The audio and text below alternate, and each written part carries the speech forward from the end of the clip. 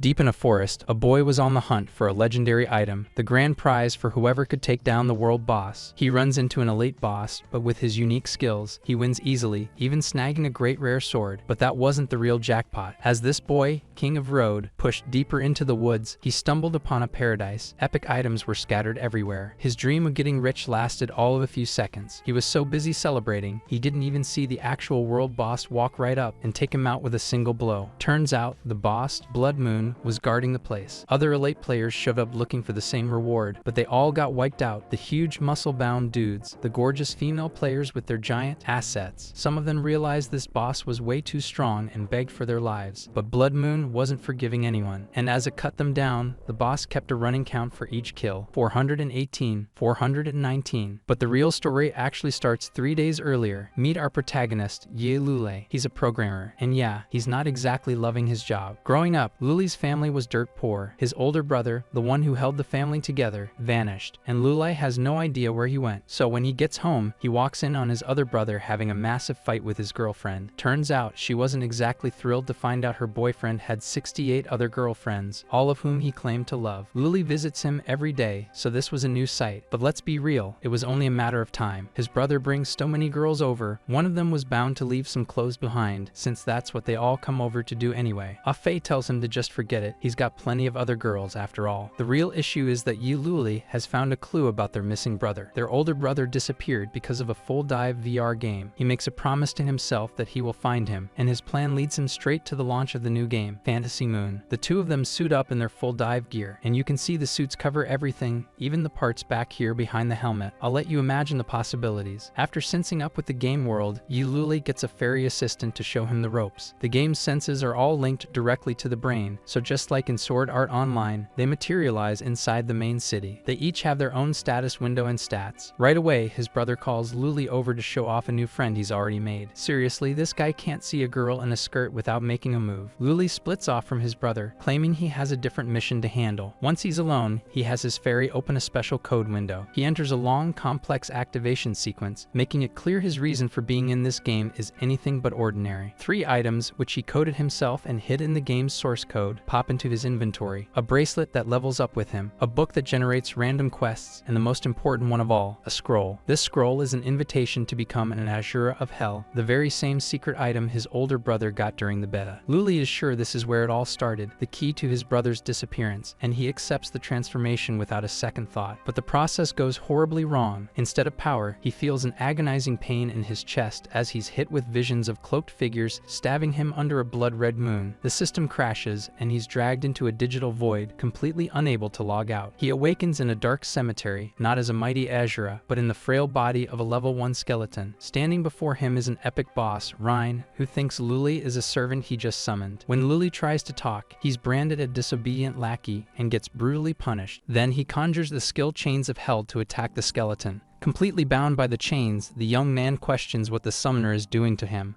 With a smile, the man replies that he is just teaching him to become an obedient dog. But with no way to react, Luli screams that he is only at level 1 and has no skills to fight. Then he is forcefully thrown against the ground of the cemetery. The impact throws him against one of the crosses in the area. As he gets up, he looks up and wonders what that creature was. A colossal creature emerges on the horizon, filling the entire scene under the moonlight. Confused, he calls for his fairy and asks where he is, questioning if he accidentally entered the wrong map. Soon, the guide informs him that he is in the land of pure darkness, the birthplace of high-level bosses. Not knowing what to do, he asks if there is any mission he can undertake nearby. The fairy then informs him that she found a mission point, but it is 100 kilometers away. While climbing a cliff, he asks if there is another way, but the little fairy confirms that this is the shortest route. As he dodges a monster, the fairy warns him that he has received a new message from Ma Fei. In the conversation, the brother excitedly shares his progress, but the young man responds tersely that he is still at level 1 and needs to log off. As the guide urges him to flee from a monster, he irritably replies that he doesn't need to be warned. Completely exhausted, he stops to catch his breath while the fairy points out that they are nearing their destination. Soon he arrives at a huge city in flames and announces with relief that he has finally made it. As he approaches, he encounters a gigantic line, and the fairy informs him that the wait will be approximately 2 hours.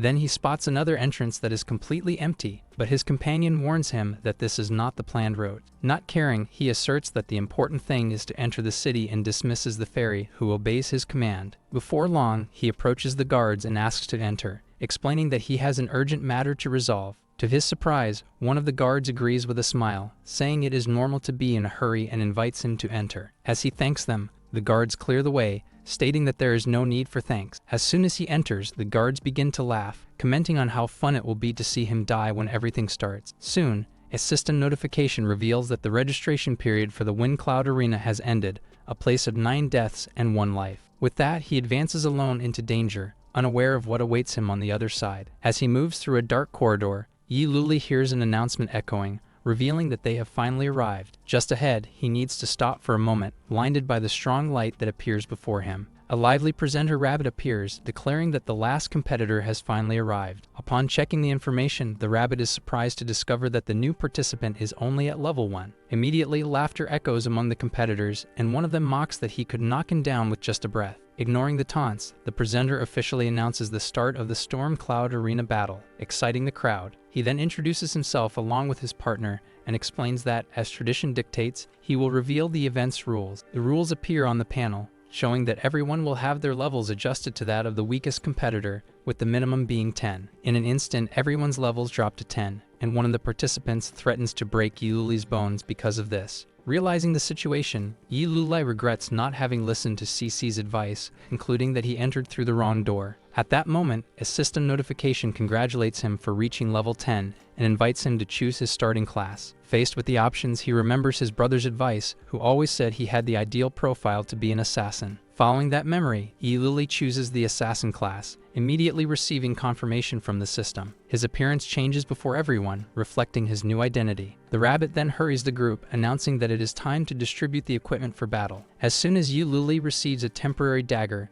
he thinks it won't be bad to try it out, since he can surrender if he loses. The presenter, filled with excitement, announces that they have reached the highlight of the arena. Standout competitors could be chosen by special mentors. He then introduces the man on the left as the renowned Lord Zhuang Huaishu from the Blood Moon City. Next, he points to the woman on the right, revealing her as the #1 beauty of the city, Lady Wu Yu, who had only accepted 1 disciple to date, Han Yixiao. Upon hearing the name, Yi Luli immediately recognizes his older brother, understanding that he has finally found a clue about his whereabouts. Thus, he concludes that Wu Yu may have answers and that he needs to find a way to approach her. Noticing the boy's gaze, Wu Yu hesitates for a moment, considering crushing him, but soon gives up, thinking she could simply kill Zhuang Huaishui. The presenter concludes the introductions, asking who will take the rewards and officially starting the event. To begin the competition, he announces the first match, the most awaited of all, Blood Claw from the Blood Lion clan. Thus, born with an epic lineage, the Blood Lion clan naturally excels in combat. As a representative of the new generation, his invincible claws make him the favorite player of this competition. With a single strike, Blood Claw secures victory with overwhelming dominance over his opponent. Shortly after, the presenter announces the zombie swordsman Bai Lei, the famous vice leader of the Great Sword sect. With his fast and precise sword, he defeats his opponent and seems to be winning with considerable ease. Next, the third winner is revealed, Jir, the dual-wielding demon, whose strength should not be underestimated. To everyone's surprise, the rabbit reveals that the victorious 4th competitor is the cannon fodder contestant, announcing the start of the second round. With the random pairing complete, the tournament bracket displays the 4 finalists and the first match about to begin. Then the screen announces the clash between the cannon fodder contestant and the dual-wielding demon Jir. As the battle begins, the demon stares at his opponent and simply orders him to surrender. With disdain, he claims that he is not qualified to make him fight, as he despises killing weaklings like him. Still, the young competitor remains silent as he listened to his opponent. Meanwhile, elsewhere in the game, a creature is hit squarely by a fireball. Soon, 2 girls praise Ah Fei for having taken out all the goblins in the area, asking how he did that. With a smug smile, the young man replies that it was just basic knowledge, nothing worth mentioning. As the girls call him amazing, he brushes them off, telling them to wait and see something even more impressive. Finally, he states that they will know what is unbelievable when they meet his second brother and wonders if everything is going well with him. Thus, the host observes that the cannon fodder contestant seems to have courage, as he has no intention of accepting his opponent's goodwill. With that, the warrior asserts that he still does not understand the situation, as he has already lost his only chance to survive. Even so, he promises to give him a good fight as he moves in for the attack. Soon, the host is impressed, narrating that the fighter's strike is so fast that it becomes a blur before the eyes. However, the attacker does not believe that the competitor managed to dodge, claiming it was just a lucky hit. Next, the narrator describes how the challenger narrowly escaped the attack once again. Thus, the swordsman shouts that he cannot flee while launching his Void Destroyer Slash. The attack then rushes at high speed towards the skeleton. Incredulous, the host narrates that the player managed to dodge again, questioning how that was possible. Meanwhile, the skeleton focuses his gaze, calmly analyzing the situation. Shortly after, he calculates the length of the arms and the enemy blade to determine its total reach. Thus, he concludes that the opponent's maximum range is less than 200 centimeters, understanding that he will be safe if he keeps his distance. With the advantage created, he predicts that the next attack will leave the opponent immobile for a moment, giving him the chance to win. Seeing the scene, the audience begins to taunt the swordsman, questioning how he cannot handle a simple skeleton. Irritated by the situation, the warrior shouts that it is just luck and that he will cut him in half with the next strike. Then he leaps into the air and delivers his powerful lightning strike. Already anticipating the move, the skeleton prepares to counterattack, activating his critical hit ability. With a quick slash, he hits the opponent squarely, who reacts in surprise to the unexpected blow. Incredulous at what happened, the swordsman shouts, not understanding how that could be possible. As he falls defeated, he laments dying to a low-level guide before becoming the Lord of Oblivion. Shocked, the host announces the end of the match, questioning whether the cannon fodder competitor was hiding his true strength. With that, he asks the crowd to applaud the winner and to await his performance in the upcoming matches. From his seat, Lord Jumuang asks Wu Yu what she thinks of that skeleton, which she finds interesting. Even though she thinks it is only useful for passing the time, she replies that the lowest lineage can only be useless. Next, the host calls for silence and announces that the championship battle, the most exciting of all, is about to begin. Soon after, the screen displays the clash between Bloodclaw from the Bloodlion clan and the zombie swordsman Bai Lei. Thus, the two finalists face each other in the arena as the match officially begins. With a look of disdain, Bloodclaw taunts him, stating that he should know he is no match for him. With a smile, the zombie swordsman agrees that his lineage is indeed inferior to that of his rival. However, he declares that as long as he holds the sword, he will be unstoppable, and nothing can hold him back. He then launches his flowing water lightning strike attack directly at his opponent. Surprised, the host narrates that the combined strike is 5 times faster than Gears and is about to take the lion's head off. As he advances, the swordsman states that this is the price to pay for underestimating his opponent. However, with a slight smile, the Blood Warrior reminds him that lineage is not everything. Upon seeing his attack being stopped, the challenger shouts incredulously,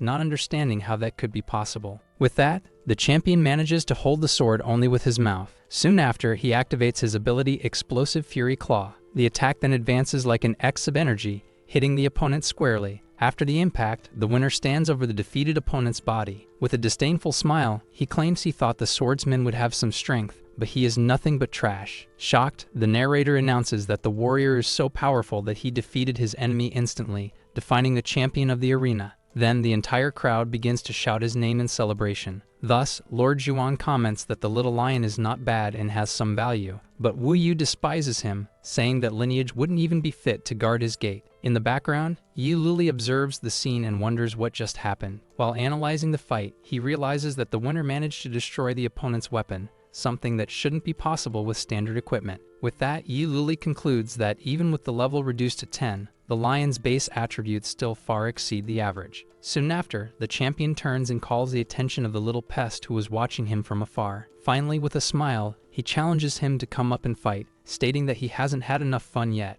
Thus, the lion man insists that the opponent come up, provoking him by reminding him of his recent victory and questioning his courage. While analyzing the situation, Yi Lili admits to himself that he indeed does not have a high chance of winning the fight. Still, he knows that the only way to get closer to Lady Wu Yu is by winning this battle. From her box, the lady comments that it would be boring if he didn't accept the challenge, questioning whether he will disappoint her. With that, Yi Luli reflects that if he gives up now in the face of a difficult task, he will have no hope of finding his older brother. Soon he reinforces that his brothers are his only family and more important than his life, promising that nothing will stop him. With the decision made, the confrontation screen announces the start of the battle between Bloodclaw and the competitor Cannon Fodder. Before him, the Leonine warrior laughs, saying that inferior life forms have stupid brains for getting up after a mere provocation. The Lion Man promises that the challenger will be just a small delight before victory, asking him to show despair and anger to satisfy him. In response, the competitor says that he talks too much and asks if he is going to fight or not. Without hesitation, Yi Luli charges at high speed towards his opponent. However, the adversary admits that his speed is not just for show, but concludes that it is still too slow. Surprised, the lion realizes that the enemy has become faster, remembering that he is an assassin who was holding back, but still calls him trash. In response, the warrior delivers a devastating blow with his claws. With that, Yi Luli concludes that his speed does not give him an advantage, as the lion's attributes are much higher. Noticing that he was injured, the champion cannot believe that, being a noble, he was humiliated by such a weak opponent in front of everyone. Surrounded by an aura, the Lion Man promises that he will make his opponent die in the most humiliating way possible. The presenter rabbit narrates incredulously that the competitor not only survived the exchange of blows, but also managed to injure the leonine warrior. While Lord Zhuanghui Shui finds it strange that his level and lineage are the lowest, Lady Wu Yu concludes that the fight is getting interesting. Then the lion questions whether the enemy is proud of his speed, promising to defeat him in his own fast game. In an instant, he reaches Yi Luli and prepares a precise strike. With the impact, the young man is thrown backward, sliding across the arena. At the edge of the platform, Yi Luli comments that he almost lost his balance. Seeing the opportunity, the adversary challenges him to dodge his final attack, the Berserk Explosive Claws. As he launches the blow, the Lion Man tells him to remember, in the next life, that trash should remain in the trash. Suddenly, Yi Luli reveals that he was just playing, as he was expecting exactly this movement in its casting time. With that, the system announces the activation of Backstab, moving him instantly behind the enemy. While the lion continues his attack, Yi Luli provokes him again. Then he shouts that, before finishing the move, the opponent cannot turn around. Finally, the leonine warrior admits that the calculations were very good, but claims that it will all be in vain. Immediately, the Lion Man activates his lineage ability, the Furious Lion's Roar. At that moment, Yi Luli screams that he cannot move, realizing what probably happened. Meanwhile, the presenter rabbit explains that the ability paralyzes anyone within 5 meters for a second and a half. Soon after, Lord Zhuanghui Shui expresses his amazement that he awakened the power at such a young age and declares that he now wants him for himself. In turn, Lady Wu Yu teases the Lord by saying that he eats too much, but soon laments that the fight has lost interest for her. With a smile, the lion warrior boasts, claiming that this is the absolute power of the lineage. Shortly after, he orders his opponent to fall into despair while attacking him. Suddenly, Yi Luli reappears elsewhere, dodging the strike at the last moment. At that moment, the presenter rabbit narrates that, with one arm and one leg broken, the fight is already decided, questioning whether the competitor will surrender or die on stage. In response to the scene, the Lion Man lets out a sinister laugh. Even without understanding, Yi Luli hears his enemy say that he doesn't need to surrender, as he plans to kill him anyway after the match. Finally, with an internal smile, the young man concludes that the bait has been cast and now all that is left is for the opponent to take the bait. Thus, the Lion Man approaches, thinking about how to torture him, while Yi Luli calculates that there are only 3 steps left. With one more move, the adversary asks him to say something to create a mood, while the young man counts that there are 2 steps left. As he gets even closer, the lion steps on his leg and apologizes, at the exact moment when the mental count reaches just 1 step. Seeing the perfect opportunity, Yi Luli decides that the time to attack is now. In a sudden movement, he stands up and launches a surprise attack with his weapons. At that instant, the lion warrior comments that the rebellion makes everything more fun, just as the assassin activates the ability Backstab. Incredulous at what is happening, the enemy screams, "W, what?" With a strike from behind, Yi Luli violently knocks him down in the arena. From the VIP boxes, Lady Wu Yu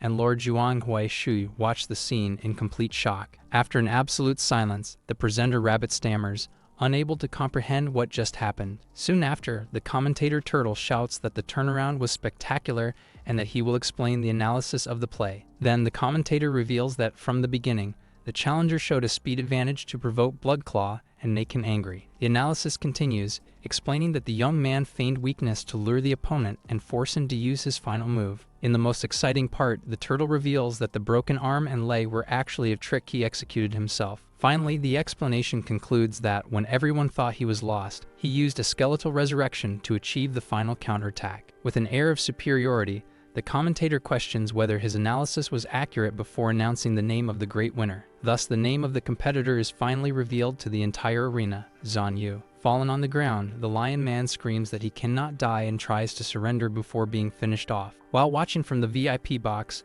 Lord Zhuang Huaishui orders that the problem be resolved once and for all. Soon after, the Lord himself descends to the arena and launches a direct attack against Zhan Yu. With a clenched fist, he concentrates a large amount of energy for the final blow. The wave of energy hits the young man squarely, throwing him back with the impact. As he is being shattered, Zhan Yu can barely articulate what is happening. With his skull about to disintegrate, he realizes he was very close to achieving his goal. Suddenly, Lady Wu Yu appears in the arena and intercepts the young man's skull before it completely disintegrates. With a subtle movement, she concentrates energy at the tip of her finger. Then she fires the attack known as Heavenly Piercing Finger in the direction of the Lord. The strike hits its target squarely, causing an explosion that destroys a large part of the arena. Wounded and furious, Zhuang Huaishui screams Wu Yu's name, demanding a good explanation or the matter will not end so easily. However, the lady merely stares at him in silence while using her power to regenerate Zhan Yu's body. Finally, with a gentle touch on his face, she declares that from now on, he is her personal possession. Then, Lady Wu Yu informs that everything should have returned to normal now. Soon, Zhan Yu realizes that his bones have not only been healed, but are now even stronger than before. Next, the lady asks where the rabbit and the turtle have gone, threatening them if they do not announce the results quickly. Frightened, the two appear terrified, saying they are already there and asking the other to start speaking. With that, the presenter officially announces that Zhan Yu is the grand champion of the Storm Cloud Arena tournament. Soon after, the system calculates the rewards, granting him experience, a new level, and the passive skill, Shadow Step. Upon receiving his new epic dagger, the warrior comments that it feels perfect in his hands. Meanwhile, the turtle is surprised by the weapon, and the rabbit agrees that it is ideal for prolonged battles in future events. Next, Wu Yu states that, with the wounds healed and the reward received, it is time to begin the Storm Cloud Catastrophe. Immediately, the presenter rabbit explains that the event has two parts, and that now the champion must descend to the player's world as a limited-time boss. In the distance, Lord Zhuang Huaishui shouts that this is not over, accusing Wu Yu of declaring war on the Northern Hall and threatening to report her. Irritated, the lady accuses him of plotting against her to take her military resources, calling him an old bastard. She further accuses him of being a hypocrite who always meddles in others' affairs and threatens him, saying not to doubt that she will cut off his supplies. While the two powerful figures argue, Zhan Yu laments that half the city will suffer if they fight and asks to be taken to the next event quickly. Before he departs, Wu Yu warns him not to embarrass her and orders him not to return if he does not manage to kill 1,000 people. As he sets off for the event, the system announces that the random achievement manual has been activated, generating a new mission for him. Soon, the system informs him of his successful arrival and the mission codename, making Yi Luli remember something he had forgotten. Next, the random mission is revealed. Complete the task Heart's Blindness from Wu Yu and kill 1,000 players during the event. Immediately, an announcement echoes to all players, informing them that the limited-time boss Blood Moon Wanderer has descended and must be eliminated. With that, his omniscient bracelet detects the level increase and is finally equipped, granting him a bonus to all attributes. The system also explains that since this is the first time he equips it, he will receive a new random skill. Then he acquires the skill Hunter's Plague Blade, realizing that the kills increase the transferred damage. Yi Luli understands that as long as he reduces the health of many enemies, he can use this technique for a mass attack. Thus, he concludes that theoretically, he can become a perpetual motion machine by eliminating several enemies at once. Finally, he calls for CC and asks if other players can see his location, and the fairy confirms that the system broadcasts his position in real time. Thus, he concludes that from now on, things will be much simpler. Meanwhile, a group of players approaches the area, shouting and asking where the boss is. With his technique, he continues to reap dozens of enemies, raising his count to over 300. From atop a tree, the young man observes that the area is clear and decides to move to another location, lamenting that it is a waste not to be able to collect the equipment. Suddenly, a player appears and shouts that he is getting rich, as everything now belongs to him. At that moment, the young man hears the newcomer say that this is the script of a protagonist. Without giving him time to react, he jumps and attacks the opponent. As he disappears, the player refuses to believe he was killed in one blow, and the hunter merely comments that he talks too much. Soon, a new crowd advances to the clearing, shouting that the boss is theirs and that they will make a fortune with the items. Again, the warrior uses his technique to eliminate all who approach. With his kill count at 444, he concludes that the number is still too low.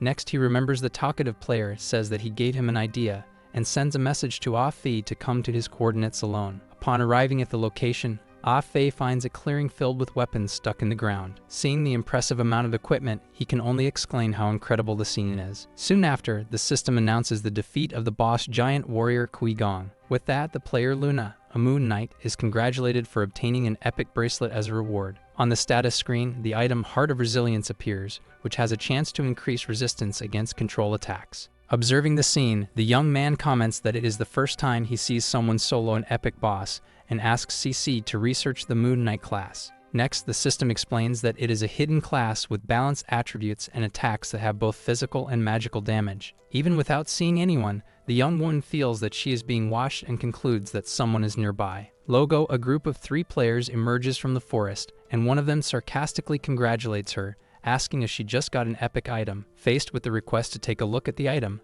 the knight directly challenges them, asking if they want to fight for it. The group leader declines, saying they just want to be friends and maybe borrow her equipment for a few days. Hidden among the trees, the observer reflects that when 2 parties fight, a third party benefits. With a confident look, the warrior dares them to come forward, and the group responds that she is asking for trouble as they prepare to attack her. In an instant, she unleashes her attack Starlight Slash against the enemies. Completely surprised by her power, the leader realizes they may have gotten into more trouble than they can handle. Soon after, he introduces himself as an important member of the Arrogant Guild and threatens her if she dares to touch him. Without hesitation, the young woman eliminates him with a single blow and then orders the onlookers that they have seen enough and should come down. As the young man descends from the tree, the two face each other, both concluding that the opponent in front of them looks quite challenging. With the decision made, they advance toward each other to initiate combat. Suddenly, a crowd of players from the Arrogant Guild bursts into the clearing, shouting that they are there to avenge their brothers. Upon realizing the situation, the two exchange glances and begin to run together to escape the crowd. At that moment, one of the guild members spots the boss flying, but their leader orders them to ignore it, as revenge is the priority. Meanwhile, one of the boss hunters invites Luna to join the professional treasure hunting team. Noticing the escape, the leaders of both groups become irritated, one shouting not to let the girl get away and the other to pursue the boss. With that, the two factions split and begin to run to prevent their respective targets from escaping. Amid the chaos, the groups end up colliding with each other, complaining that they got in each other's way while chasing their enemies. As the confusion unfolds, the duo continues to run side by side to escape the forest. Suddenly, one of the players screams in panic to alert the others. Soon after, another one panics upon realizing they were coming back. At that moment, Luna also advances, eliminating several opponents with her attack. Amid the chaos, a mage shouts for them to stay back and launches a fireball. Shortly after, an archer fires an arrow, while other players unleash their abilities in a disordered manner. With that, a true rain of attacks of all kinds descends upon the duo. After the dust settles, some survivors wonder if the boss has been defeated, while complaining about almost being eliminated by the area attack. Taking advantage of the confusion, he initiates a devastating counterattack against the crowd. With his technique, Yi Lulai eliminates hundreds of players, whose screams echo as his kill count skyrockets. When the number reaches 999, only he and Luna remain standing on the battlefield. In a final move, both advance toward each other in search of the last kill. Soon after, the system announces that the random conquest task has been successfully completed. Meanwhile, far away, a girl in a wheelchair watches the ocean from her bedroom window. Moments later, the governess informs Miss Bay that the master and mistress are calling her for dinner. However, she replies that they should eat first, as she is not hungry yet. Already seated at her table, the young woman begins to write a strategy, concluding that the boss she faced had an intelligence and AI far more advanced than normal. Meanwhile, the young warrior receives the notification that he has completed the mission of eliminating 1,000 players, earning the earring of the God of Illusion as a reward. Soon after, the description of the mythical item reveals that it allows the bearer to alter their race, appearance, and passive talents. Holding the earring, the fighter analyzes the object and recognizes the incredible flexibility that such a rare reward offers. Immediately, the system congratulates him for finishing the Wind Cloud hunt, granting points, a new level,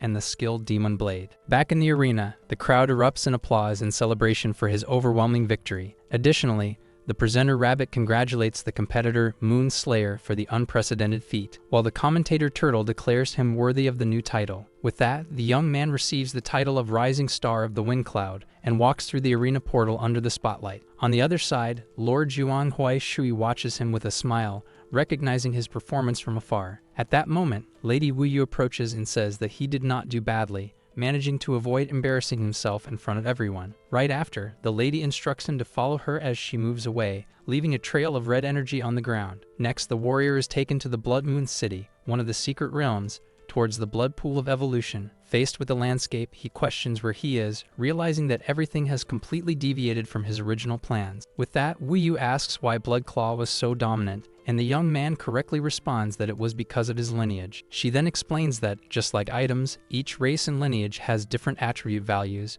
which justifies the superiority of some. To conclude, the woman points out that his skeleton lineage is the lowest of all, equivalent to a common item. With that, the fighter asks if this place can help him surpass the limits of his lineage, and she confirms that it can. Then, Wu Yu explains that this is the secret realm of the blood pool, which manages and orders him to choose a place to jump. Soon after, the lady warns him that how much he will evolve depends solely on himself. Far away in the North Moon Hall, a wine cup shatters on the floor with a thud. From his throne, Lord Zhuang Huaishui shouts Wu Yu's name and vows that he will not let the situation go unpunished. He soon complains to his advisor about the humiliation he suffered, while the servant asks him to calm down. However, the advisor presents a positive viewpoint, explaining that the loyalty of the Bloodlion clan is now guaranteed. Even so, the Lord admits that it is hard to accept, but orders the advisor to speak as soon as he mentions having an idea. Finally, the servant suggests with a smile that, although they cannot act directly against Wu Yu, there is a way to take revenge. Then the advisor leans in to whisper the plan into Lord Zhuan Huaishui's ear, who shows interest. After hearing the suggestion, the ruler approves the idea with a smile and agrees to put it into practice.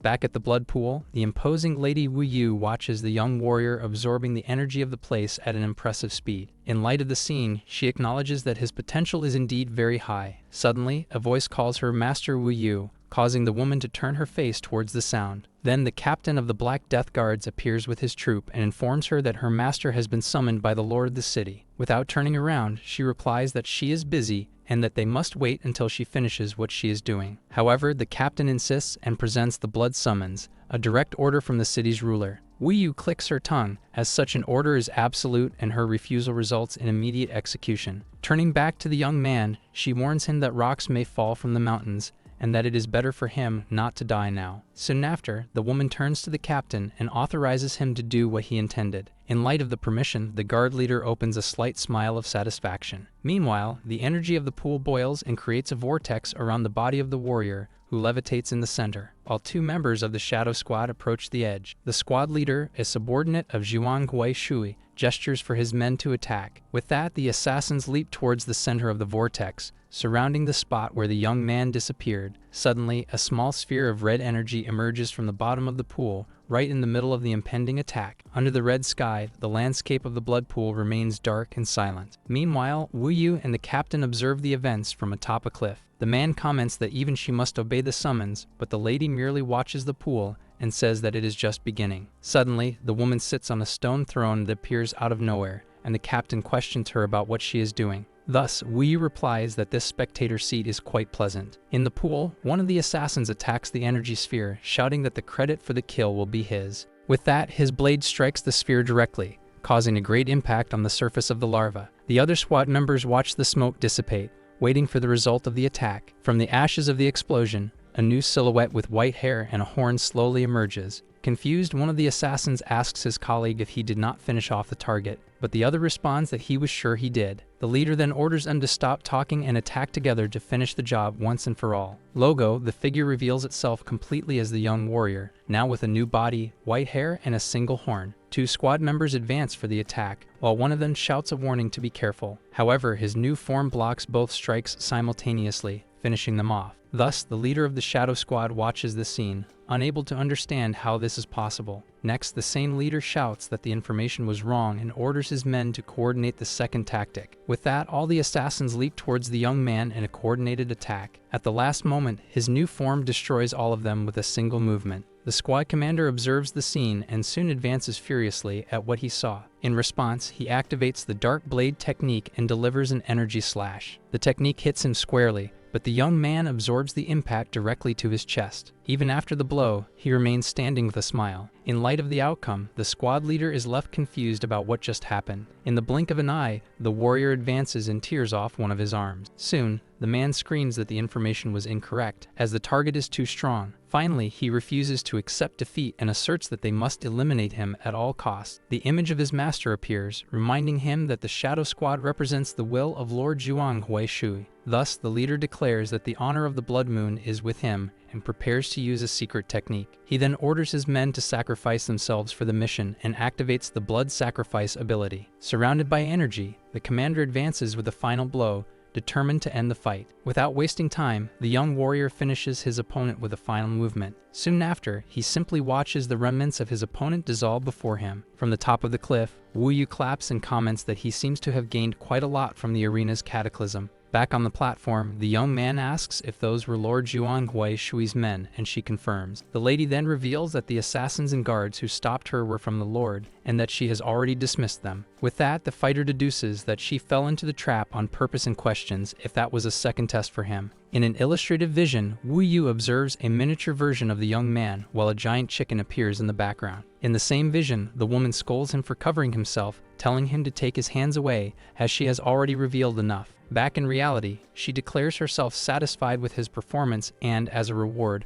offers to grant him a wish. With that, the young man seizes the chance to ask about someone, revealing that the person's name is Han Yixio. After a long sigh, the lady's expression darkens as she informs him that he has already departed. She then completes the sentence, saying that he may already be dead. Thus, the body of the young warrior remains frozen in place while a wind blows around him. Immediately, the young man asks what happened, but Wu Yu reminds him that this would be the second question. Faced with the refusal, his hand closes into a tight fist, showing restraint. Even so, the lady offers to tell, but only if he answers one of her questions first. Then, Wu Yu exposes how he planned everything to get closer and gather information about his disciple, questioning what the relationship is with Han Yixio. Without hesitation, the young man turns his face and reveals that Han Yixio is his older brother. The scene then shifts to a black and white memory, showing the facade of an old orphanage. Outside, three bullies laugh while the leader of the group holds a pink stuffed rabbit. Soon, they corner two children in an alley, inviting them to continue the game. The children are a young Yi Luli and a small Ah Fei,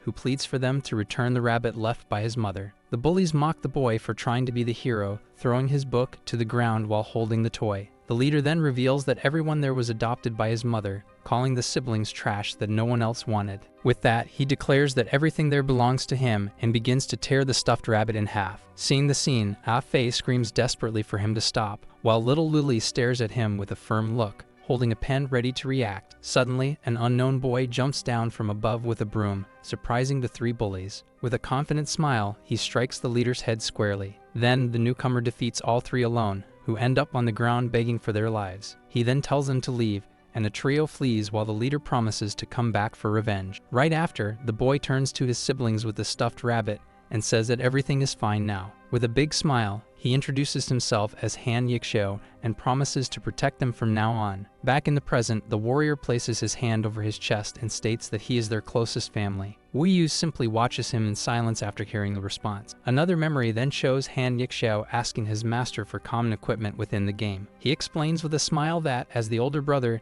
he needs to save the best items for his two younger brothers. After hearing the story, the lady finally reveals the name of a place, and the young man repeats infernal purgatory in response. With a fixed gaze, Wu Yu begins to recount what happened exactly on that day. The scene shows Han Yixio in the arena, who after 10 consecutive victories, earned the title of Storm Cloud King. Finally, she continues, explaining that after the victories, Han Yixio entered the Storm Cloud Tribulation as usual, but never returned. In the arena, the commentator turtle worries that 4 hours have already passed, but the presenter rabbit insists they wait a little longer. Soon, Wu Yu reveals that after much searching, she discovered that the last place her disciple appeared was infernal purgatory. With the new information, the young man asks if she can't just go to the location now that she knows where it is. The lady then replies that she cannot, as an unknown force blocks the realm and prevents her from teleporting. After processing the information, he concludes that it is not possible to go there and then calls for his assistant, CC. As soon as the fairy appears, the young man orders her to search for any relevant information about infernal purgatory. CC begins the search,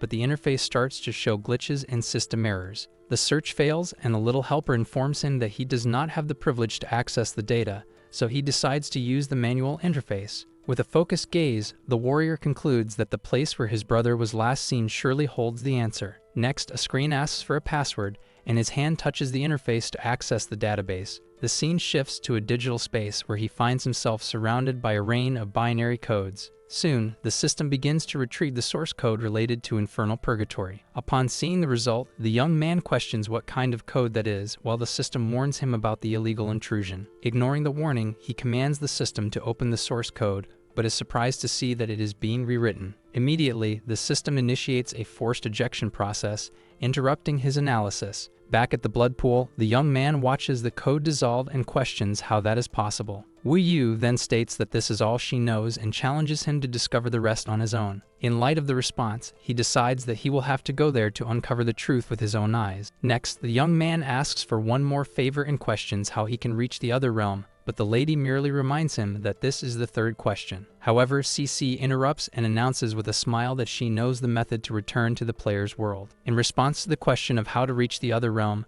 Wu Yu explains that her knowledge is limited to the storm cloud tribulation, which also has a time restriction. She then calls him impatient and warns him that even Han Yixio could not return after awakening twice in the blood pool. The lady concludes the warning, telling him not to even consider trying in his current state. Ignoring the recommendation, the young warrior turns to CC and asks what method it is that she knows. As soon as the fairy beckons him to follow her, he sets off, responding to Wu Yu that he has another path to the player's world. Soon he clarifies that the player's world is the same realm she always refers to as the other side. With a slight smile, the woman comments that the idea is interesting and that she will be waiting for good news from him. Far from there, a large explosion of fire erupts in the middle of a dense forest. As a result, several insectoid monsters are thrown into the air by the impact of the explosion. Amid the flames, Ah Fi, a firestorm mage, declares that it was too easy and asks if there are no stronger monsters. Right after, he is surrounded by 3 female players who praise him for his strength and generosity. In the face of so many compliments, the mage's face flushes as he enjoys the group's attention. While one of the players hugs him and asks about the merchant, he confirms that they are almost there. As they walk through the forest, the young man suggests they sell the items so everyone can buy new equipment. Suddenly, Ah Fei's step is interrupted as he turns his face to the side, noticing something. Out of nowhere, a group of unknown players surrounds the mage and his companions, while another team watches the scene from afar. The leader of the observing group then declares with a smile that they have finally found the scapegoat they needed. As flames engulf him, Ah Fei positions himself in front of the girls and demands to know who those people are. Right behind him, shadowy figures with glowing eyes and sinister smiles emerge from the shadows. With that, several blows hit him from behind, piercing his body completely. As he falls bleeding, he can barely question the reason for the sudden attack. Next, his companions join the assailants, revealing that they are from the guild heading north, while he stares at them from the ground. A system panel describes the group's tactic as a deadly trap disguised as beauty and passion. The panel then reveals the true identity of the team of 3 beauties as 3 men in the real world, which is pure mockery. Surrounded by an aura of fire, Ah Fei screams that he will not forgive them,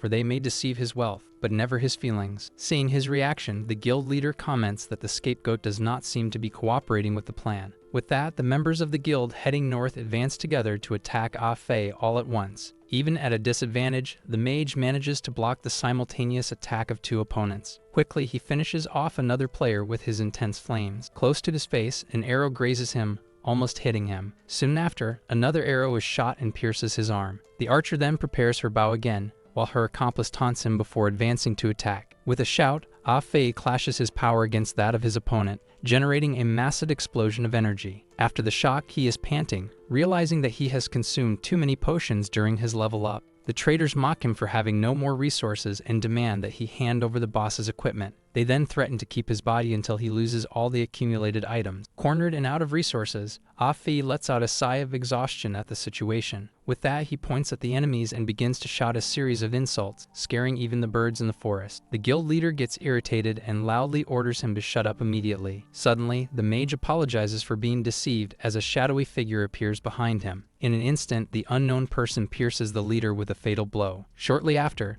the silhouette of Yi Lulai emerges from the shadows and declares that none of them will leave that place alive. But surprised by the arrival, the young man asks if that is really his second brother. He then celebrates as he confirms the identity of the warrior, who is now in his human form of Moonslayer. With a serious look, The newcomer questions him about how he managed to get into such trouble in such a short time. Whining, the young man clings to him and complains that the group not only tried to rob him, but also deceived his feelings. As they observe the scene, the traders conclude that he must be the rich brother the young man talked so much about. With greedy expressions, the three prepare for the opportunity to get rich. As the leader of the trio calls for reinforcements, the Moon Slayer tells his brother that he can handle the rear guard. However, a sudden silence falls over the clearing, leaving everyone confused by the lack of response. Thus, the leader asks where everyone is, not realizing that the other guild members are already down. As they look around, the three finally see the bodies of their companions scattered throughout the forest and wonder when that happened. Suddenly, the boy appears behind them like a shadow and startles them with a shout. Grabbing the leader, he confronts her about the previous threat, while she tries to apologize, saying it was just a joke. With that, the young man shouts that he is not their older brother,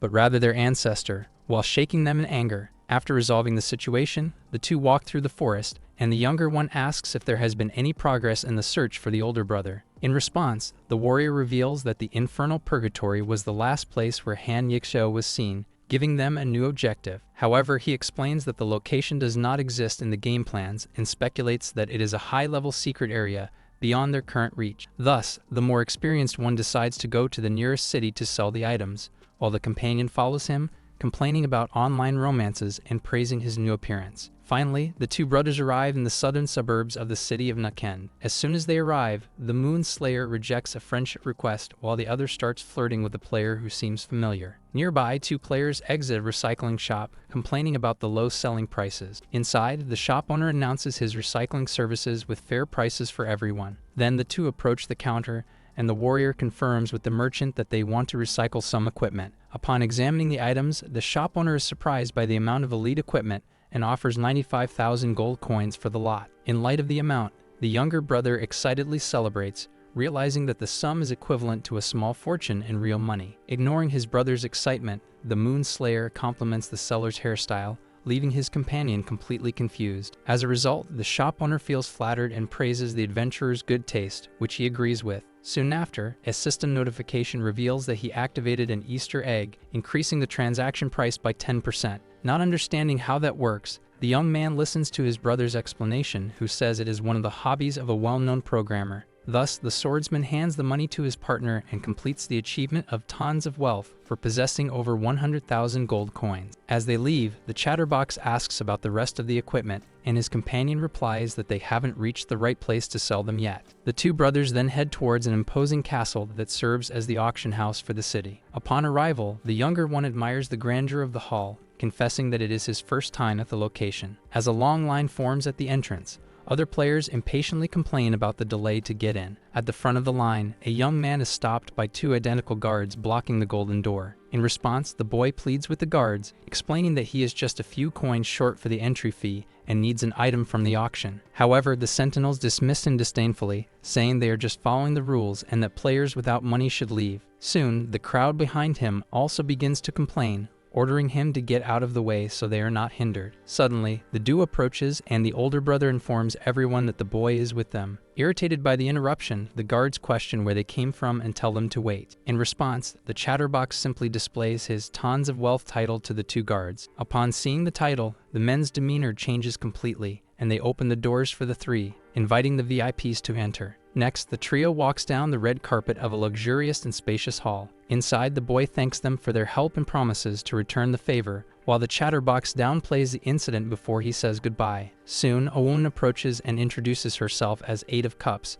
the guide assigned to accompany the esteemed Mr. Afei. Because of the title, she hands him a black gold VIP card and explains its benefits, such as no line entry and reduced commission. While the guide hands over the card, the bold young man asks if the benefit also includes a place in her heart. Right after, he questions whether Miss Eight of Cups believes in love at first sight as a white-haired player passes by. In response to the scene, the Moon Slayer sighs and brings his hand to his forehead, watching the player walk away through the hall. Suddenly, something about her appearance catches his attention, leaving him confused for a moment. Soon, the employee directs them to a private room, promising total security and privacy during the process. Once in the room, she offers tea to the two while they settle in for the negotiation. Then, the employee explains that the epic equipment will be auctioned immediately, and that everything must be sold within an hour. The woman highlights the quality of the Stardust weapon, explaining that it will go to the main auction and invites the two to participate. Seizing the opportunity, the chatterbox steps forward and asks if Miss Eight of Cups will also participate, as he needs many things. Interrupting the conversation, the Moonslayer places a list on the table, stating that they will return in an hour to collect the items they need. Shortly after, in the main hall, a voice announces the start of the auction and asks the guests to take their seats. On stage, the auctioneer introduces himself as Jack of Diamonds and wishes that everyone gets the items they desire. In response, the audience gives a warm round of applause. After thanking the applause, the host announces the official start of the event, presenting the first treasure, the Fiery Heart of Fire. Next, he details that the item grants the fire attribute to a weapon and sets the starting bid at 20,000 gold coins. Immediately, the bid rises to 25,000, soon surpassed by an offer of 28,000 from another participant. Then a muscular competitor raises the bid to 35,000, warning the others not to try to compete for that item. The man holds his offer with a tense expression, betting everything on a single move to intimidate the competitors. As the auctioneer begins the final countdown, a bid of 50,000 from guest number 9 silences everyone who wonders who would pay so much. Sitting in the front row, guest number 9, Han Shao, tells his companion that the price doesn't matter as long as she likes it. With that, the Jack of Diamonds brings down the hammer and congratulates guest number 9 for winning the item for 50,000 gold coins. As the participant who lost the bid complains, his friend informs him that the buyer is Han Shao, a famous cryptocurrency magnate. From their seats, the brash young man comments that he doesn't like Han Shao and calls him an idiot for paying so much for a fire rock. Next, the Jack of Diamonds presents the second item of the night, the special outfit carrying maid. With a starting bid of 30,000, the offers for the outfit quickly rise from the audience until they reach 45,000. Soon the auctioneer congratulates guest number 66 for winning the special outfit for 48,000. Immediately, a muscular man demands to wear the outfit, while the master of ceremonies suggests he do so in a private location. Ignoring the advice, the man puts on the maid outfit in front of everyone and claims it doesn't look bad, while the other players watch him in shock. Observing the scene, the braggart comments to his brother about the high degree of freedom in the game, receiving only a brief confirmation from the warrior. Resuming the event, the presenter announces the third treasure, the Lone Wolf Battle Boots, with a starting bid of 40,000. As soon as the auction begins, Han Shao doubles the bid to 80,000, causing the other players to give up competing. With no further bids, the auctioneer confirms the sale to guest number 9 and prepares to announce the next treasure. Another item is sold for 120,000, again to Han Shao, who continues to dominate all the bids. As a result, several players start to leave, irritated, complaining that they can't buy anything with him at the auction. Thus, the braggart gets annoyed with the magnate's arrogance and threatens to confront him, but the Moonslayer stops him, explaining that they will need his help. Back on stage, the Master of Ceremonies announces that they have reached the end of the event and presents the last and most valuable treasure, the Stardust weapon. As the impressive stats of the weapon are displayed on the screen, the Jack of Diamonds introduces it to the audience. After praising the rarity of the light attribute, the presenter sets the bid at 200,000, and Han Shao immediately offers 250,000. The buyer maintains his confident expression, treating the competition merely as another part of his game strategy. Suddenly, the brash young man places a bid of 300,000 and then raises it to 350,000, surprising the magnate. Intrigued by the boldness, Han Shao raises the offer to 500,000, while the young man continues to increase the amount without backing down. His companion then suggests that he give up, arguing that the price is already too high for a starting weapon. Ignoring the advice and seeking the thrill of the bet, the magnate prepares to make his final bid and offers 600,000. As soon as the auctioneer announces the new offer, the warrior signals for his brother to stop, and the countdown for the sale begins. At the moment Han Shao celebrates his anticipated victory, a bid of 1 million coins echoes through the hall. The sudden offer leaves everyone shocked, from the braggart and the presenter to the buyer himself, who is left speechless. With the hall in silence, the Jack finalizes the countdown and sells the item for 1 million to the mysterious player with white hair. With a final bang of the gavel, the auction is officially closed. As the event ends, the duo leaves the building in silence. Once outside, the chatterbox excitedly celebrates, saying that making money that way was a lot of fun. With that, the older brother calculates the profit, explaining that the last million was unplanned income, leaving them with over 1,300,000. He then shows that the number on his companion's VIP card has changed, reflecting their new position in the wealth ranking. Upon seeing the number, The young man is astonished to realize that there are still over 7,000 players richer than them in that region. The warrior ignores the issue of wealth and decides it's time to focus on the main quests, and the two set off excitedly. From a distance, the white-haired player watches the two walk away in silence. As they walk towards the Bush Coal village, the chatterbox suggests they have a barbecue later, but the warrior remains silent, even insisting that his brother talk to him. Suddenly, the Moonslayer stops walking in the middle of the forest. With that, he orders whoever is following them to stop and reveal themselves, leaving the talkative one confused. Soon, the white-haired player from the auction appears from behind a tree, and the young man recognizes her immediately. Suddenly, he has an idea and concludes that she only paid so much for the weapon because she is a thief planning to rob them. The mysterious girl denies having bad intentions and explains that the weapon they auctioned was equipment she had lost earlier. With a serious look, Luna questions how exactly they obtained her weapon, while the image of a skeleton appears beside her. The chatterbox retorts, saying that the story is ridiculous, since his brother obtained the item by defeating a limited-time boss, being immediately reprimanded by the older one. Surprised to hear about the limited-time boss, the girl quickly advances towards them. Getting closer, she stops and requests a practice duel, leaving the bold one confused by the sudden proposal. Even without interest, the swordsman declines, while the brother whispers, questioning if this isn't her attempt to get closer. Ignoring the refusal, the player asserts that she needs to know which of the two is stronger. Sometime later, as they approach the village, the chatterbox asks for tips about the mission, and the companion begins to explain the plan. He details that the Bush Coal village is being attacked by monsters, and that their task is to get rid of the creatures. Upon entering, they will discover that the reason for the attack is a little girl with a body of sacred light, which will activate the main quest. Thus, the main quest will be to safely escort the little girl to the Temple of Sacred Light, even if they encounter some waves of enemies along the way. As soon as they deliver the girl safely to her destination, the Temple of Sacred Light, the mission will officially be complete. As they approach, the young bold one comments that having his brother by his side is like using a cheat just before they spot the village. Full of confidence, he steps forward and promises to clear the path ahead, asking the older one to watch his performance. In the village, two residents are talking when one of them asks the other if she hears a strange noise. Soon after, the chatterbox charges forward shouting at the monsters, preparing a fire attack in the middle of the street. In response to the attack, the two residents hug each other and scream for help, calling the newcomer a bandit. Not understanding, the young man stops abruptly and asks who they are, but the residents retort that he is the one who should introduce himself. The bold one then apologizes for the misunderstanding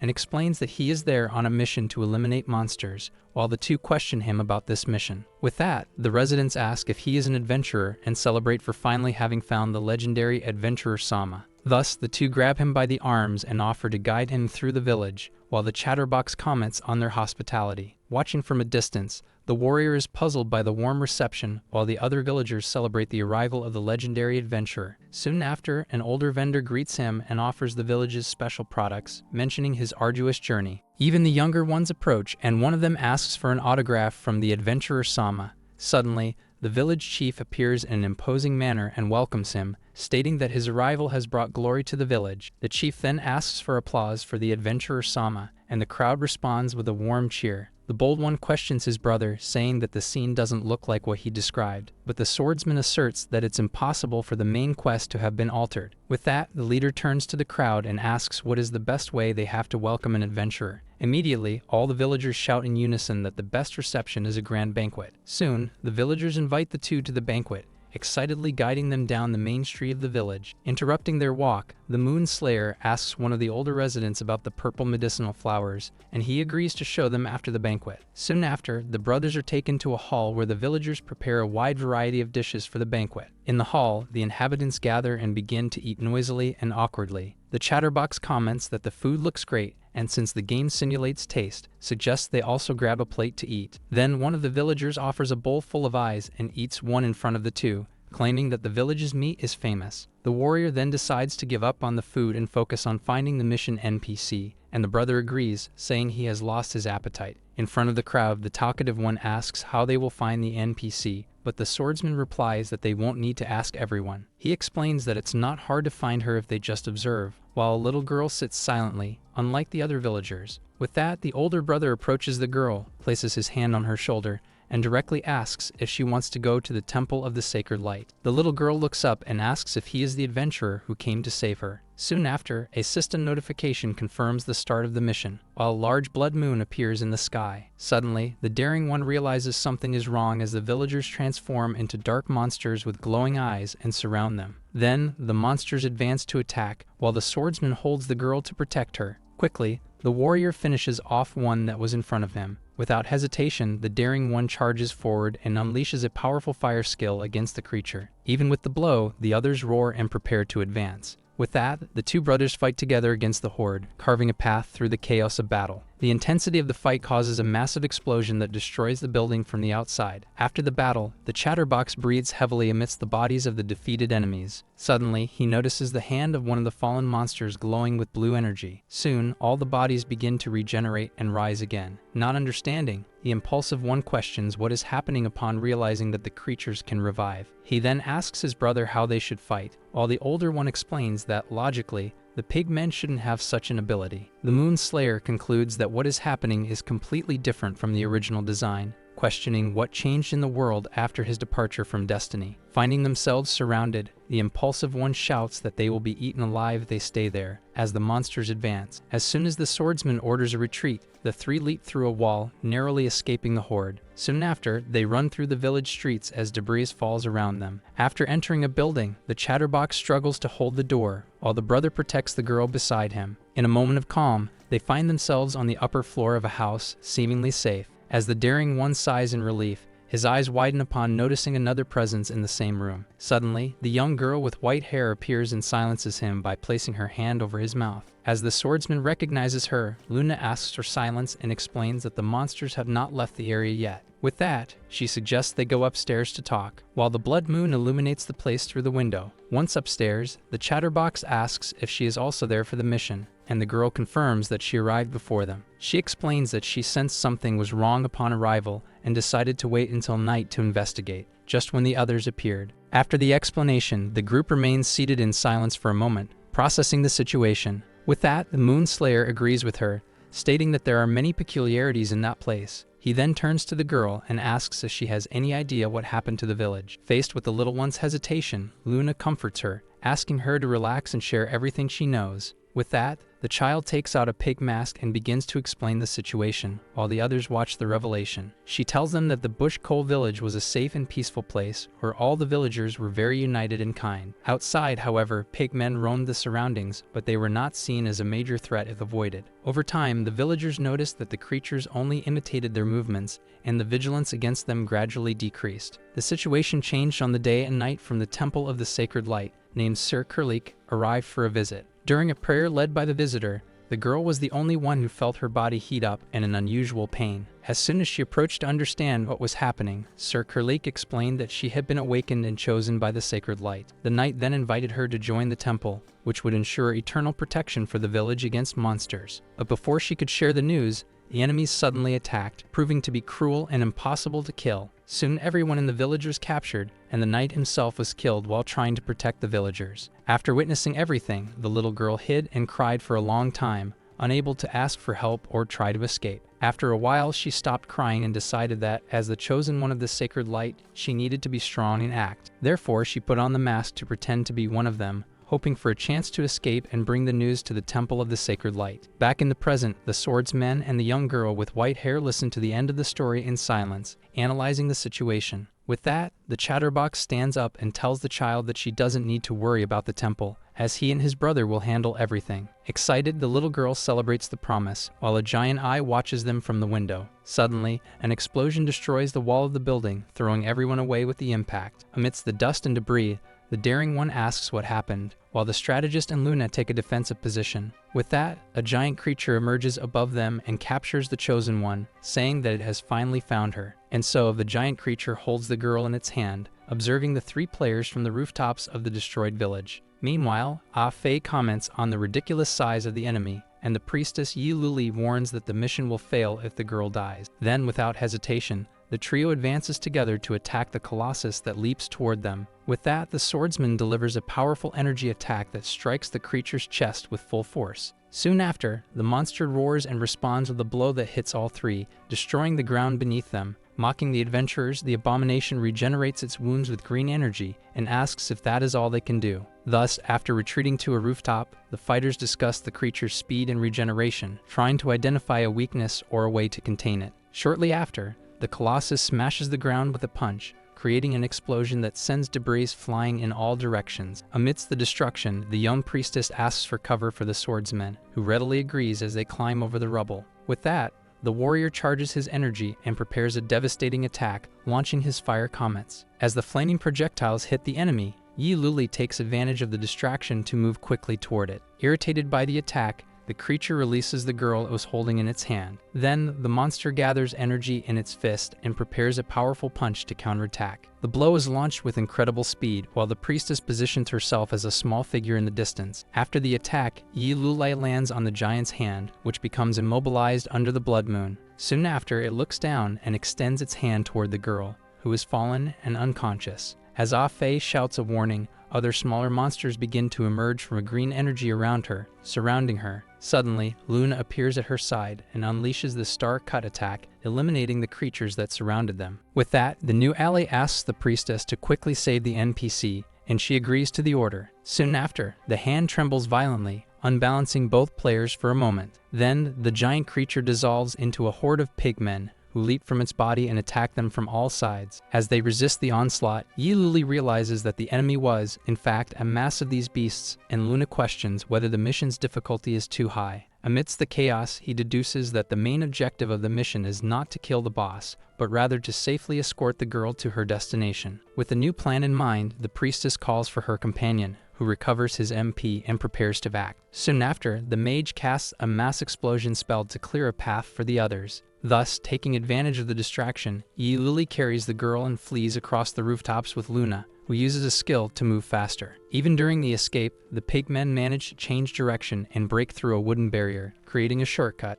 Then, while trying to reach them, the archer looks to buy time. Shortly after, the creature destroys the passage again, and both observe the scene. In light of this, the priestess comments on the speed of the pigman and its familiarity with the environment. When they enter another building, they find several residents trapped behind bars, acting like monsters. Up close, the grotesque appearance of the prisoners with shining eyes becomes evident. With this, the ally questions whether these are the original people from the village, while Yi Luli observes in silence. Without hesitation, the warrior destroys the bars with a single blow and orders them to come out. Soon, the freed residents surge forward in a horde, growling frighteningly. Faced with the scene, Luna asserts that it is all the fault of Genesis, and the priestess questions her about what she said. Suddenly, the swordsman's voice echoes, calling for help, shouting that he can no longer hold back the horde of monsters. Meanwhile, one of the pigmen leaps from a rooftop with the girl in his arms, and amidst the chaos, the red moon shone, intensifying the monster's fight. As the creature lands on the balcony, it mocks the adventurer, commenting on his slowness.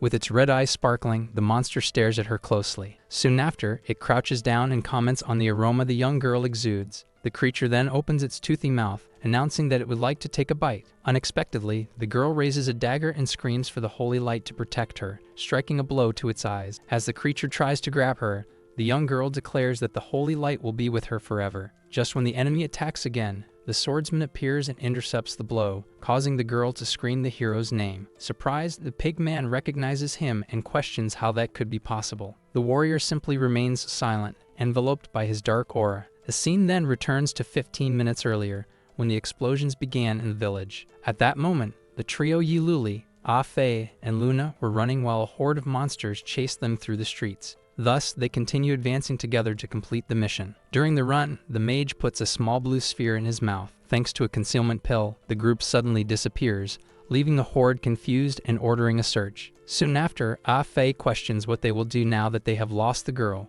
while the archer emphasizes that finding her is the priority. While examining the map, the leader analyzes the two main problems of the mission: the monsters and the unknown location of the girl. With this, he concludes that a unique task like this requires an equally creative solution. Then the strategist addresses his companions, communicating that he has a plan and will need their help. Meanwhile, the creatures realize that the trail has disappeared and decide to continue the search in the village. Suddenly, a hand emerges from behind one of the pigmen who separated from the group to eat. The creature is seized in the middle of its meal, becoming completely paralyzed. Immediately, the subordinate tries to justify himself to the figure, saying that he wasn't slacking off and only stopped because of hunger. To his surprise, the figure reveals itself to be the chief of the monsters, who invites him for a conversation. The leader then questions him if he believes that the three adventurers were responsible for taking the girl. Confident, the pig man replies that their group is too large and fast for the adventurers to escape. With this, the chief agrees to go capture them, while the subordinate comments that the meeting point was the clock tower, and the leader simply responds that he drank too much, and that's why he keeps forgetting things. At that exact moment, the clock tower explodes spectacularly. Confused by the explosion, the pig man turns around and asks what is happening. At the same time, the mage runs carrying a hooded figure, shouting to the horde that he is fleeing with the girl. With this, all the monsters turn around and begin to chase the young man through the streets. Then the scene returns to the balcony, where the enemy stares at the priestess in disbelief, while the girl calls her an adventurer. In an instant, the warrior finishes off the creature with her sword and rescues the girl. Soon the group reunites, with the companion praising the plan, but the leader insists that they need to leave the village first. From atop a rooftop, the giant monster roars, ordering them not to escape, and a system notification then confirms that the group used an agility potion. The giant chief tries to attack them, but the trio is already running at high speed down the main street. Finally, the group leaves the Bush Coal village, celebrating that they can rest. However, as they stop at the edge of the forest, everyone looks back in surprise. In the distance, the giant monster roars in frustration. Then he ends up launching the entire horde of monsters into the air. Thus, the trio simply watches as a cloud of creatures flies directly toward them. So without hesitation, the young Yululi screams for everyone to run, and the group bolts through the forest as the monsters land behind them. Suddenly, the chase transforms into a video game race, with a path and coins appearing ahead. Thus, the trio advances as if in a platform game, jumping over the pig men and collecting items along the way. Next, Luna makes an unexpected move by jumping and landing on the back of a strange bird that was standing there. Soon after, one of the monsters approaches to attack, but the bird simply stares at it with a confused look. Quickly, everyone climbs onto the mount, which takes off at high speed through the forest. After leaving the enemies behind, the girl thanks Mr. Duck, while her companion Ah Fei questions what kind of creature that was. Shortly after, they finally arrive at a peaceful clearing with a beautiful lake in front of them. Then the young girl asks to look at the lake, and Yi Luli agrees to the pause, suspecting that this might activate a new task. While analyzing the map, the boy calculates that the monsters will need 30 minutes to reach them. With that, he decides they will take a 15-minute break, much to the delight of Ah Fei and the girl. Soon, the two begin to play in the water, while the quiet Luna remains seated on the shore, interacting with a system screen. At that moment, the girl invites her to join, but upon seeing the other's refusal, comments that she seems to have something bothering her. Claiming that she will help her feel better, the young girl takes the elf's hand and a light begins to envelop them. Then the glow intensifies, forcing Luna to cover her face as the name Xiao Yu echoes around her. At the same time, the memory of a woman calling for Yu surfaces. Outside a mansion, the lady invites the girl to go to her favorite playground. With that, the woman urges her daughter to hurry so they can go soon. Noticing Luna murmur her mommy and start to cry, the little one apologizes, thinking she made a mistake. However, the elf thanks her and confirms that she remembered something good. Soon after, she gently pats the young girl's head, saying that she is amazing, which leaves Ah Fei confused. Intrigued by the girl's power, the boy asks to try as well, and she agrees to help him. As he extends his hand, an intense light surrounds him while the girl's gift is described. Suddenly, the young man's vision shifts to a dining table where two hands offer him food. Thus, the memory shows the three siblings gathered, with Ah Fei eating eagerly while Yi Luli and Han Yixao watch him. During the meal, the older ones discuss work, while the youngest insists that they should trust him more. Soon after, the memory ends, and the girl asks if the adventurer, now crying, is okay. Disguising his emotions, the boy says he is just hungry and runs, diving headfirst into the lake. Meanwhile, away from everyone, Yi Luli observes the scene from a tree branch and asks someone what they are doing there. In fact, the question was for the girl, who had climbed up to him and praised him for not being afraid of heights. Sitting beside him, the young girl asks if he has something on his mind, as he always seems so serious. However, with a cold look, the adventurer dismisses the offer and says he doesn't need to remember anything. Still, the little one insists, but he explains that looking back would only slow him down on the path. With that, she reveals that she feels relieved around him, sharing that she was raised by the villagers after losing her parents. Then, the young girl mentions that she prays 100 times a day for everyone who helped her. While crying, she questions why misfortune still happened and if it is her fault for the sacred light not responding. At that moment, Yi Luli comforts her, stating that she did very well and that perhaps he wouldn't have been so brave in her place. Wiping away a tear, the girl asks if one day she will be strong enough to protect those she loves. After a brief memory of his own childhood, the boy assures her that she will definitely succeed. Soon, the group gathers to leave, with Ah Fei lamenting that the good times passed too quickly. Then, the four adventurers prepare to continue their journey, facing away from the lake. Before they depart, the girl tugs at Yi Lily's clothing to get his attention. At that moment, a system notification appears, updating the mission with the new objective to defeat the giant monster. Immediately, the fearless Luna charges forward and strikes with her sword, carving a path through the monsters. As the group runs, the girl asks to get down, and her companion Ah Fei warns about the increasing number of pursuers. Soon, the warrior notices that the enemies are regenerating faster and faster, making it ineffective to attack them to buy time. With that, everyone speeds up as a system notification informs them that there are 50 kilometers left to the sacred temple. Without hesitation, the young man with messy hair grabs a potion and drinks it as another monster approaches. Then the creature lunges to attack him while he is still running. At the last moment, Yi Luli shouts a warning and pushes his brother down, landing a blow on the monster. Despite the impact, the creature's crushed head begins to regenerate instantly. With its head already restored, the group leader attacks again as the girl shouts a warning. To protect them, Ah Fei intervenes and unleashes a powerful explosion of fire that hits the monster squarely. Right after the explosion, the young man offers to stay and hold off the enemies, but the older brother insists that everyone keep running. Yi Luli then explains that there is no time,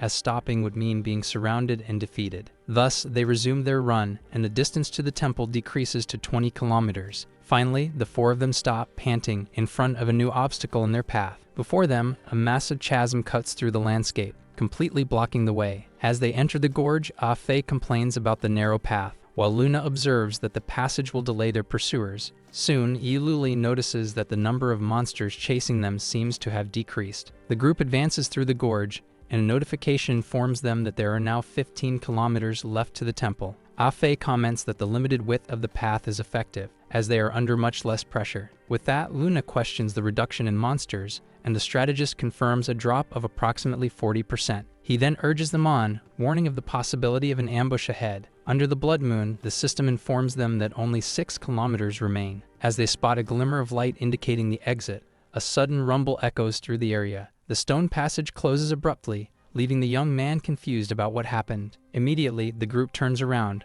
realizing with shock that they are trapped in the gorge. Then, the giant monster appears at the top of the chasm, declaring that there is no escape. Without wasting time, Yi Luli instructs the girl to get off his back and hide behind them. Soon, the view widens, revealing that hordes of monsters have blocked both exits of the path. The creatures then roar, preparing for the final attack. Faced with the horde, the three adventurers position themselves to fight and unleash their energy auras. Meanwhile, behind them, the village girl tries to control her trembling body while encouraging herself. With a determined look, the girl declares that she will not be cowardly, as the sacred light will protect them. Then the scene shifts, revealing the imposing facade of the Temple of Sacred Light. Inside the temple, a man in armor explains to his followers the urgency of finding the bearers of the sacred light to combat the darkness. As he asserts the need for many bearers, one of the followers interrupts to report a large concentration of monsters in the valley to the east. In response, the man reacts with disdain, questioning the audacity of the monsters to challenge the majesty of the sacred light. Shortly after, he declares that darkness retreats before the light and orders everyone to prepare to depart. Immediately, the leader and his knights march out of the temple. At that moment, the village girl arrives breathless at the top of the stairs as the man speaks about the sin of allying with darkness. Turning around, he prepares an energy sphere and orders the girl to face the baptism of the sacred light. Frightened, she drops her mask and recognizes him as the president of the church. Quickly, the girl calls out to him and asks for help, explaining that she came from Bush Cole Village. With tears in her eyes, she recounts that her village was destroyed and pleads for him to save the three adventurers who helped her escape. However, the president ignores her plea for help and directly questions her if she is a bearer of the sacred light. Without waiting for a response, he lifts her into the air, asserting that she is indeed a bearer, while the girl explains that the light guided her along the way. The man then invites her to become part of the sacred light and make it shine even more brightly. Confused, the young girl can only repeat the words about becoming part of the light. Back in the gorge, the determined Yi Luli attacks the monsters with multiple energy strikes. As the group fights surrounded, the creatures ahead seem to prepare for combat. In the midst of the battle, the swordsman notices the girl's absence and shouts asking for her. Not finding her, Ah Fei desperately calls for her to respond, while Luna questions if the enemies have captured her. Soon after, the warrior suggests that the girl may have run off alone to the sacred temple. Noticing that the monsters have stopped attacking, the strategist concludes that their target has always been just the young girl. At that moment, the giant monster roars and starts running towards the exit of the valley. Realizing the new threat, the three run towards the temple, hoping that their companion is safe. Just ahead, the giant monster leads the horde of creatures in a frantic chase under the blood moon. As a system notification announces their arrival at the destination, the group encounters the knights at the top of the staircase. The monster's roar echoes behind them, causing the trio to look up in a state of alert. At the top of the stairs, the church president holds the lifeless body of the young girl. With his face smeared with blood, he proudly announces that she has become one with the sacred light. In a flashback, the president explains to the girl that she can strengthen the sacred light to illuminate the darkest corners. With that, the young girl agrees, declaring that she is willing to do anything to protect her village and others. Still in her desire to help, she briefly remembers the moment she asked Yi Luli for help. As the girl expresses her will, the man transforms into a creature and crushes her with his teeth. Back in the present, the church leader bathes in the newly acquired energy and declares the moment magnificent. Witnessing the scene from below, the giant monster roars in protest against what has happened. Then the creature strikes the ground with all its might, causing a massive explosion. With the impact, several of the knights are violently thrown away. Soon after, the giant monster roars again, gathering energy in its fists. Thus, it charges forward with a powerful punch, but the president intercepts it with an energy barrier. Protected by the light, the leader accuses the monster of falling into darkness, desecrating the temple, and killing his knights. With his face still smeared with blood, he announces that the sacred light has sentenced him. Immediately, the man fires multiple energy beams that hit the monster squarely in the chest. As the creature's body burns, the president declares that the power of the sacred light will consume it. Finally, the church leader raises his hand and announces that where the sacred light shines, darkness recedes. In the midst of his declaration, the man suddenly turns his face upon noticing a presence. Without hesitation, Yi Luli advances and delivers a blow that the president manages to block at the last moment. Taking advantage of the distraction, the swordsman appears from behind and lands a direct hit on the back of the religious leader. As the opponent recoils, he tries to interrupt the attack. Quickly, the man introduces himself as Hannibal and tries to argue that there is a misunderstanding, claiming to be an ally. Then he points to the fallen monster, proposing that they work together to kill it in exchange for a great reward. Ignoring the proposal, Yi Luli stares at him coldly and asks why he did that. The president pretends not to understand the question and asks what he is referring to. Without giving time for a response, the young man charges again with a quick attack that hits him, sending him flying. With that, the swordsman declares that he no longer wants to hear and moves to finish the fight. At that moment, a system alert notification appears, warning that killing the president will result in mission failure. Even with the warning, Yi Luli throws him against a wall while the man tells him to stop acting shamefully. Soon after, the two resume exchanging blows at high speed. Thus, the president blocks the attack and declares that Yi Luli's power level is not sufficient to be his opponent. From a distance, Ah Fei observes the confrontation and begins to prepare a fire attack. Immediately, the young man unleashes a powerful explosion of flames that completely engulfs the president. Soon after, he realizes that his mana is running low while maintaining the attack. Even after the onslaught, the enemy emerges from the flames and charges forward at high speed. Immediately, Yi Luli and Luna converge on him for a coordinated attack. The energy auras of both clash in a powerful combined attack against the opponent. The final impact violently throws the president against the stone wall, ending the confrontation. As he watches the defeated enemy, Ah Fei declares that killing him 100 times would still not be enough. At that moment, the giant monster looks in their direction and repeatedly murmurs the name Dim Sum. Yi Luli repeats the name softly as the creature begins to cry. Then, a flashback begins, showing the girl trying to chase away small monsters in a forest. Soon, she approaches and realizes that one of the small ones is seriously injured. As she applies medicine, the young girl wishes that they could live in peace and introduces herself as Dim Sum, offering her friendship. As soon as the sky darkens, Dim Sum says goodbye to the little monster and promises to return to see him the next day. With that, the wounded being repeats her words about being like a human to himself. Back in the present, the giant monster explains that, since Dim Sum did not return,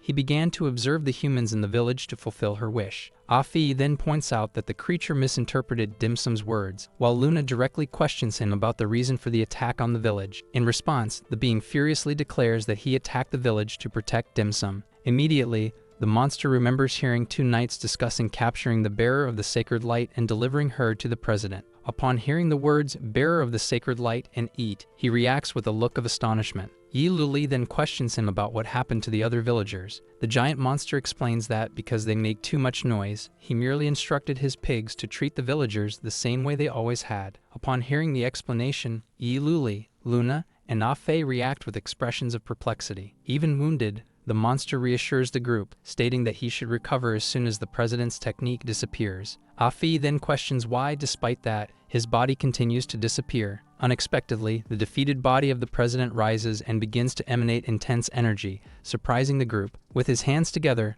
the church leader activates a skill called Domain of Sacred Light. Immediately, the president expands the Domain of Sacred Light, enveloping everyone in a massive sphere of energy. Yi Luli reaches out against the barrier in a last desperate attempt and moves forward to prevent the technique's completion. However, even managing to push him back for a moment, the effort proves futile as the president completes the invocation. With that, the spherical barrier closes completely, trapping Yi Luli and separating him from his companions. Outside, Ah Fei shouts for his brother, while Luna watches anxiously as he is affected by the power of the domain. Soon, a system window appears, explaining that the domain is a closed dimension that can only be undone with the death of one of the combatants. Inside the barrier, Yi Luli takes a deep breath and prepares for the inevitable confrontation. The landscape around him distorts and transforms into a vast hall, adorned with a throne under a starry sky. Sitting on the throne, the president welcomes Yi Luli and declares that there, all his sins will be purified. Without hesitation, Yi Luli rushes forward at high speed to attack him directly. With a gesture, the president makes one of the spheres of light in the sky shine intensely. Immediately, a beam of energy descends from the sphere, violently exploding at the attack's location. Yi Luli manages to dodge at the last second, escaping the devastating impact. With his arm scorched, he questions whether those floating spheres of light can also attack. The president confirms, revealing that the galaxy of light is his ability,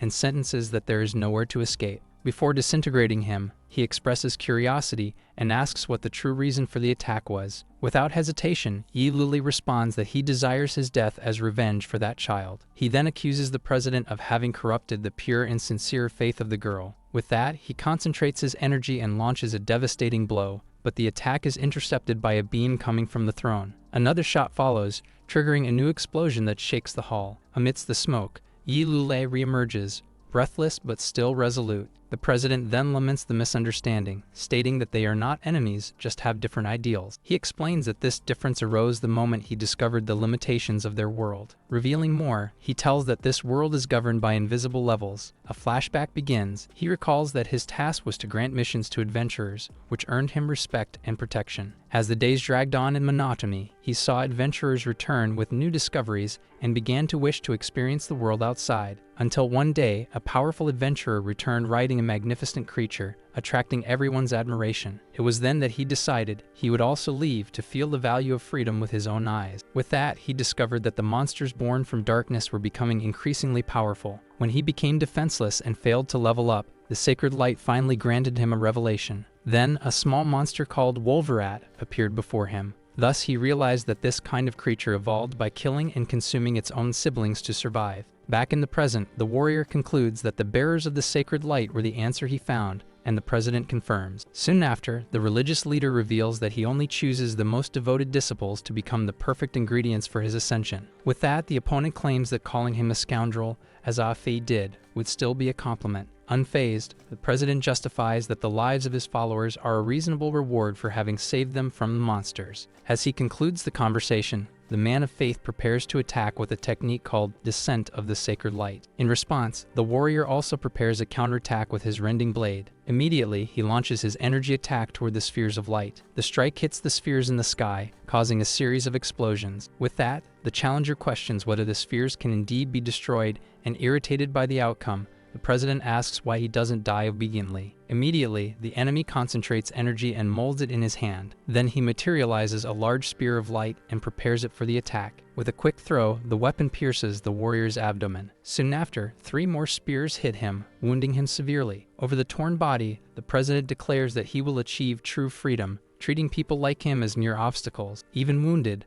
the challenger compares him to a mad pig trying to escape from its pen. The face of the religious figure then contorts into a monstrous visage as he advances to attack. At that moment, a system alert notification announces the arrival of the error boss, Moonslayer. Surprised, the president calls him a boss, while a skeletal hand grabs his, which was controlling the spheres of light. Without hesitation, the bony hand completely crushes his. With that, a new system notification updates the mission to kill the president under penalty of immediate death. Immediately, the warrior dodges multiple energy attacks launched by the opponent. Then he jumps over the throne to reposition himself on the battlefield. Even without one of his hands, the religious figure calls him a despicable monster and claims he can still crush him. Thus, the challenger releases his final form, and an immense aura of dark energy explodes around him. With his new form, he unleashes a devastating combo that quickly destroys all the spheres of the domain. Unable to believe it, the president questions how that is possible upon seeing the destruction of his ability. Before he could react, the lines of dark energy completely envelop him.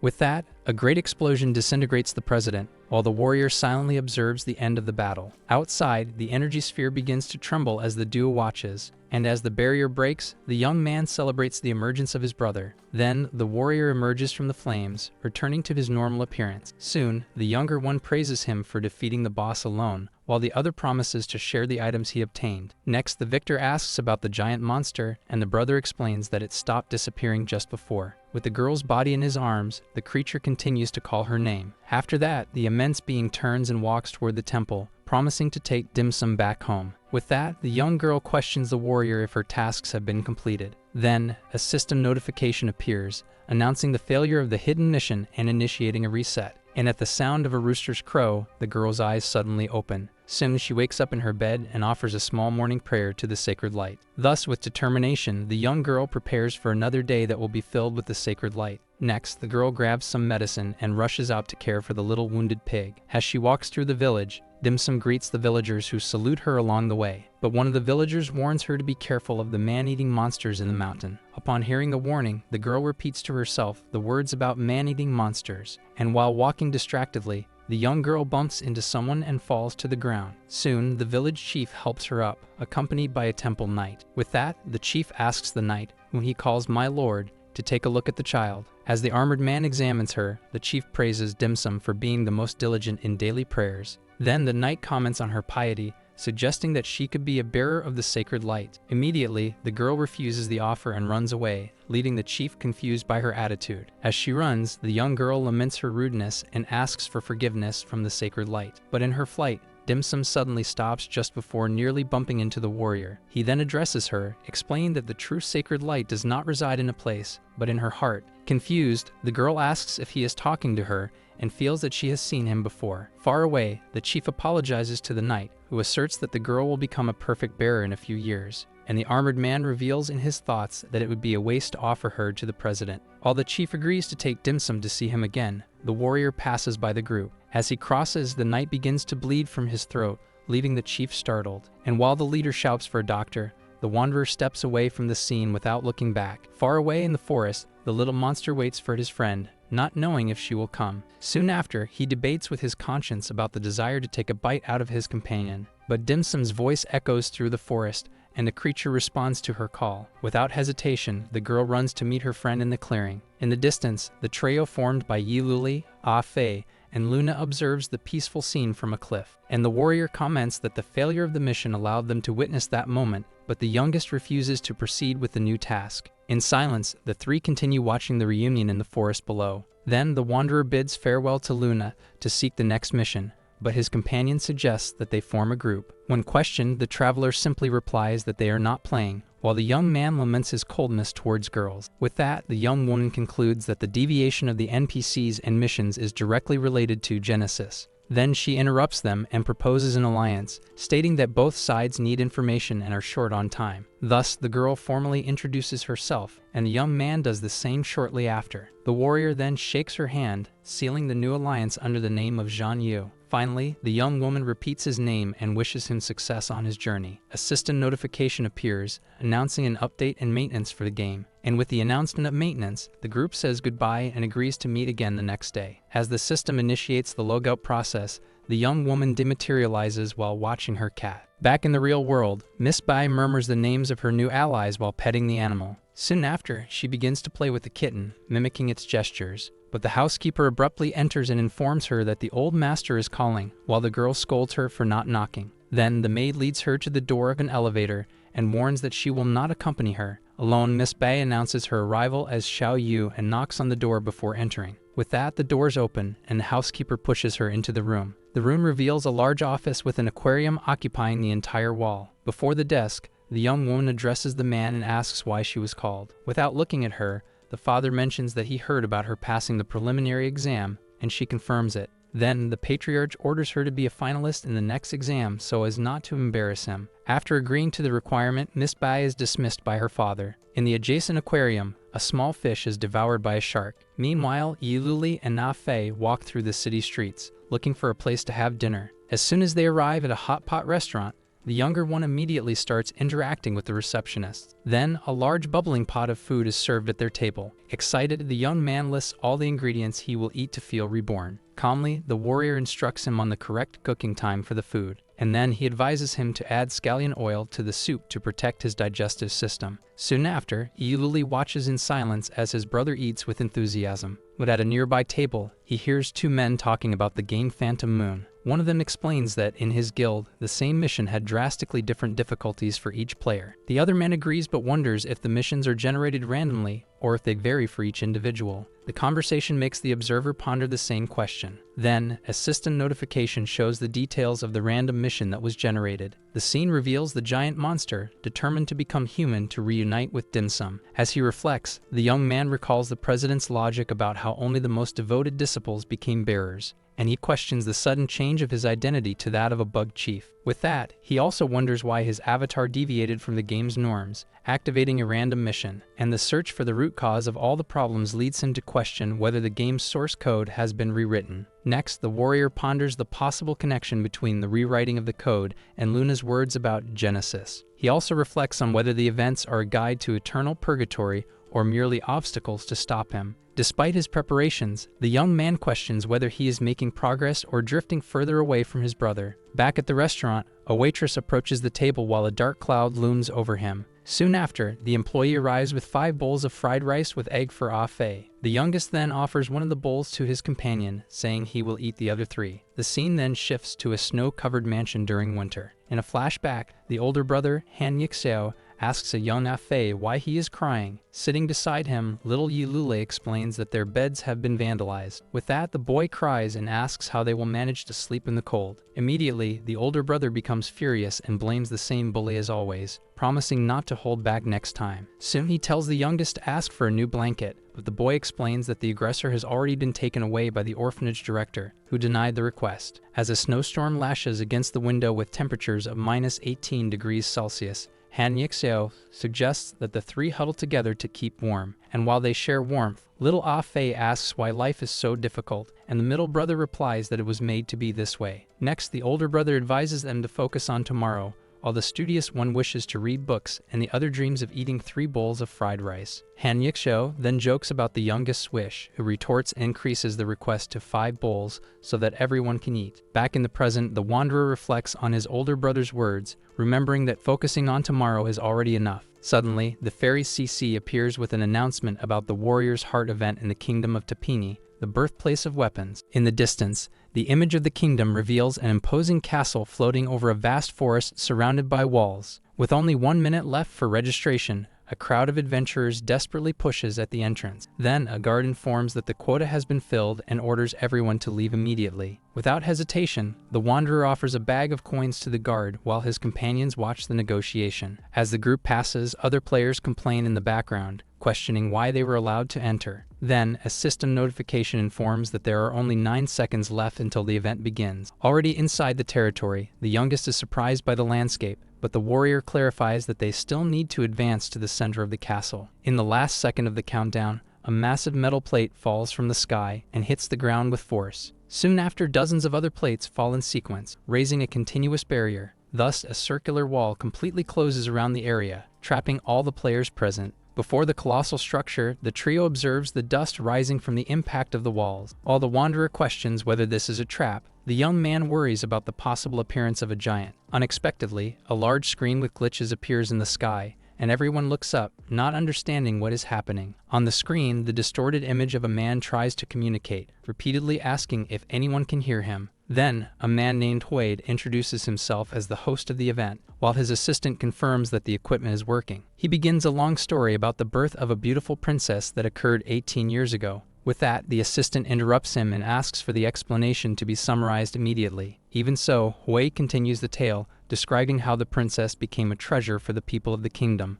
His assistant warns him again, noting that the afternoon nap time is approaching quickly. Under pressure, the host finally reveals that the princess has been kidnapped by a dragon and the kingdom needs warriors to rescue her. Soon after, he explains that the competition will select the strongest and distributes a warrior certificate to each participant. The goal is clear: collect certificates for 7 days, as only the top 100 will advance to the next phase. The first method to obtain the certificates is simply to find them scattered throughout the scenery, and the second way consists of hunting the kingdom's monsters, which are worth a number of certificates proportional to their strength. The third and most direct method is to take certificates from other adventurers, whose count is visible to everyone. Noticing that nap time has already passed, the assistant urges Hua, who ends the broadcast promising more rules later. Immediately, the start of the competition is announced and a timer of 168 hours appears over the arena. Without wasting any time, the group leader orders them to advance, stating that they will discuss strategy while moving. Nearby, a swordsman approaches and asks if they would like to form a team. The warrior then reveals his plan to assemble a squad of 100 men to ensure an advantage,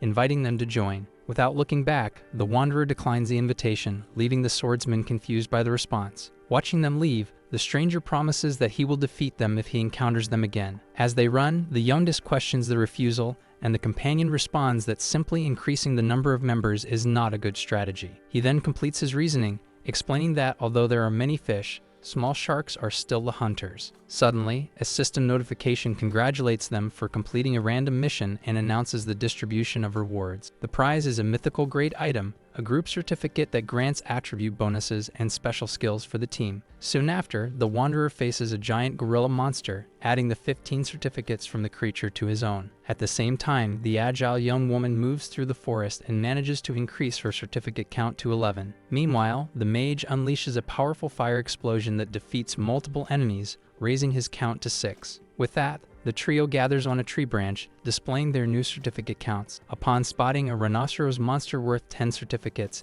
the young man offers to take care of it alone. At the moment he prepares his fireball, another girl also seizes the opportunity to launch a similar attack. Her strike hits the monster first in a massive explosion, defeating it before the young man could act. Furious, the young man confronts the unknown girl, accusing her of stealing his warrior certificate. But the girl repeats his words in a challenging tone. Surprised, the mage hears her claim that she found the target first, not caring about the dispute. As he tries to resolve the situation with words, the young woman demands his certificates and attacks him with several fireballs. While he argues that a gentleman does not fight a woman, she continues the offensive without hesitation. At a total disadvantage, the young man retreats and calls for help, summoning his brother. Soon after, the companion appears and restrains the girl, while the mage regains his composure and taunts her. Immobile, she accuses him of ambushing her, reprimanding him and stealing her certificates. Then, the young woman cries for help, calling for her older sister. Suddenly, a new figure appears behind the young man. At that moment, the archer steps forward and warns him to be careful of the new danger. The newcomer grabs the young man by the neck and easily blocks the archer's attack with one hand. With that, the two groups face each other in a tense standoff. As the woman holds the mage, she comments on men who assault girls and acknowledges the archer's great strength. As soon as she realizes the critical situation,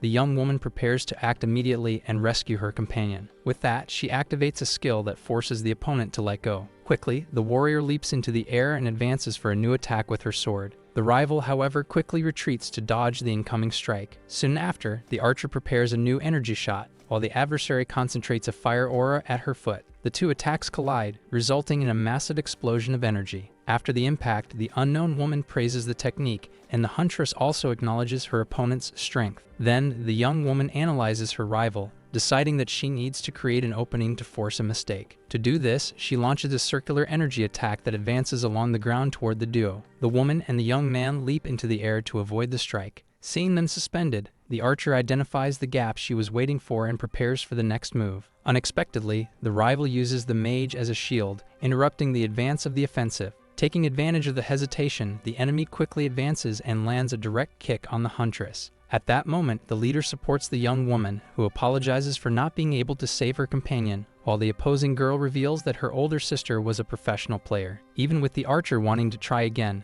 the opponent states that the outcome of the confrontation would not change. With a gesture, the woman interrupts the discussion, saying that she is not interested in fighting the huntress. Then she points directly at the leader and challenges him to a fight. The warrior then asks his ally to recover while he takes on the battle, and she warns him about the opponent's strength. Praising the decisive attitude, the rival uses a trapping technique to imprison the mage in an energy cage. With the boy neutralized, the wanderer and the opponent face each other, preparing for the confrontation. Immediately, the two exchange a quick sequence of blows that causes multiple explosions on the battlefield. The exchange of attacks continues at high speed, with energies colliding violently. From inside the cage, the mage observes the fight, surprised that the enemy can hold her own against his brother. The girl is also astonished by the wanderer's strength, worried that her sister might be defeated for the first time. Meanwhile, the archer analyzes the battle, recognizing that both are elite players with unique combat styles. The leader's execution is described as cold and calculating, capable of finding the right response to any attack. On the other hand, the rival's technique is precise and devoid of unnecessary movements, confirming her skill as a professional player. The clash between the two results in a final and immense explosion that engulfs the forest. When the dust settles, the woman praises the wanderer's performance, stating that he has passed her test. Soon after, she completely changes the subject and asks him if he would accept a partner taller than him. The unexpected question leaves him visibly confused and without an immediate reaction. In the distance, the girl reminds her sister about the agreement to avoid online dating, while the archer questions what is happening. Still, the rival decides that she will not waste the opportunity, trusting her intuition about him. At that moment, a memory from her past reveals her 10 years of dedication to esports, achieving success in various competitions. Another memory shows that by focusing solely on games, she never had the chance to experience a romance. Based on her experience with virtual stories, she declares that the wanderer is the ideal partner she has been looking for. With that, the woman asks if he accepts to start an online relationship and launches an attack that cracks the ground. The warrior stares at her in silence and responds to the proposal with a single, straightforward word. The rejection leaves her in shock, while the battlefield remains destroyed between them. At that moment, he frees the mage, who suggests that a girl with initiative would be a good partner for his brother. The revelation that the wanderer has never dated further piques the opponent's interest, who classifies him as an innocent man. Suddenly, she reacts as if struck by Cupid's arrow, questioning whether this could be a romantic feeling. Startled, her younger sister screams upon seeing that she has indeed been hit by an arrow. The woman looks at her shoulder and realizes that the projectile is real, understanding that this is not a figment of her imagination. Without warning, both groups find themselves completely surrounded by dozens of other players emerging from the forest. In front of them, a veteran with 74 certificates leads the group, displaying his count alongside his followers. With a smile, the group leader announces to his followers that they have found new prey for the attack. He then claims the woman with the most certificates for himself and releases the other targets to his men. Quickly, he Luli instructs Ah Fei to prepare to break the encirclement and send a signal to Luna. At that moment, the hostess becomes irritated that they have ruined her event, while her younger sister asks her to tend to her wound first. With a determined look, the commander finally orders the attack to begin. Unexpectedly, a massive pillar of red energy descends from the sky and expands across the clearing. The sudden light leaves all the players confused, unsure if this is one of the opponent's abilities. Soon after, someone points to the sky, where the system screen reappears, dividing the scene. In the projection, the assistant tries to hurry Quaid, who tells him to explain so as not to disturb his nap. As soon as he takes command, the assistant announces that he will explain the new activity, created to increase the difficulty of the competition. Shortly after, he officially announces the start of the activity, Catch the Blues and Avoid the Reds in the Kingdom of Tapini. In the explanation, it becomes clear that the map will now have blue zones with blessings and red zones with random penalties. With that, the spokesperson concludes the broadcast, wishing good luck to all the warriors. Upon realizing they are in a red zone, the group decides that survival is more important and immediately retreats. Then, a system notification reveals that the penalty of the zone is time and space interrupted, teleporting everyone randomly. While Ah Fei asks what to do, the strategist states that it is too late to escape, as everyone is enveloped by the light. Thus, Yiluli instructs her companions to prioritize the certificates and to regroup in the central area if they get separated. Soon after, the teleportation is activated, and all players in the area disappear in columns of energy. Next, a system update shows that the remaining time is 152 hours, with 8,087 players in the competition. In a new location in the forest, the coordinates of one of the competitors are displayed on the system screen. Nearby, a series of violent explosions echo through the woods, indicating a battle. Soon, the woman with purple hair appears victorious over the fallen players, while one of them begs for his life. Even when the defeated player offers money in exchange for mercy, she stares at him in silence. Without hesitation, the warrior delivers a powerful punch that finishes the player with the impact. With her certificate count now at 231, she comments that he deserved what happened. Shortly after, she laments not having exchanged names with Yi Luli and begins to plan the names of her future children. Meanwhile, elsewhere, Ah Fei and the girl with red hair formally introduce themselves after being teleported to the same location. Then both comment in surprise about how well they got along, forgetting the fight from a few minutes ago. Next, the two begin to train together, launching fire attacks at each other amidst the forest. During the training, the girl teases Ah Fei, saying that fate brought them together so she could defeat him. While dodging, the young man tries to argue that it was all a misunderstanding, but realizes he needs a plan to stop her. Thus, when she attacks him demanding his certificates, he suddenly has an idea to resolve the situation. With a shout, the young man interrupts her mid-advance, making her stop just a few meters away. Soon after, he proposes a truce so they can exchange information about their siblings and their compatibility. The proposal piques the interest of his opponent, who questions what he means by compatibility. Sitting around a campfire, the two discuss which brother to find first, with the young man insisting that finding his will solve everything. Meanwhile, in another location, Luna observes the night landscape, realizing that the map and communication functions have been cut off. With that, she laments being alone once again, as the scene dissolves into an underwater image. At that moment, a memory from the past reveals her father informing her about the exam and demanding that she become a finalist. Soon after, the man dismisses her without looking at her, while the girl remains in her wheelchair. Back in the present, she tries to convince herself that her father still cares about her. The scene then shifts to her technological room with her lying in the immersion capsule, promising her mother that she will keep trying. However, back in the present, the sound of a dripping water drop pulls her from her memories, and she finds herself surrounded by shadowy claws. The source of the claws is a colossal monster that roars before the young woman, revealing a count of 999 certificates. Thus, the confrontation between the two results in a massive explosion. Meanwhile, far away, Yi Luli faces a new opponent who praises him for his strength but assures him that he is even more powerful. Finally, with his face now covered, the strategist stares at the opponent in silence, ready for the battle to come. 2 hours earlier, he was alone among the energy pillars, analyzing the surroundings and concluding that his companions were not nearby. With his face covered, he decides that his main focus is to gather as many certificates as quickly as possible. To do this, he uses the camouflage ability of his coat, which allows him to blend into the environment. Hidden, he observes a group of monsters devouring a carcass in the forest. Soon after, his attention turns to a trio of players who are also exploring the same area. In another direction, he spots two competitors fighting against a larger monster, competing for the creature's certificates. Without hesitation, he begins his hunt, eliminating both monsters and other players with quick and lethal attacks. Concealed in a tree, he analyzes that monsters with fewer certificates are easier to defeat. With 226 certificates, his strategy shifts to focusing on weakened opponents after combat. Meanwhile, in another part of the forest, the elf Han Xiao and his companion face a monster worth 70 certificates. With a confident smile, the swordsman prepares an attack with his energy blade. Next, he uses a wave of energy from his weapon to deliver the final blow against the creature. After the victory, his partner praises him, and Han Xiao boasts about his new sword, recently acquired at an auction. As the two move away, the hidden hunter observes them in silence, preparing for the attack. As he advances, Han Xiao notices the movement and turns around in surprise to face the threat. In the blink of an eye, the invader passes by him and defeats his companion with a single swift attack. Enraged, Han Xiao questions him about his identity and threatens him with the consequences of provoking him. Without responding, the opponent simply brandishes his weapon, remaining silent in the face of the challenge. With that, both rush towards each other at high speed, initiating the direct confrontation. Soon, Han Xiao delivers a powerful energy strike with his sword, commanding that the enemy die. However, the adversary manages to dodge just in time, escaping the blade's reach. Without wasting any time,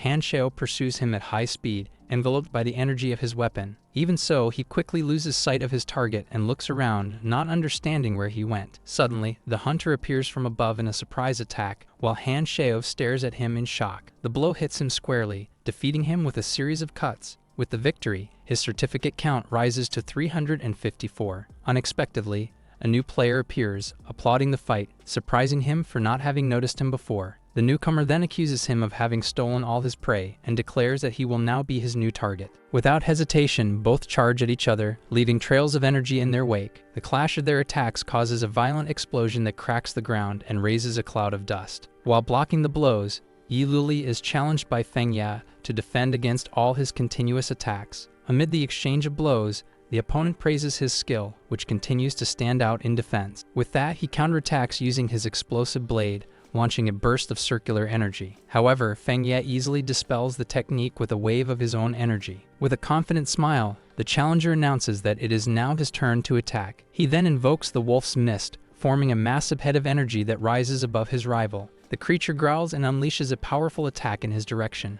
The impact results in a colossal explosion that completely destroys the forest area. As the smoke dissipates, Feng Yi repeats that, despite the strength of his enemy, he is still the strongest. For his part, the warrior analyzes the opponent, realizing that, despite being powerful, he has no certificates, making the fight pointless. At that moment, Feng Ye demands to know the name of the one he is facing, since he has introduced himself. Soon after, the masked man reveals himself to be Zhan Yu, and both prepare for a new confrontation, allowing their auras to manifest in a clash. The confrontation resumes with a frantic exchange of blows that echoes throughout the forest. Soon after, they clash again in a stalemate of strength that causes another explosion. From there, the fight transforms into a chase, and during the run, Yi Luli realizes that the enemy fights like a wild and tireless wolf. There is no room to breathe or escape from the relentless pursuit he suffers with every step. At the same time, Feng Ye compares him to a dangerous venomous snake. While praising the opponent's skill, he leaps into the air and promises to devour him in his next attack. The final clash between the combatants generates a massive explosion that spreads throughout the region. In the distance, a group of soldiers in formation observes the smoke rising from the forest. Immediately, the leader raises his hand and orders everyone to stop marching. With discipline, the troop positions itself in a perfectly organized formation, awaiting new orders.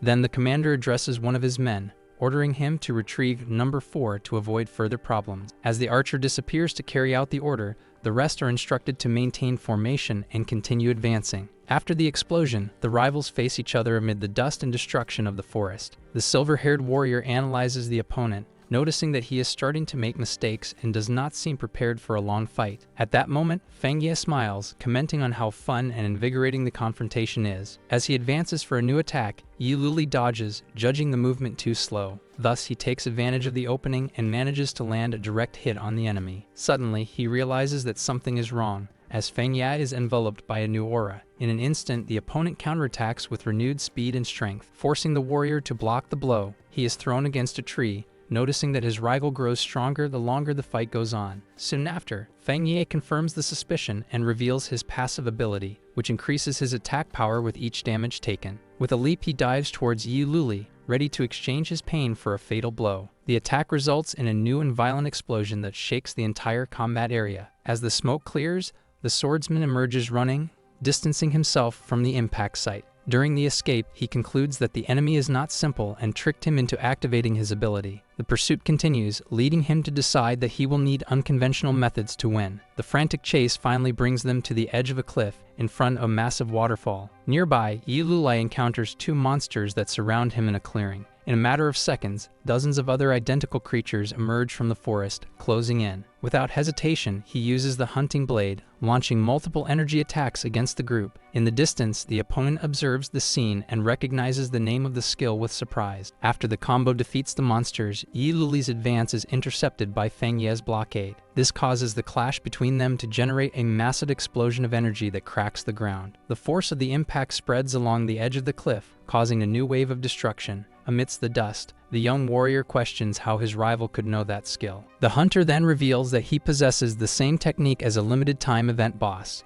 A memory from the past shows the leader warning him about the skill and the importance of breaking the combo. Back in the present, Feng Ye assumes that this was the opponent's trump card and expresses satisfaction with the fight. Soon after, he declares that victory is decided as the enemy failed in the attack and activated his passive. Yi Luli reflects that, for the opponent, this is just a game of win or lose, but for him, it is not. Firmly, he states that he cannot lose and unleashes a new immense explosion of his aura. The sudden burst of power surprises Feng Ye, who questions whether there is still another secret skill to be revealed. Before the waterfall, the hunter praises the rival's strength, declaring that the confrontation has left him completely energized. Hidden in the forest, the archer observes the fight and finds it quite entertaining. Soon after, he prepares his bow to intervene in the battle, stating that his leader is in a hurry and needs to end the confrontation. Suddenly, the archer shot an energy arrow towards them. The projectile crossed the field and hit Yi Luli squarely, knocking him back with the impact. Surprised by the interference, Feng Ye questioned who was there, while the newcomer appeared to announce that he came to help. In response, the wounded warrior activated a skill that created a massive whirlwind of energy around him. Soon after, the rival took advantage of the explosion from the technique to throw him off the cliff and disappear into the water. Already at the edge of the precipice, the archer asked why the number of certificates did not increase, noticing that the opponent survived. With a smile, he insinuated that the enemy was deliberately allowed to escape by using a fleeing skill instead of an attack. Then the archer offered to take care of that prey if his companion no longer wanted it. Unwilling, the swordsman attacked the archer, declaring that the prey was his, but had his strike blocked. After the brief clash, the archer stepped back and warned that they needed to leave to avoid injuring the leader. Even reluctantly, Feng Ye looked in the direction of their escape and promised a new battle against Yi Luli in the future. Meanwhile, Ah Fei and little Chile walked through a forest under the moonlight while she laughed at a story. The girl then asked if it was true that his brother was so perfect, and the young man replied with a regional slang that made her laugh. Suddenly, the conversation was interrupted when they both heard a sound coming from a nearby bush. From the vegetation, a goblin jumped towards them with a sword in hand. Immediately, Ah Fei prepared for combat and asked his companion to hide behind him. However, the girl pushed him aside and ordered him to step back, taking the lead in the fight. With a single gesture, she unleashed a tornado of fire that incinerated the monster completely. After the battle, she turned to Ah Fei and asked why he was on the ground, and the boy simply said he slipped. As the girl helped him up, he thanked her and commented that he had never had a date like that. Back on their walk, Ah Fei asked about her, and little Chile revealed that she had just graduated from university. Unbeknownst to them, other goblins were watching as the boy asked what her field of study was, receiving animation as a response. With that, he expressed his love for anime and commented on how cool it was that she could work in the industry she liked. Holding a goblin that appeared, little Chile questioned whether that was really something cool or something to be envious of. Soon after, the young woman explained that she entered college full of passion, but discovered that creating and watching animation are very different things. While striking the monster, the girl vented about the technical difficulty and the low pay for her work after 4 years of study. She concluded by saying that, for the price of a painting, it would be better to sell fried rice, making Ah Fei realize he had touched on a sensitive subject. In an attempt to console her, the young man stated that people like her would make the country's anime industry more popular. However, his words had no effect, and he merely watched as his companion held the goblin, unsure of what to do. With a swift motion, little Chile used her flames to incinerate the goblin she was holding. Silence enveloped the environment, leaving Ah Fei unsure of how to continue the conversation. Not knowing what to say, he scratched his head, clearly uncomfortable with the situation. At that moment, an unknown creature emerged from the water, interrupting the tense atmosphere. The two turned around in surprise, with the young man questioning what that monster was, while the girl noticed its high value and certificates. The creature merely looked in their direction with a distorted face. Then, the monster opened its mouth and released a powerful wave of energy. Ah Fei immediately shouted for little Chile to run, but she remained frozen. Caught off guard by the force of the attack, the two simply fell to the ground. Ignoring the fall, the creature began to weave threads of energy around it. The threads of energy advanced and connected to Ah Fei and little Chile, merging their appearances into one. Soon their new form opened its eyes. Not understanding what had happened, the voices of Ah Fei and little Chile came from the same body, asking where they were. Suddenly, the water around the merged body exploded into a massive column. From the waters, the previous monster resurfaced and asked if they liked the new clothes they had been given. With a smile, the creature explained that it did that just to make them look more beautiful. Then, the being showed off amidst the column of water it had raised. Behind it, an even larger and more grotesque monster appeared, while the two were invited to have fun. Frightened by the sight, they tried to move away to put distance between themselves and the creatures. However, the body did not obey, and they stumbled in the water, questioning the lack of control. Fallen, they looked at their own hands, beginning to understand the terrible situation. With that, the final realization came when they noticed they now shared the same body. Confusion set in when one hand touched the wrong place, leading to a discussion about getting out of each other's body. Then, the monster ordered them to stop fighting and used a force that began to pull them closer. The lack of coordination made them stumble again, with one blaming the other for the wrong direction of the movement. As they were dragged closer, one of them asked the other to think of something quickly, until an idea finally emerged. With a plan in mind, Ah Fei asked his partner to stay still and let his half of the body take control. As soon as he took command, he rose from the water and channeled fire energy into one of his hands. Seeing the flames, the enemy reacted and prepared a water counterattack to extinguish them. Then, the creature launched a barrage of water projectiles toward the merged body. The lack of coordination prevented them from dodging in time, resulting in a discussion about what action to take. Using a burst of fire to spin, they ended up awkwardly falling into the water. Fallen, they argued about the mistake until little Chile's half took control and propelled them out of the water with fire. Once in the air, she unleashed a barrage of flaming comets that flew toward the opponent. The projectiles hit the creature and the giant monster right behind it, engulfing both in flames. However, the attack was quickly neutralized when the adversary used its power to extinguish the fire with water. Irritated by their disobedience, the creature threatened them and began to conjure a water prison to capture them. With no chance of escape, their body was completely enveloped by a watery sphere. Trapped inside, they struggled to move, complaining about the lack of synchronization and blaming each other. Amidst the submerged despair, they realized that the only way out would be to find a point of understanding. With renewed determination, Ah Fei's voice asked for his partner's hand, and they finally joined their palms in an act of cooperation. The union of their hands generated a massive explosion of fire that completely destroyed the water prison. Now in sync above the water, they both agreed to cooperate and anticipate each other's movements. In response to the scene, the monster shouted that they were not allowed to rise. Without hesitation, the creature initiated its technique once more, weaving threads of energy in their direction. With perfect coordination, the merged body began to dodge the attacks, alternating directions and increasing speed. Amid the movements, one of them commented that it looked like a dance, while the other suggested they play some music. As soon as Ah Fei requested a song, the fairy CC appeared and began to play a tune that both immediately approved. To the sound of the melody, the fused body moved in a dance rhythm, smoothly dodging all attacks. Totally synchronized, they unleashed a powerful combined attack that advanced against the monster. Surprised by the force of the blow, the creature merely watched in denial as it was struck directly. With one last scream, the being was completely disintegrated by the explosion, while the music continued to play. Soon after, elsewhere, a gigantic creature emerged from the waters,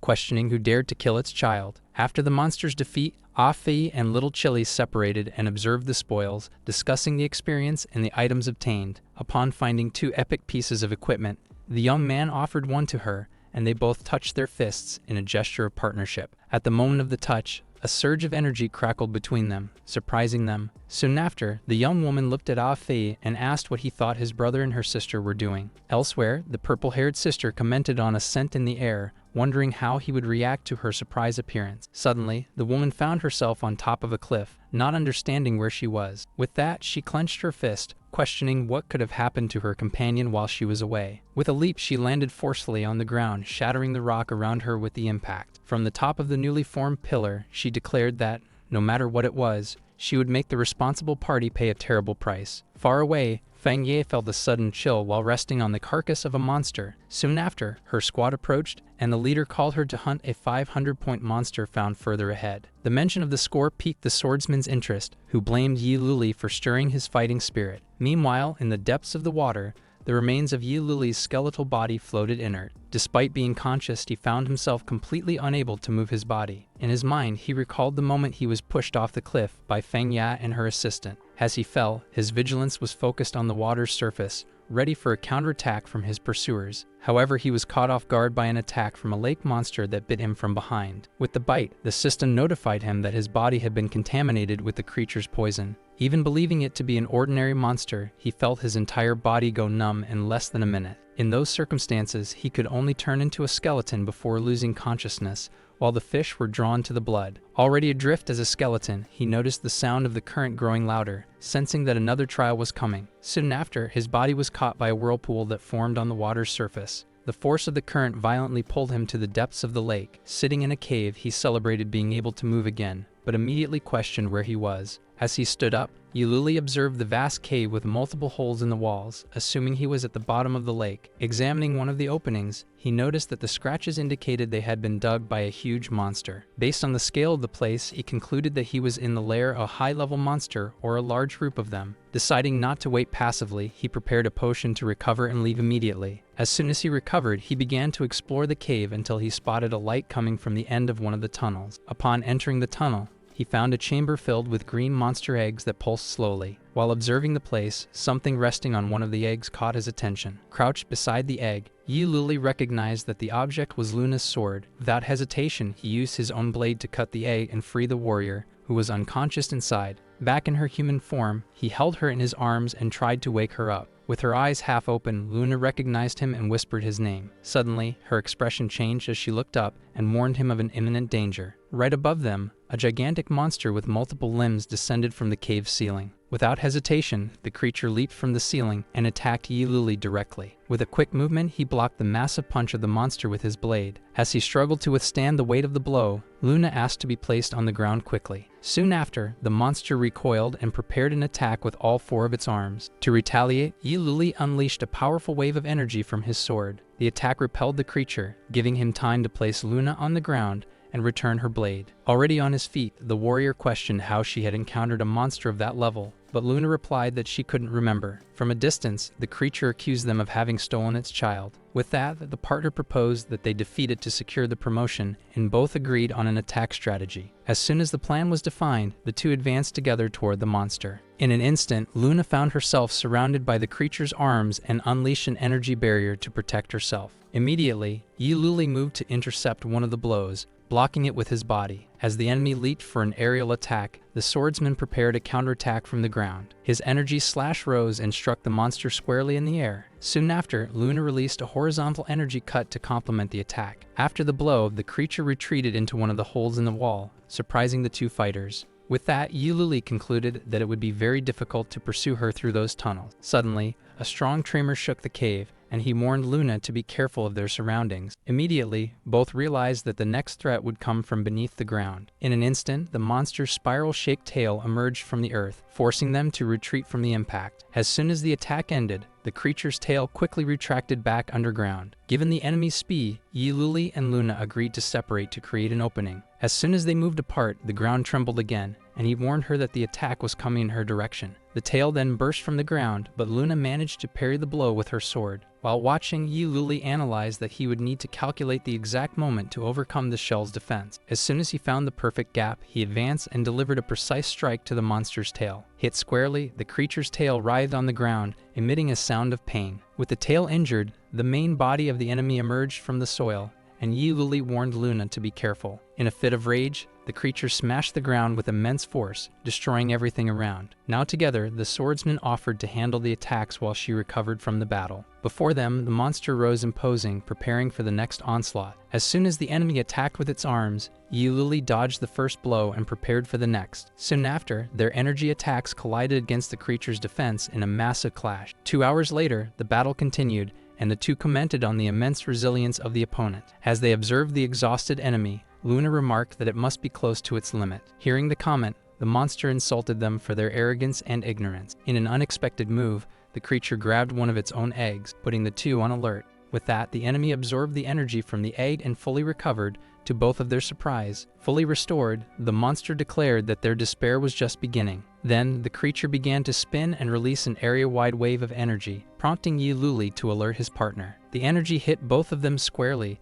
distorting their perception of their surroundings, and so the distorted scene changed to the interior of a cafe where a cup of coffee was being prepared. Soon after, a waitress delivered the drink to Yi Luli and a figure identical to him, who thanked her for the service. Then, after receiving the coffee, the two remained seated in silence for a moment. Then the other figure stated that the young man already had an idea of the answer he was seeking. However, in response, he declared that as long as there was a chance, he would never give up. While flipping through a book, the figure recalled the brothers' journey and questioned whether the long lack of news might be a bad sign. However, the warrior countered that the journey was not in vain, as they had obtained a lead on the infernal purgatory with Wu Yu. Suddenly, the figure slammed the book shut and asked how long he would continue lying to himself. Thus, he reminded him that this was merely a game made of codes and that he should inherit his older brother's will. In light of those words, the young man remained silent with his gaze lowered. With a hand on his shoulder, the figure advised him to wake up and not forget his own dreams. Moreover, he reminded him of his true goal, which was to open an orphanage for children. Finally, he concluded that his place was not having fun inside a game. In a swift motion, he grabbed the figure by the collar, identifying it as a heart demon created by the monster. And as the illusion shattered into pieces, she questioned whether it was truly false or if it was he who was fleeing from reality. Soon after, as the illusion faded,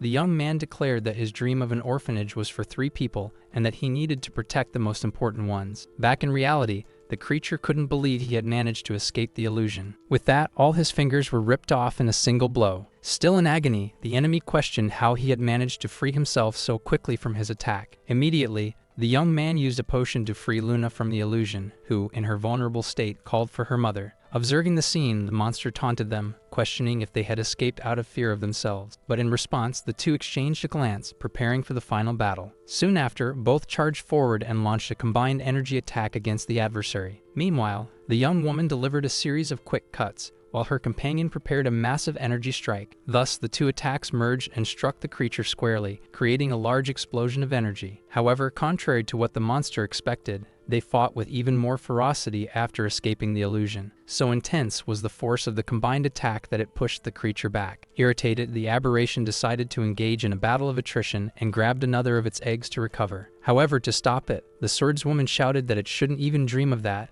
and launched a powerful energy slash. Thus, the circular attack flew at high speed and severed one of the monster's arms before it could reach the egg. But angered by the injury, the enemy decided to retreat to one of its holes. However, shortly after, the hunter appeared behind the creature, questioning its intention to escape. With a single blow, he finished off the threat, which fell lifeless to the ground. After the victory, they both touched hands, and he apologized for taking all the points from the kill. As they planned to leave, the young man promised to help her accumulate points in the 2 days remaining. Suddenly, a mysterious voice questioned them if they had permission to leave, as they both looked around in confusion. Despite having received the points, he noticed that the voice came from the monster's corpse, whose belly began to move. Gradually, the area of the stomach started to pulse until a hand covered in green slime tore through the flesh and emerged. With a laugh, a new creature with multiple arms emerged from the corpse, celebrating its newfound freedom. Soon after, the new enemy turned its attention to the two players. Without hesitation, the creature charged towards them, questioning if they were the ones responsible. Quickly, the aberration kicked Luna, causing her to be taken down. With a single movement, the monster hurled her against the ground, creating a large explosion of debris. Then, the warrior attacked with his sword, but his strike was blocked by the creature's arm. In response, the aberration opened its mouth and fired an energy sphere that exploded upon hitting its target. Finally, while stretching, the new creature called them weak and commented that the previous monster deserved to die if it was defeated by them. Suddenly, the monster poked its own ear and asked how long the two intended to stay on the ground. Then it stomped its foot on the ground, lifting all the stones around. As the fragments rose, the warrior unleashed a slash while her partner advanced with multiple strikes. They attacked simultaneously, but the creature simply extended an arm and stopped each of their blows with a hand. Then, declaring that it was boring, it threw both of them to opposite sides with a simple motion. Shortly after, the being turned to the huntress, claiming to have lost interest and offering one last chance for them to attack. With that, it explained that the fight for survival was the best appetizer, while the companion was already preparing to accept the challenge. Thus, she took a deep breath and advanced with her technique towards him. Next, she executed her moon wheel ability, but the enemy merely asked if that was all. And as the disc flew straight past, it declared that the chance had ended, but the young woman commanded the energy to return. Immediately, the luminous circle changed direction and came back. However, the creature realized that this attack was merely a distraction, noticing that the real threat was coming from behind. Taking advantage of the opening, the hunter appeared, but was interrupted by the slime expelled from the enemy's mouth. Soon after, the backstab ability was activated, appearing from behind and landing a critical hit on the deformed body. With the precise attack, the being began to fall, confirming that their plan had worked. However, the adversary snapped its fingers, sucking the energy from a nearby egg. Thus, with its body renewed, it praised the joint offensive, while the duo understood that it could use the eggs to recover. In front of the field filled with cocoons, they realized that as long as they were there, the creature could not be defeated. Then, the monster commented that the two were much more efficient together than apart. Soon after, it declared that this would be the last time they fought as a team, as it would separate them to make them feel despair. With that, it activated its duplication ability and split into two identical copies. Immediately, the clones advanced and attacked the duo with a simultaneous and explosive charge. While blocking one of the blows, the hunter noticed that the power had diminished, but the resistance was still difficult. However, each copy focused on a different target, forcing them to defend themselves separately. At that moment, he shouted for his ally, but she asked him not to worry while the enemy taunted him for the distraction. Taking advantage of the opening, the monster struck hard and sent the young man flying with a powerful blow. Even after being hit, the young man displayed a slight smile that left the adversary confused. Then, mid-air, he activated his Hunter's Blade ability, releasing numerous energy cuts around him. The attack spread out and hit all the eggs in the cave, but the creature mocked, saying that would keep it busy for a good while. However, it noticed that the destructive power of each cut was progressively increasing. Feeling that something was wrong, it advanced towards the enemy. In desperation, it tried to intercept the attack, which concentrated on a single point. With that, the collision of the two energies generated a massive explosion that devastated the center of the cave. When the smoke cleared, it admitted not expecting that trick, while the hunter observed the opponent still standing. Without hesitation, the warrior used a potion to reactivate his ability and advanced to finish it off before it could recover. Seeing the charge, the creature crossed its arms and began to channel energy in one last effort. Even so, he ignored the enemy and aimed his sword directly at one of the last eggs on the ground. At the last second, the cocoon broke open and a new insectoid creature emerged to block the blow, while the others began to hatch. Finally, surrounded by an army of insects, the young man heard the monster lament that he came close, but would not have another chance. While the hunter fought to defend himself from the swarm, the main creature watched from afar. Then, the monster laughed, stating that its opponent's ability was powerful but useless if interrupted at the start. Next, it sat on one of the insects and said it would enjoy the scene of him being surrounded. Even outnumbered, the warrior continued to cut down the creatures advancing towards him. On the other side, the copy relentlessly attacked the swordswoman, who blocked the blows with her blade. With a continuous assault, the enemy managed to overwhelm the young woman's defense. Soon after, it landed a direct hit that sent her flying. After colliding with the cave wall, the girl fell to the ground, injured and gasping for breath. Then the adversary approached and taunted her, saying that separating them was easy and questioning if she could retaliate alone. Shortly after, it stated that there was nothing more disappointing than a prey that does not strive to survive.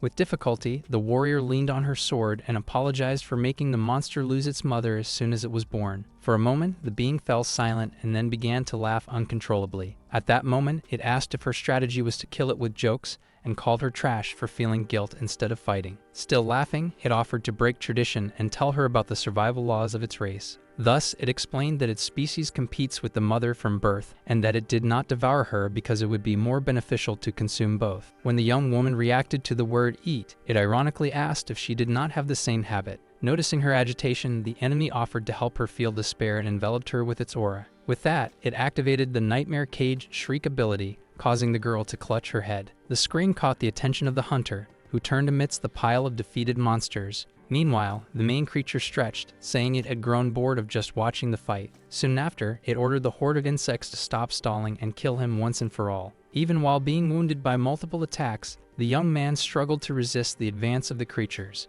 The swarm then leaped at him from all directions in a final attack. As a last resort, he jumped high, away from the pile of monsters. At that moment, a series of notifications announced his level up to 30 and the acquisition of the new ability Shadow Clone. Seeing the horde attacking the empty pile, the main enemy kicked one of the insects and ordered them to finish it off quickly. The creatures then stopped and looked at the bodies, questioning where the person had gone. The monster became enraged upon realizing that its food had been stolen, while the insects stirred around. Suddenly, a new figure appeared in the distance, and the creature challenged him, asking if everyone wanted to face him. To their surprise, the new figure was a clone of the hunter, who faced the adversary with the same stance. Immediately, the reflection unleashed its own energy cuts, decimating the insectoid creatures in its path. At that moment, the main being observed the scene, questioning how this was possible if the rival was supposed to be dead. Realizing that the number of cuts was a threat, he desperately ordered them to stop him. Even with the order, the attacks converged and completely enveloped the monster that was on the pile. Soon after,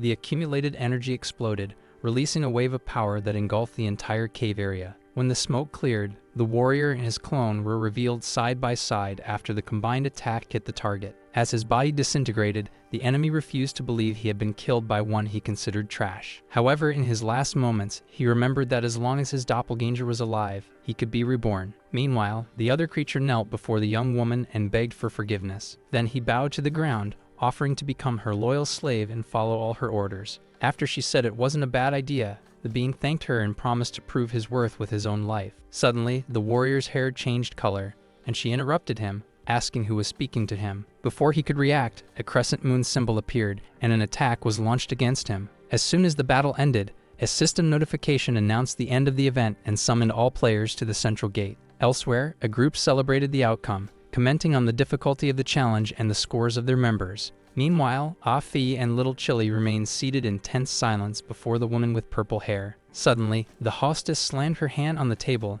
and stated that there was something wrong with the behavior of the two. Soon after, the young Chile offered to help Ah-Fi gather information about his older brother. Upon hearing this, the boy panicked, and the woman explained that his relative had been ambushed on his way to meet her. Still incredulous, Ah-Fei refused to believe that anyone could defeat him, but his friend reminded him that his sister's intuition was always accurate. The purple-haired observer then grabbed the boy's shoulder, agreeing that the man she had chosen was indeed extraordinary. Completely terrified, Ah-Fei screamed internally, calling for help from his second brother. At that exact moment, the hunter arrived carrying his partner, being called husband by the woman with the intense gaze. On his back, Luna asked to be put on the ground, but the young man insisted that she not exert herself. The mysterious purple-haired woman observed the interaction between the two with a calculating expression. Soon after, she advanced toward the newcomer, but was held back by Ah-Fei and his sister, who asked her to calm down. Ignoring the two, the woman formally introduced herself to the warrior, saying her name was Hua Jiao. She then declared that she was his future wife and his one true destiny. The unexpected statement left the entire group in a confused silence, with Ah-Fei hiding behind his brother. Suddenly,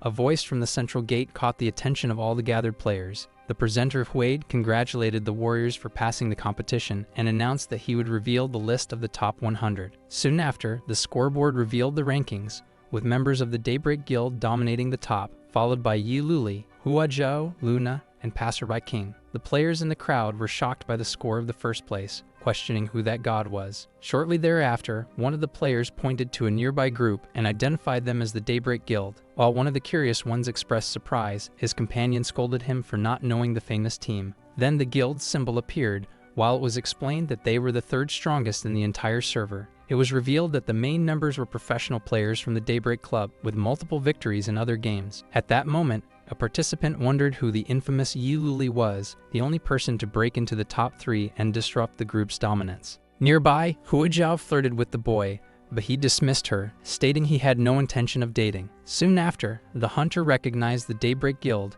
recalling the warrior Feng Ya, one of its members. Then the presenter congratulated the top 100 and released an experience reward, causing many to level up. With that, the entire group of the protagonist advanced several levels at once. Then, Huade announced that the selection was not yet over and asked everyone to cross the portal to the second phase. Excited about the prize, the players hurried towards the portal for the next stage of the competition. On the other side, they were welcomed by a large hall with a matrix of magical teleportation. As soon as they arrived, everyone was transported by beams of light to separate platforms. Immediately, each one was isolated and positioned on floating platforms over an abyss. Confused, the warriors began to question where they were and why they had been separated from their companions. Suddenly, a new host with a box on his head appeared on a pillar of light in the center of the hall. At that moment, the master of ceremonies introduced himself and explained that the second phase would be an intelligence test in the form of a detective game. Shortly after, he announced that he would distribute cards with identities and clues to each player. The young man then received his card, understanding that it was a game of conversation and reasoning. With that, the host declared the official start of the second phase and began to narrate the story of the case. The plot involved the murder of Warrior X, who was found dead in a fountain after a banquet. Soon, the first suspect, identified as squad mate, was introduced. Next, the second suspect, the daughter of a minister, was revealed. Finally, the third involved party was shown, identified as the guard captain. Then the host continued the presentation, revealing the fourth suspect, a scholar of the kingdom. Finally, the fifth and last suspect was displayed, a high priest. With everyone introduced, the master pointed to the players and challenged them to find the truth within the game. And then the host officially declared the start of the game. He soon explained that the process would begin with suspect A and proceed clockwise around the platforms. Thus, the first accused introduced himself as a squad mate and childhood friend of Warrior X. When questioned about evidence, he claimed to be a good person and that, due to his identity, there would be no reason to suspect him. But when asked about who he suspected, the player admitted that he still couldn't decide. However, he pointed out that, based on appearance, Suspect E did not seem like a decent person, thus ending his turn. Next, Suspect B introduced herself as the daughter of a minister and revealed that Warrior X had saved her life. As proof of her innocence, she confessed that she felt nothing but admiration for the hero since she was rescued. Furthermore, the young woman argued that, due to her fragile health, she would not have the strength to commit the murder. But when asked about her suspicions, she stated that everyone seemed like good people, although there was a clue in her card. Thus, she revealed that her father's spies saw guard captain Suspect C arguing fiercely with the victim before the crime. With the accusation in the air, the host announced the end of the minister's daughter's turn and passed the word to Suspect C. Then the guard captain introduced himself as responsible for the kingdom's security and claimed to have no connection to Warrior X. When questioned about the fight, he explained that he discovered the warrior was not a hero, but rather a womanizer seeking fame. But he concluded that, although he considered the victim unworthy, he would never go against the king's will, denying being the murderer. Additionally, he claimed that his alibi was solid, as he was maintaining order at the banquet in view of everyone. For his accusation, the captain revealed that the relationship between Suspect B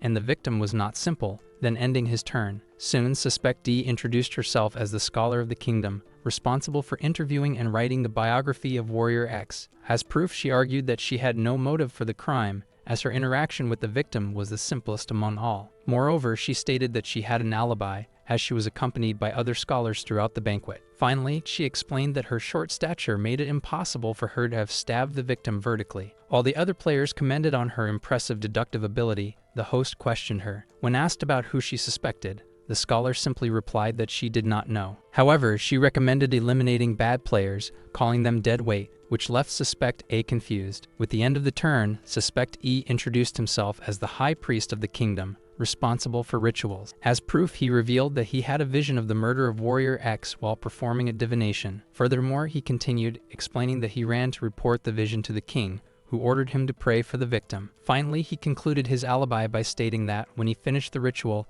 the victim had already been attacked. And in her accusation, she suggested using reverse logic, stating that the least likely person was the most suspicious. Then the host concluded the first round of speeches and asked everyone to prepare to point out the murderer. As soon as the counting finished, everyone simultaneously pointed to the suspect they believed to be guilty, and the scoreboard revealed that Suspect A received 3 votes, leaving him incredulous with the accusation. Shortly thereafter, the host announced the elimination of the young man, whose platform opened and made him fall into the abyss. Then it was revealed that A's identity was that of a team member, and the game continued with the others. And while congratulating the survivors, the host announced that everyone would receive a new clue, but warned that one of them would be false. With the suspect eliminated, he declared the start of the second round of speeches, beginning with the minister's daughter. Thus, the player revealed that her new clue stated that the captain obeyed the king's orders, who had also commanded the priest to pray, and she soon commented that this clue could be the false one, comparing the submission of certain people to a facade. Next, the captain shared his clue, stating that, according to the guards, the priest remained at the altar all night, and he concluded that the explanations of the scholar and the religious were reasonable, but he began to suspect the young woman for not addressing the previous accusation. Shortly after, the scholar revealed that her clue indicated that the minister's daughter had an obsession with the victim, even collecting her items, and she continued the accusation, stating that the suspect was the only one to leave the banquet early, which was immediately denied. Taking the floor, the priest remained silent for a moment before speaking. And finally, he shared his clue, revealing that his divination showed the scholar as a trustworthy ally. With that, the host concluded the second round of speeches and prepared for the final vote. As soon as the counting finished, the 4 remaining players pointed to whom they believed to be the murderer, and the scoreboard revealed that the minister's daughter was the most voted, which left her furious with the others for not knowing how to play. Then she pointed to the scholar, accusing her of having deliberately attacked her out of jealousy. But even with the protests, her platform opened, and the player was eliminated while shouting one last threat. Shortly thereafter, it was revealed that the young woman's identity was that of a team member, and the game continued with the 3 remaining suspects. And then the host announced the third and final round of speeches, explaining that the discussion would be free and decisive. With that, the captain offered to start, proposing a summary of all the clues collected. However, the scholar immediately interrupted him,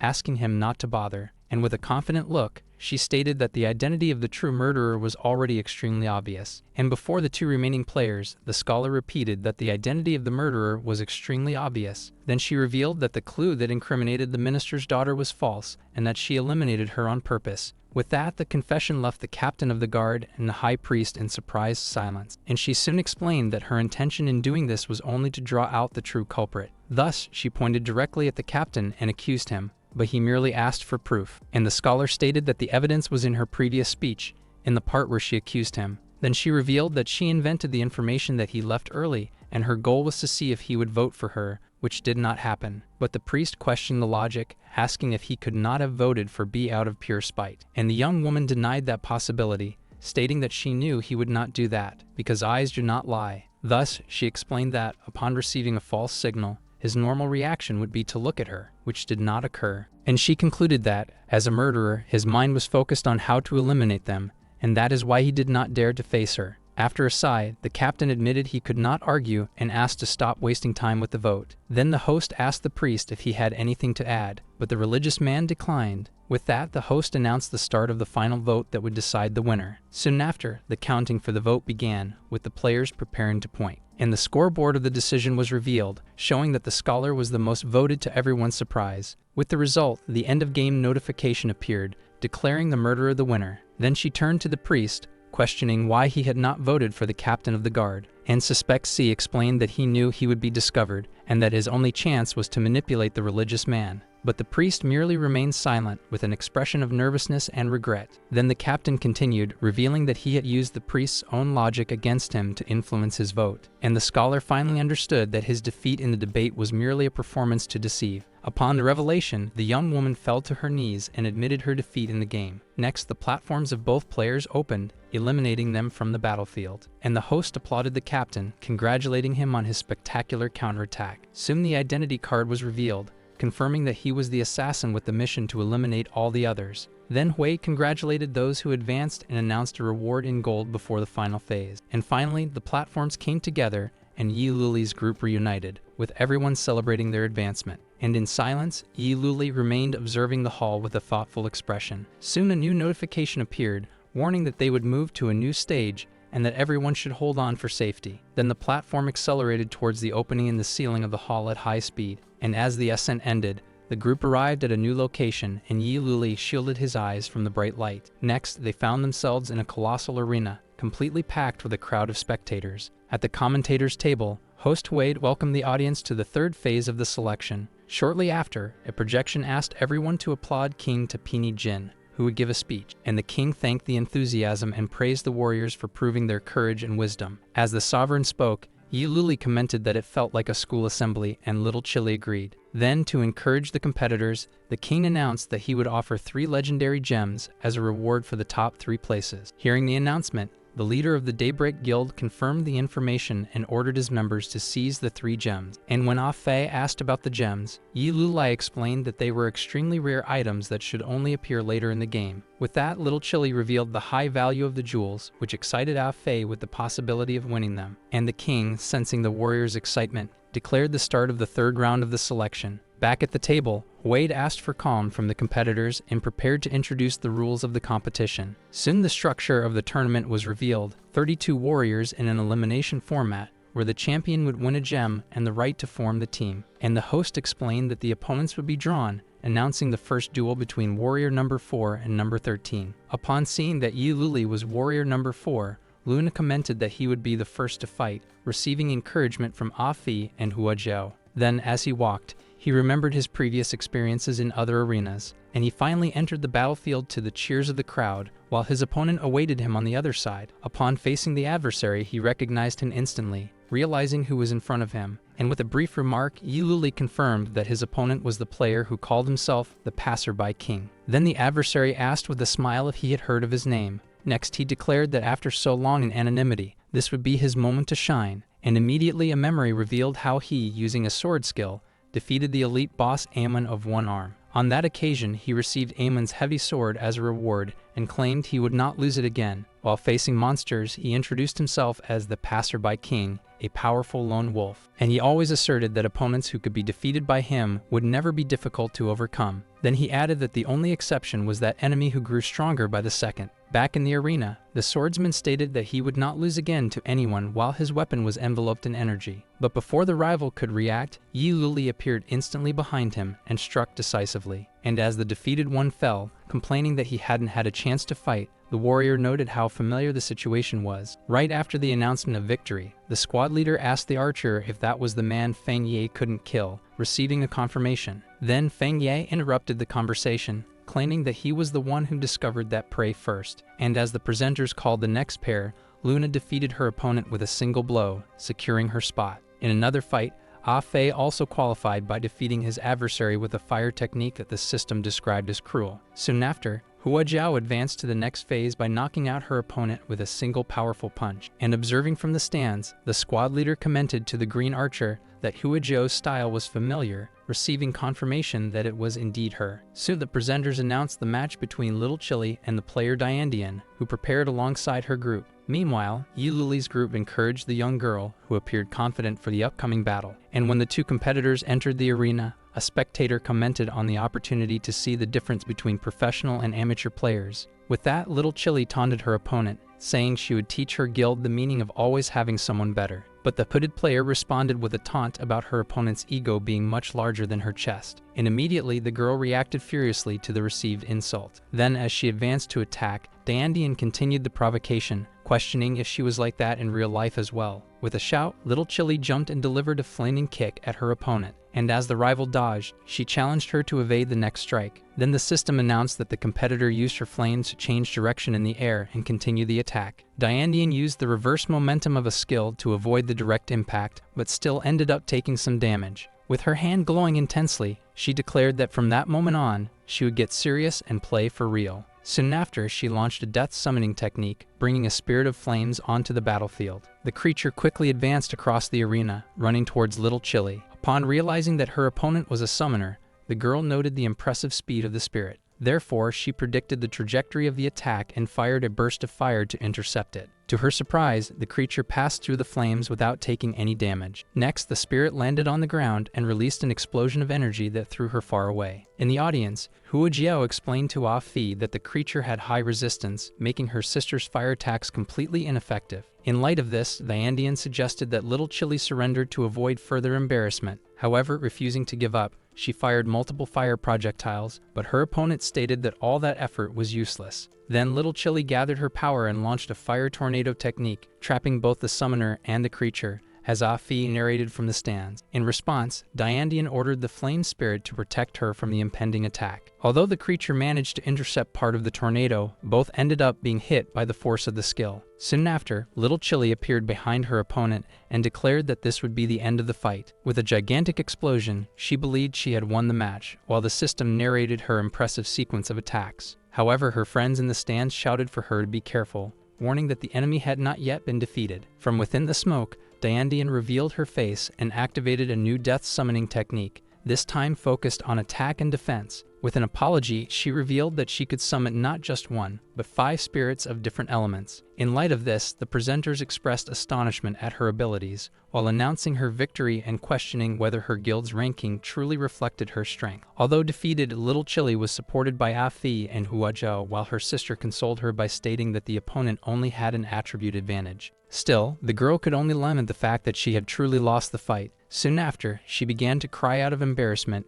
being comforted by the group, while Hua Jiao promised to take revenge for her. However, upon regaining her composure, she dismissed the consolation and stated that she would be fine, promising to work hard to become stronger. With that, she exploded in flames and swore never to lose to someone who mocked her body, revealing the true reason for her frustration. At that moment, Yiluli, observing the Daybreak group, commented to Luna that the members of that guild seemed to be formidable opponents. At the commentary table, Hawaii praised the match and expressed anticipation regarding the performance of the other players from the guild. Immediately, the system announced that the next competitor would be Feng Ya, also from Daybreak. As soon as he entered the arena, he attacked his opponent relentlessly, shouting that he was too weak to face him. Soon, the system narrated that Feng Ye gave no chance to his adversary, who was completely dominated and defeated. Next, it was the Green Archer's turn, the third member of the guild, to step up for combat. As soon as he fired an arrow, the rival prepared to block the projectile, believing it to be just a simple attack. However, he panicked upon realizing that the arrow had split into several right in front of him. With that, the multiple projectiles hit him from all sides, completely breaking his defensive stance. Logo, he fell defeated as the system explained that each trajectory had been calculated to hit vital points. Then, the announcement of the next match echoed through the arena. Immediately, the competitor Lei Dao advanced against her opponent. With a swift movement, she launched him into the air with a powerful punch. Before he could recover, he was hit again by a precise strike. Thus, the system declared Li Dao's lightning victory, who defeated her adversary without even drawing her sword. Following that, the announcement of the next fight was made, and the fighter stepping into the arena showed signs of nervousness. However, instead of fighting, the leader of his squad corrected his strategy and posture. He proceeded to instruct him on how to use the strength of his entire body for the attack. As the commander continued giving instructions in the arena, a spectator questioned whether they were actually fighting. Shortly after, the warrior thanked him for the guidance and surrendered, while the leader declared the match's forfeit. Finally, the presenters, already exhausted from the events, announced the next round of competitors. Thus, two fighters agreed that it made no sense to continue and decided to surrender. And so, the arena fell momentarily silent after the multiple forfeits. Then, Iiluli observed that the other competitors had lost the will to fight, leaving only the Daybreak Guild as a challenge. Finally, the presenters announced that due to the guild's dominance, the last spot in the top 8 would be decided in a fight between the summoner and Luna. As her group cheered her on for the fight, Luna thanked them for their support and promised to give her best. As she approached the arena, Iiluli wished her good luck for the battle ahead. Soon, the two competitors faced each other in the center of the field, while the crowd shouted the name of the Daybreak Guild. With that, the summoner taunted Luna, who responded by suggesting that she summon all 5 of her creatures at once. Still, the girl brought forth only 2 of her spirits, stating that it would depend on whether Luna was worthy of the effort. Immediately, the swordswoman activated a skill with her blade and charged at her opponent at high speed. Then, the young girl commanded her creatures to attack to prevent the opponent's approach. At the last moment, she used a water shield to protect herself from the impending attack. Even after the defense, she realized that the strike was faster than she had expected. At that moment, Luna appeared right in front of her, with the blade already at her neck. With her rival immobilized, she stated that she should fight seriously, as a form of respect. From the stands, Iiluli's group praised the swordswoman's attitude and continued to cheer for her victory. While watching the fight, the squad leader commented that his companion had underestimated her opponent and hoped she would learn the lesson. With a smile, the summoner scoffed at the warning she received. Shortly after, she summoned all 5 spirits and questioned whether Luna truly believed she had a chance to win. With that, she declared that she would demonstrate the difference in power and commanded all her creatures to attack. As the swordswoman advanced, the water and fire spirits launched combined attacks in her direction. Immediately, she noticed that the gold spirit was also preparing to attack from above. The creature unleashed a rain of feathers that forced the young girl to run across the arena to dodge. While evading, the wood spirit attempted to ensnare her with its roots, but the attack was avoided. Soon after, the earth spirit activated a skill that created a coffin of rock and vines, trapping her opponent's feet. In an instant, the rock formation closed completely, imprisoning Luna within the structure. With her rival trapped, the summoner declared that victory would ultimately be hers with ease. From the stands, Hua Jiao commented that even Luna couldn't defeat her, while the rest of the group reacted with concern. Still, Iiluli remained watching the scene in complete silence. Still confident, the summoner congratulated her creatures for their excellent performance in the battle. Then, in a moment of concentration, both Iiluli and the swordswoman prepared for the turning point of the battle. With a giant sword slash, the warrior freed herself from the rock prison and charged at the creatures. Next, she leaped toward her opponent, who watched in surprise at the counterattack. Upon landing, the young girl created a powerful wave of energy that spread throughout the arena. To defend themselves, the summons formed an elemental barrier, which was immediately attacked. Soon after, the strike continued, colliding against the multiple assaults of the creatures. As she was pressured, the summoner lamented how miserable that situation was. With that, she stated that the hateful feeling was returning and made her want to vomit. Immediately, a memory surfaced, showing her younger self curled up in a dark room. In the memory, her parents were arguing about the divorce while blaming her for the failure of the marriage. Thus, the scene continued with both pointing at her during the fight. Another memory showed her being accused by classmates of having seduced one of their boyfriends. Soon after, the aggressors held her down and threatened to record a video of her to expose in the group chat. Still in the memory, she reacted by biting one of the girls while the other recorded the scene as evidence. Then, a metaphor about the cruelty of the world emerged, questioning what one needed to do to keep living, suggesting that disguising oneself and developing fangs could ensure a better life. In another memory, a man praised her gaming skills while she thanked him for helping her with school bullies. Shortly after, the guy invited her to be his girlfriend, promising that no one would bother her at school anymore. Thus, she questioned whether that was the price to be paid, stating that the situation made her want to vomit. Suddenly, the man's arm was grabbed by someone,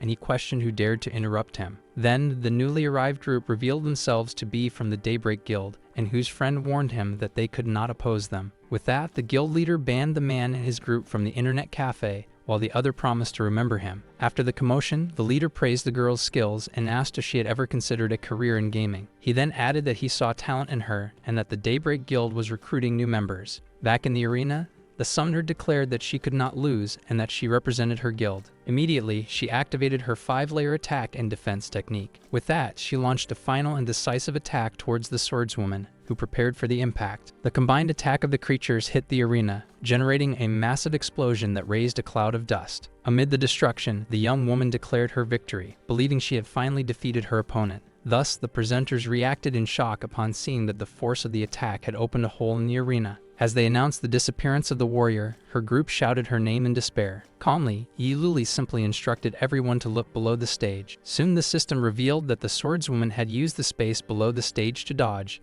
balancing herself on her sword embedded in the wall. As soon as she returned to the arena, the system explained to the summoner that the maneuver had not broken any combat rules. With a determined look, the swordswoman then declared that it was now her turn to attack. In response, the rival ordered her creatures to advance again, stating that the opponent should not dream of victory. With that, the warrior spun her sword and used a rotating blade technique to defend herself. The sword skill collided directly with the water and fire attacks from the summons. Soon after, the system explained that the collision of the opposing elements generated a dense steam that covered the entire battlefield. Within the fog, the summoner realized that she could see absolutely nothing around her. Shortly after, multiple points of light appeared in the sky as the combatant prepared her next attack. To defend against the rain of luminous attacks, the creature master ordered them to form a new elemental barrier. The light projectiles hit the barrier with force, breaking part of the defense. While trying to block a massive sword slash coming from the sky, the summoner prepared for the impact. Suddenly, the swordswoman appeared behind her and revealed that the aerial attack was just a feint. With the opponent distracted, she delivered the final blow that decided the match. As the fog dissipated,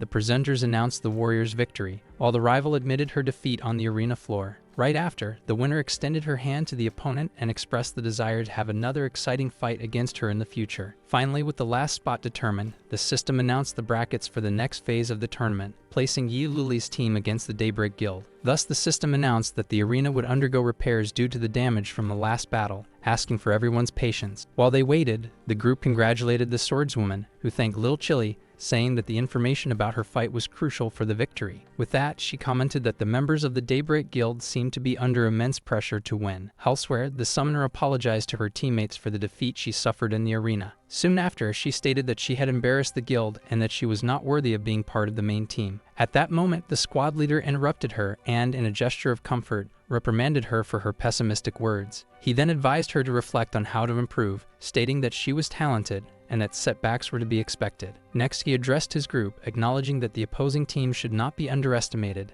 After the break, the presenters announced that the arena had been reinforced and that the competition would continue. With that, they revealed the next confrontation between Yi Luli and Feng Ye, who appear eager for the fight. In the arena, the challenger stated that this time no one would interrupt them, and the opponent agreed. As soon as the presenters gave the signal, the two competitors charged forward and clashed their blades in an instant. The impact of the first strike was so intense that it immediately cracked the reinforced ground of the arena. Soon after, the presenters shouted in surprise, questioning how the stage, reinforced 10 times, could break again. Ignoring the destruction, both continued to exchange blows at high speed, filling the arena with the sound of metal. With a war cry, Feng Ye delivered a powerful strike that made Yi Luli's defense tremble with the impact. Seizing the opening, the swordsman counterattacked with a spinning kick that forced his opponent to retreat. Following that, the challenger advanced with a sword slash, which the rival blocked at the exact moment of collision. After a brief pause, Feng Ye acknowledged the strength of his adversary but claimed that he had also become stronger. With that, the two charged at each other once again,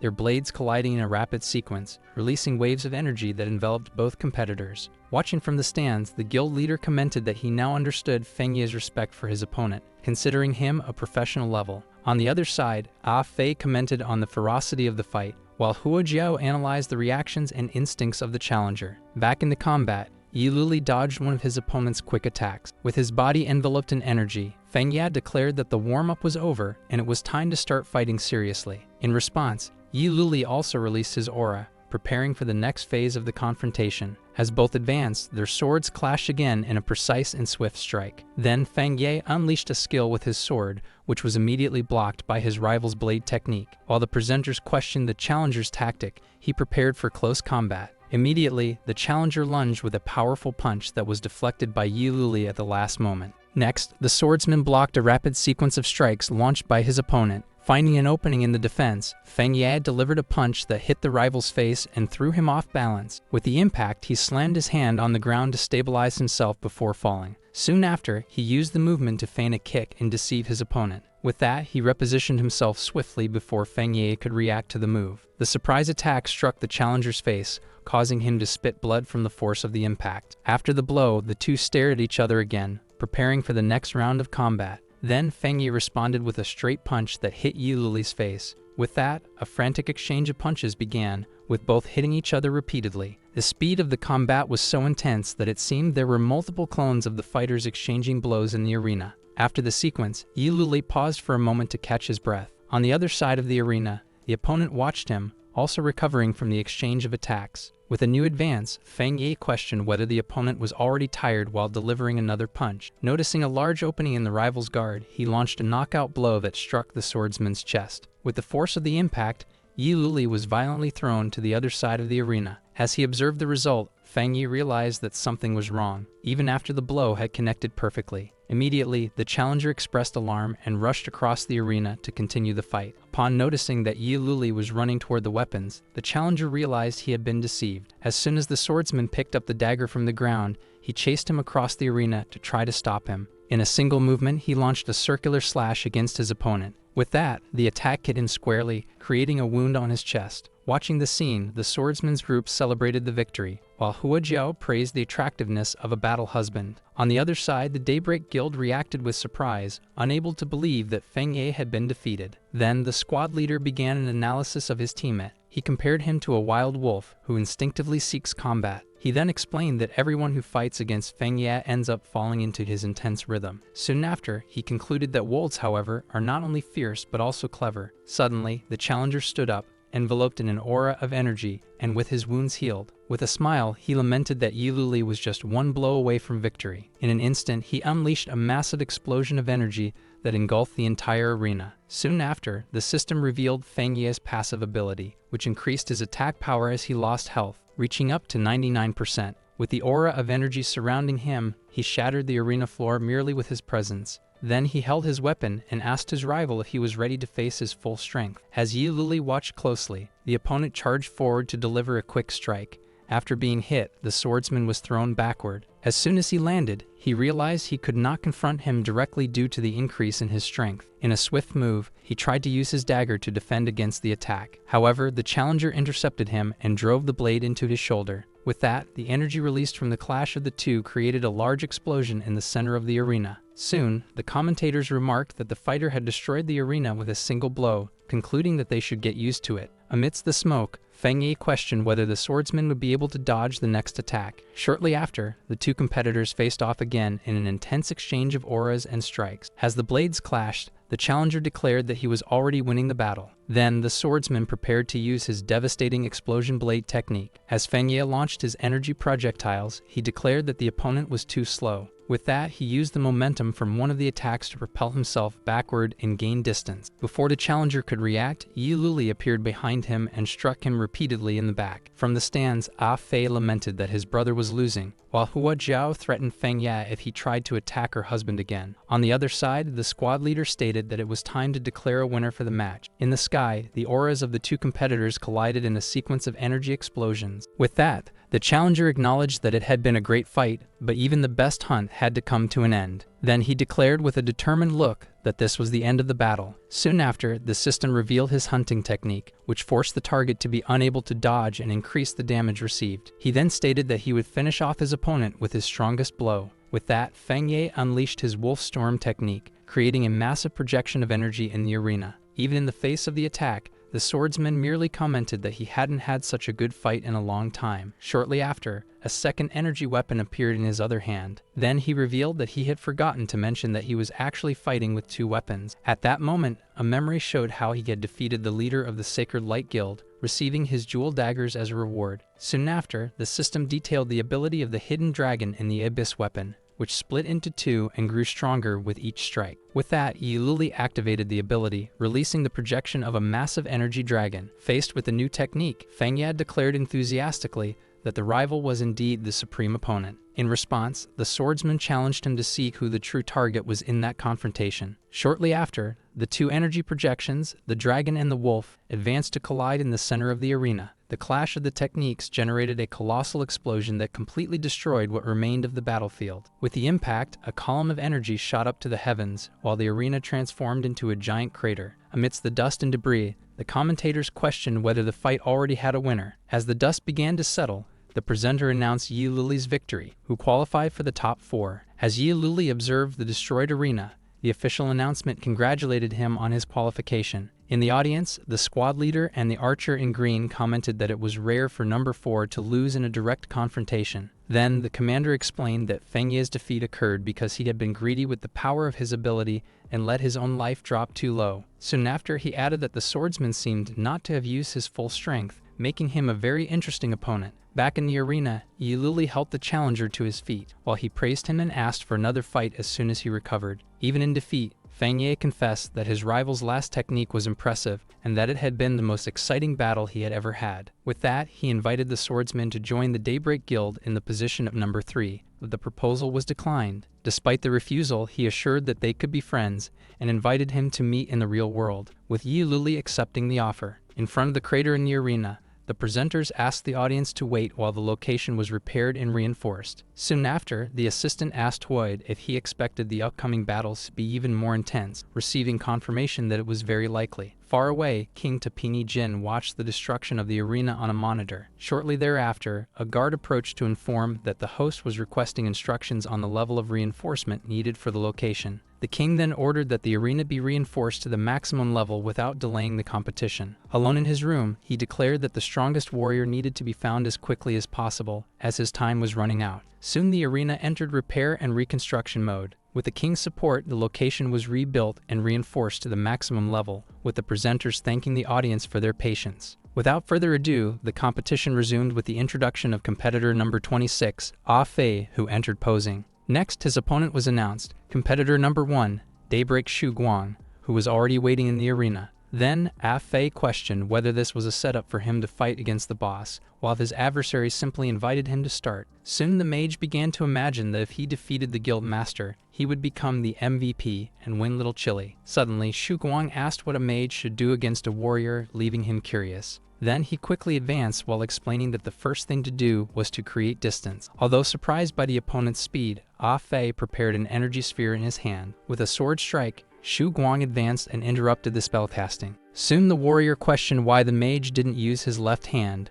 which would have a lower chance of being interrupted. Still, the young man disregarded the comment, replied that it was just luck, and prepared to attack again. Once again, his spellcasting was broken by the opponent's rapid advance. The assault continued relentlessly, nullifying Ah Fei's spells repeatedly. Finally, he managed to launch an attack, conjuring several fire comets against Shu Guang. Then the guild master acknowledged that the strategy was correct, but lamented that it would not be enough. With that, he repelled all the fire comets using only his sword. Next, the mage's casting was interrupted once again, leaving him paralyzed in place. Already on the ground, the opponent advised him to surrender, as his fighting spirit had dissipated. Even while fallen, Ah Fei remained unsure of what he could do to reverse the situation. As the presenters commented on the power difference, Little Chile shouted words of encouragement to him. Soon after, Hua Jiao remembered that the guild master's real name was Yang Guan, a professional player from the past. The story revealed that, after more than 100 tournaments, he had retired as a coach 2 years ago. Still, even with Little Chile encouraging him to get up,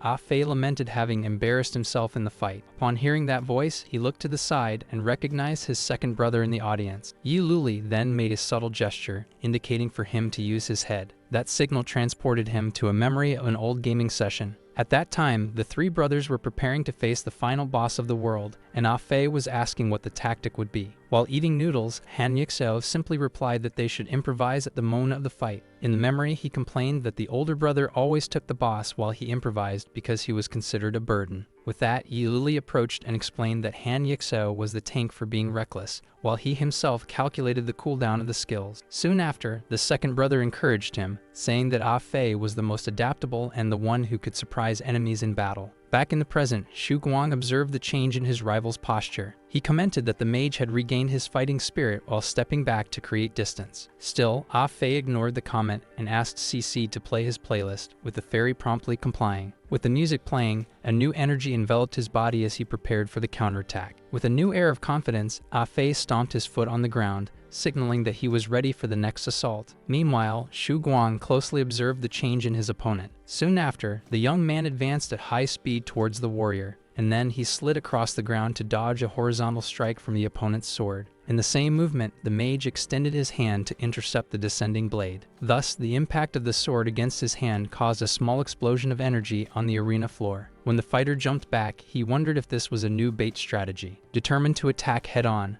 Ah Fei launched a fire comet directly at his rival. Amid the explosions, the swordsman commented that the attacks were too scattered and needed more precision. With that, the warrior leaped through the air towards the mage for a new attack. In response, the young man prepared a new skill, a tornado of flames. Immediately, a large fire tornado formed in the center of the arena. From the audience, little Chile celebrated the hit as the energy clashed within the whirlwind. Even with the strength of the skill, the announcer stated that Xu Guang was resisting the attack with apparent ease. When the energy dissipated, the swordsman emerged unscathed and praised the opponent's close combat skills for a mage. Despite the compliment, the warrior asserted that a mage was still a mage as he prepared to attack. With a new ring of fire forming around him, he commanded the music to stop. Soon after, joining his hands, he focused to invoke his most powerful skill. With that, a field of fire comets filled the entire sky of the arena, descending upon the fighter. The warrior was completely engulfed by the rain of energy, which caused a series of explosions. In the booth, Huade commented that this attack would have destroyed the old arena, while his assistant lamented for his glasses. While watching the smoke, Ah Fei wondered, panting, if the attack had finally had any effect. However, Xu Guang emerged from the dust with a shield, commenting that the demonstration was enlightening. From the audience, Hua Jiao questioned how he came out unscathed, and Yi Lulai explained that the skills were ineffective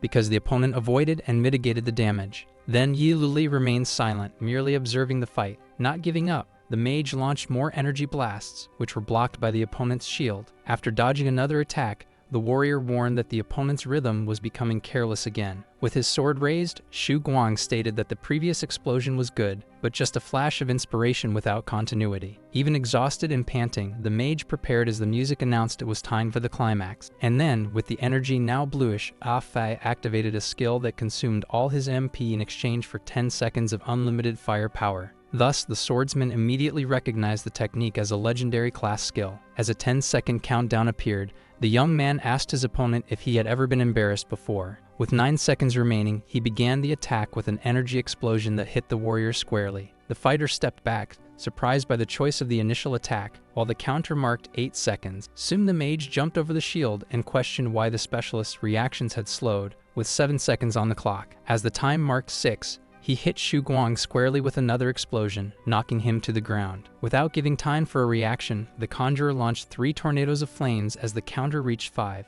Around them, the members of Daybreak commented that the legendary skill allowed Ah Fei to injure their leader, while his friends cheered him on. With only 4 seconds left, the young man prepared a barrage of 99 fireballs. Soon he combined them all into a single gigantic energy sphere as time ran out to 3 seconds. With 2 seconds on the counter, the mage launched the final attack. The immense energy sphere descended upon Xu Guang, while the clock marked the last second. Already without his helmet, the warrior raised the shield, knowing that taking that hit directly would result in his death. In the last second, the swordsman activated a parry skill with the shield, capable of reflecting a single enemy attack. With that, the immense energy sphere was completely reflected back towards the young man. Already out of MP, Ah Fei realized he had no way to defend against his own attack. Soon the blow hit him squarely, while his companions shouted his name from the audience. With the failed counterattack, the announcers declared Xu Guang the winner, who qualified for the top 4. As the mage fell, the opponent praised the suppression and the almost perfect use of skills during the 10 seconds of power. He called him a talented and imaginative player, stating that with more training he would reach a higher level. As he turned,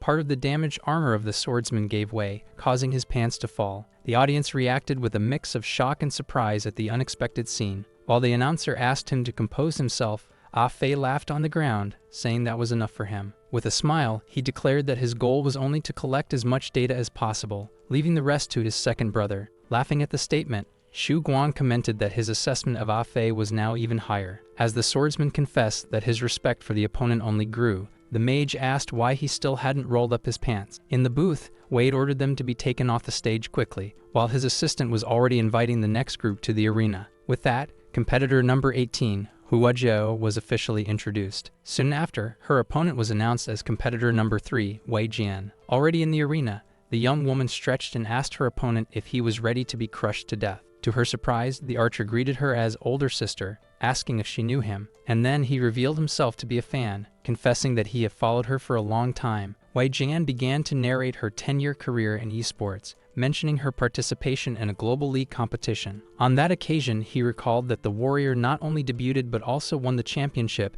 and took home the Best Player award. Shortly after, the young man listed her victories in shooting games, her rise in the AF Guild, and her ranking as the #1 professional for 3 years. With that, he concluded by saying that the legends about her were so many that he still felt the loss of her retirement. After the speech, Hua Jiao remained silent for a moment, just observing her opponent. From the audience, little Chile shouted a warning to her sister, saying that the archer was doing something behind her back. Turning around, the fighter saw Wei Jian with an aura of energy manifesting around him. As the energy expanded, he commented that he hadn't expected it to be so easy to buy time for his ability. Soon a giant demonic tree appeared in the arena, a skill that took 10 seconds to conjure and whose vines regenerate indefinitely. The presenters announced, surprised, that Wei Jian had summoned a gigantic tree in the middle of the arena. Positioned on one of the branches, the archer apologized and declared that she had already lost the fight. Unfazed, Hua Jiao questioned whether he believed he would win just because of that tree. With that, the young woman advanced directly toward the trunk of the giant tree. On her way, she jumped and began to dodge and destroy the regenerating vines that were trying to intercept her. From atop the tree,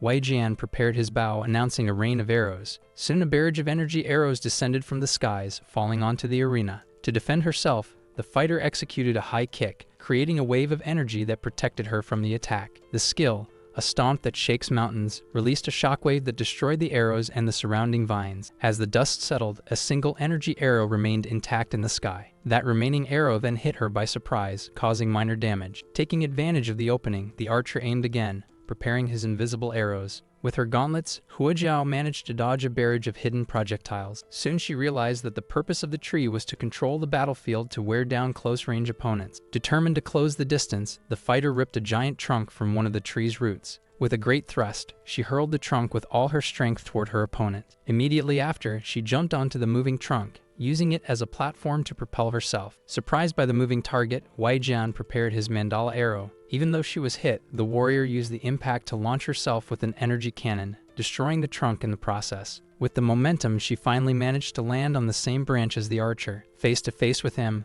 the young woman declared that she wouldn't give him time to prepare another arrow. In response, the rival fired a blank arrow at point-blank range, generating a wave of energy. The impact threw her backward, but the fighter managed to land safely on the arena floor. From atop the tree, the archer commented that she had become slow since her retirement, as it was obvious she had a card up her sleeve. Surrounded by purple energy, Hua Jiao challenged him to keep talking, as soon he would be crying. Suddenly, she spat blood and, amidst the purple energy surrounding her, realized that she had been poisoned. The opponent then revealed that the mandala arrow had a guaranteed hit and that his poison would not stop until it drained all her blood. While the warrior remained silent, Wei Jian taunted his idol, questioning how long she could persist under total control of the battlefield and the consumption of MP. Seeing the poison spread, Hua Jiao calculated that she would be defeated in just 30 seconds. With this in mind, the warrior devised a strategy to close the distance while dealing with the vines and the shots. The final plan was to avoid the repulsion ability and finish him off with her most explosive combo. Without giving him time to rest, Wei Jian shot a dividing arrow in her direction. The arrow multiplied in the air, surrounding her with multiple projectiles from all sides. With acrobatic movements, the fighter began to dodge the arrows. The deflected arrows hit one of the tree branches, which started to catch fire. Immediately, the archer fired more projectiles toward the fire in an attempt to hit her. Meanwhile, he reminded her that there were only 20 seconds left. Ignoring the warning,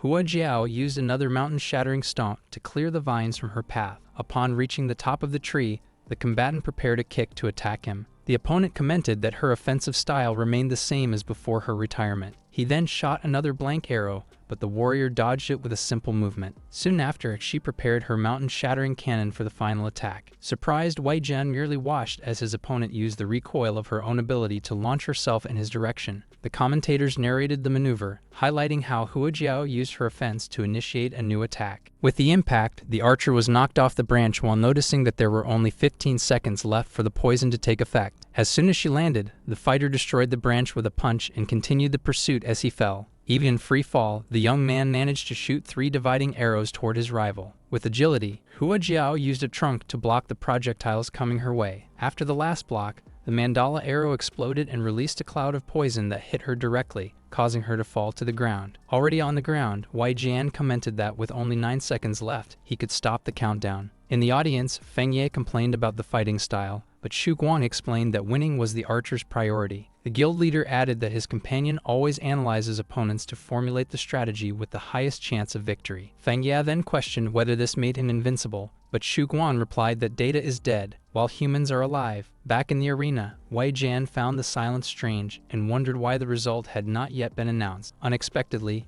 Hua Jiao appeared before him and declared that, with the new poison, he now only had 3 seconds left. To try to stop her, the archer shot another blank arrow at point-blank range. Effortlessly, the warrior dodged the projectile, which passed by the side of her face. With the marks of the poison spreading, the combatant unleashed her final ability, materializing several energy fists around her. The first fist nearly hit the rival in the face, while the countdown marked 2 seconds remaining for him. Even being struck, the young man declared that he still had 70% health and that victory was already his. One of the arms managed to hit him squarely, causing him to drop the bow. With a cry of effort, Hua Jiao focused to push her limits and increase the strength of the attack. The sequence of blows continued relentlessly, hitting the enemy from all sides without a chance for defense. With only 1 second left, the energy concentrated for the final blow. All the fists advanced toward a single point, causing a massive explosion. As the time hit 0, both were shown with severe injuries, bleeding from the final impact and the poison. Thus, the 2 competitors fell simultaneously in the arena. With both competitors down, the system announced that Hua Jiao and Wei Jian had been knocked out simultaneously. In the booth,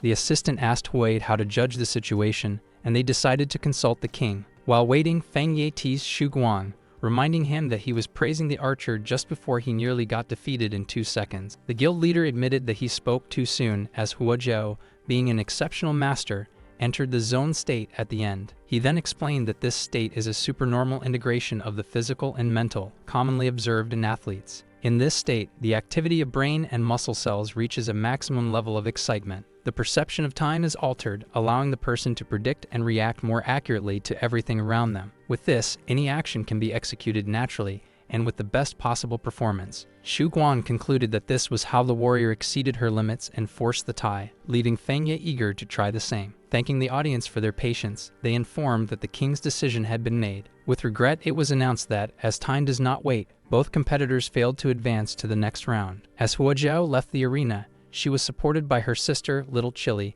and assured her that she was fine. She then apologized to Yi Luli's group for the defeat, but they praised her for the impressive counterattack. Yi Luli comforted her, stating that a tie was not a loss and that the damage she caused nearly exceeded the system's limit. Soon, the young woman called him husband, but he denied any relationship, stating that he had no intention of dating. Next, the presenters announced the last match of the semifinals between competitor number 7, Luna, and competitor number 2, Lei Dao. The group then wished Luna good luck as she headed to the arena. As she prepared, CC informed her about a call from her father, leaving her surprised. In the real world, Miss Bai answered the call from her wheelchair, asking her father why he was looking for her. He then informed her that he received a lab report and ordered her to go to the company immediately. Even without understanding, she agreed, surprised by the sudden request. With that, the young woman remembered the last time she went to her father's company when she was still a child. Back on the call, she recalled that she was still in the arena with Yi Luli and asked for a little more time. Her father refused to wait, informing her that the bodyguards were already on their way to pick her up. He then ended the call, merely observing her photo on his phone. Back in the arena, Luna apologized to the group, explaining that she needed to leave for an urgent matter, and they released her without issue. Thanking them for their understanding, she promised to return as quickly as possible before her signal was lost. Surprised by the withdrawal, the presenters announced that competitor Lei Dao would advance directly to the next round. With that, the finalists were defined as Xu Guang, Yi Luli, and Lei Dao, with the champion's crown within their reach. The next fight would be between the two members of Daybreak, Lei Dao and Shu Guan, in celebration of Ah Fei. Then Ah Fei warned his brother to be careful of the guild master, but Yi Luli was already planning a strategy against his fighting style. On the other side, the members of Daybreak gathered, with Wei Jian suggesting they avoid unnecessary fights among themselves. Without hesitation, Lei Dao declared that he wanted to fight the assassin, leading the task to her. The swordsman commented that it was rare for his companion to take the initiative, asking if Yi Luli had piqued her interest. Unexpectedly, the guild leader waved to the presenters and withdrew from the competition, saying that Lei Dao owed him a meal. The presenters announced the withdrawal, speculating that the decision was made to avoid internal conflicts and because they trusted that any of them could defeat Yi Luli. Without further ado, the grand final was announced between competitor number 3, Yi Luli, and competitor number 2, Lei Dao. As his group cheered him on, the young man prepared for the final battle. Suddenly, he noticed Feng Ye approaching from the other side of the arena. Being friends, Feng Ye offered information about Lei Dao as a gesture of fairness. Even with the help, she added that there was no way Yi Luli could defeat her. The final round then began, putting Yi Luli and Lei Dao face to face in the arena for the decisive battle. As they approached, both activated their stealth techniques and disappeared from sight. From the commentary table, the assistant asked where they were, and Wade explained that both used their concealment skills simultaneously. Then Yi Luli attempted a surprise attack, but the assassin managed to dodge at the last second. Next, the warrior jumped and counterattacked with a kick aimed at her rival. The two attacks collided in the center of the arena, generating a strong impact. After the collision, both retreated to reposition themselves. Soon after, they began to move with such speed that multiple images appeared, exchanging blows throughout the arena. While the assistant questioned whether that was a cloning technique, Wade corrected him, stating that they were just residual images created by their speed. Even so, the young man maintained his advance, focusing on his next move. With a swift gesture, the fighter unleashed a series of attacks using her leg. In a new clash, their opposing energies collided violently. The resulting explosion was so intense that it threw both competitors to opposite sides of the arena. In the audience, Ah Fei commented on the balance of the fight, but Hua Jiao revealed that both were just testing each other's skills. Meanwhile, Yi Luli prepared his next move while his opponent channeled her own blade technique. The two strikes collided in a new explosion, with the commentators celebrating the incredible exchange of moves. The competitor's attack advanced, but Lei Dao managed to deflect it with a precise movement. Next, the assassin delivered a kick that unleashed a wave of energy, forcing Yi Luli to defend against the impact. Without hesitation, she jumped over him and delivered a downward kick. The young man, however, seized the opportunity to appear behind her and prepare a surprise attack. With impressive reflexes, the opponent managed to use the same skill, hitting him squarely. Taking advantage of a gap, Yi Luli quickly tried to strike her with his dagger. With that, the fighter managed to immobilize his arm at an absurd speed. Using his other sword, the young man forced her to let go and retreat backward. Upon landing, Yi Luli observed her and concluded that the warrior was still just testing him. At that moment, he remembered Feng Ye's warning, who claimed to have never been able to defeat her in thousands of duels. The memory continued, explaining that in reality, Lei Dao had once been an influential mercenary captain. He revealed that her aim was lethal and that she mastered all types of firearms. Even armed with just a knife, the fighter was capable of defeating dozens of men alone. Feng Ye then questioned why someone with that background would choose the gaming industry, until, after drinking too much, she confessed that it was all linked to a specific mission. Her target was a gang that kidnapped children for organ trafficking and used them as hostages. To make matters worse, her own teammate was bought off by the enemy and betrayed her in the middle of the operation. With that, the traitor attacked her from behind and stabbed a dagger into her shoulder. Even injured, the mercenary managed to react and eliminate the traitor with a precise shot. That, however, had been her last bullet, and with no time to think, she yanked the dagger from her own wound. In a swift motion, she threw the knife, which struck the gang leader squarely in the forehead. In his last breath, however, the enemy leader managed to press the detonator he was holding. The timer on the bomb attached to the children began to beep rapidly. Soon after, a devastating explosion consumed the entire area. Feng Ye concluded the story, revealing that the incident became a trauma for Lei Dao, causing her to abandon her mercenary life until she was recruited by the leader of Daybreak. He then explained that, because of her experience, the warrior became the #1 assassin on the Chinese server in virtual reality games. Back in the arena, Yi Luli processed the information he had just recalled about his opponent's past. With a smile, the young man remarked that the situation was interesting and summoned a second dagger, preparing to fight with 2 weapons. The rival watched him in silence, noting his new combat stance. Soon after, both advanced toward each other to resume the confrontation. In the next clash, Yi Luli noticed that the opponent was still facing him using only the sword's sheath. Therefore, he questioned her about why she refused to unsheath her true weapon. Not receiving an answer, the competitor pressed with his spinning dagger attack, which was blocked by the warrior. Thus, the intense exchange of blows continued, with their energies colliding with each parry. Even wielding 2 weapons, the young man was pushed back by her strength with each block. Meanwhile, the assassin recognized the incredible speed of the attacks delivered by the twin swords. Then Yi Luli jumped with a circular attack, but the rival dodged with a leap backward. Next, the fighter activated her Thunder Clone technique, creating 5 exact copies of herself. Soon the clones surrounded the young man, leaving him with no escape route. Shortly after, all advanced in a simultaneous attack from multiple directions. After being hit by the first blows, the young man used his stealth ability to disappear. Reappearing amidst the chaos, he managed to eliminate one of the copies with a quick strike. Still, the remaining replicas continued to advance toward him without hesitation. Even under pressure, Yi Luli kept his focus, ready for the next onslaught. With a defensive spin, he managed to repel the attacks from the approaching copies. To counterattack, the competitor activated his own technique, creating a shadow clone. As soon as the duplicate appeared, he and his version attacked 2 of the enemy's copies simultaneously. The double assault was successful, destroying the first 2 replicas with coordinated strikes. Soon after, both turned to the remaining copies, which were forced to retreat. With one more combined attack, Yi Luli and his shadow eliminated the last Thunder clones. After the elimination, the warrior stared at the young man and his clone,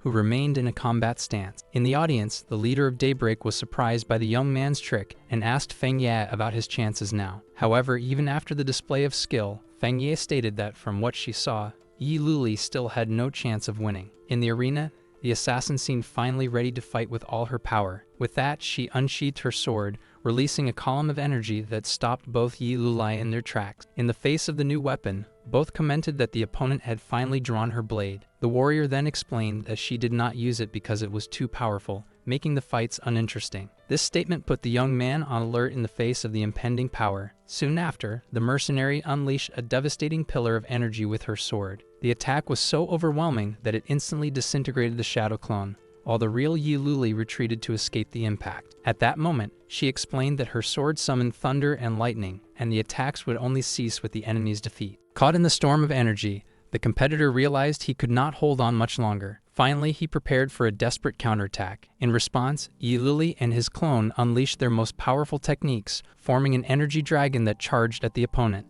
Meanwhile, she braced for the impact of the immense combined technique. Due to the shock, the energies collided with such force that the commentators celebrated the destructive level of the skill. In the audience, the leader of Daybreak was surprised, questioning how a duplicate could use such an advanced technique. Just after the smoke cleared, the young man warned his clone to be careful, as the return of the previous attack seemed strange. Suddenly, an energy blade pierced the chest of the copy from behind. Surprised, the clone turned around and saw Lei Dao reappear, delivering the fatal blow. At that moment, a system window revealed the competitor's passive ability, which saved him from lethal damage in exchange for a long cooldown. With the passive activated, the real Yi Luli reappeared at a safe distance, while his duplicate disintegrated. Recognizing the warrior's strength, he heard her admit that the combo had almost defeated her, although she lamented the situation. Even so, the combatant declared that the fight was futile for him now, as the arena's sky filled with thunder and her copies reappeared at her side. Suddenly, a bird flying over the battlefield was caught in the middle of the storm. Soon after, the bird let out a sharp chirp before being completely disintegrated by a lightning bolt. Meanwhile, the energy storm continued to fall relentlessly over the arena. From the commentary table,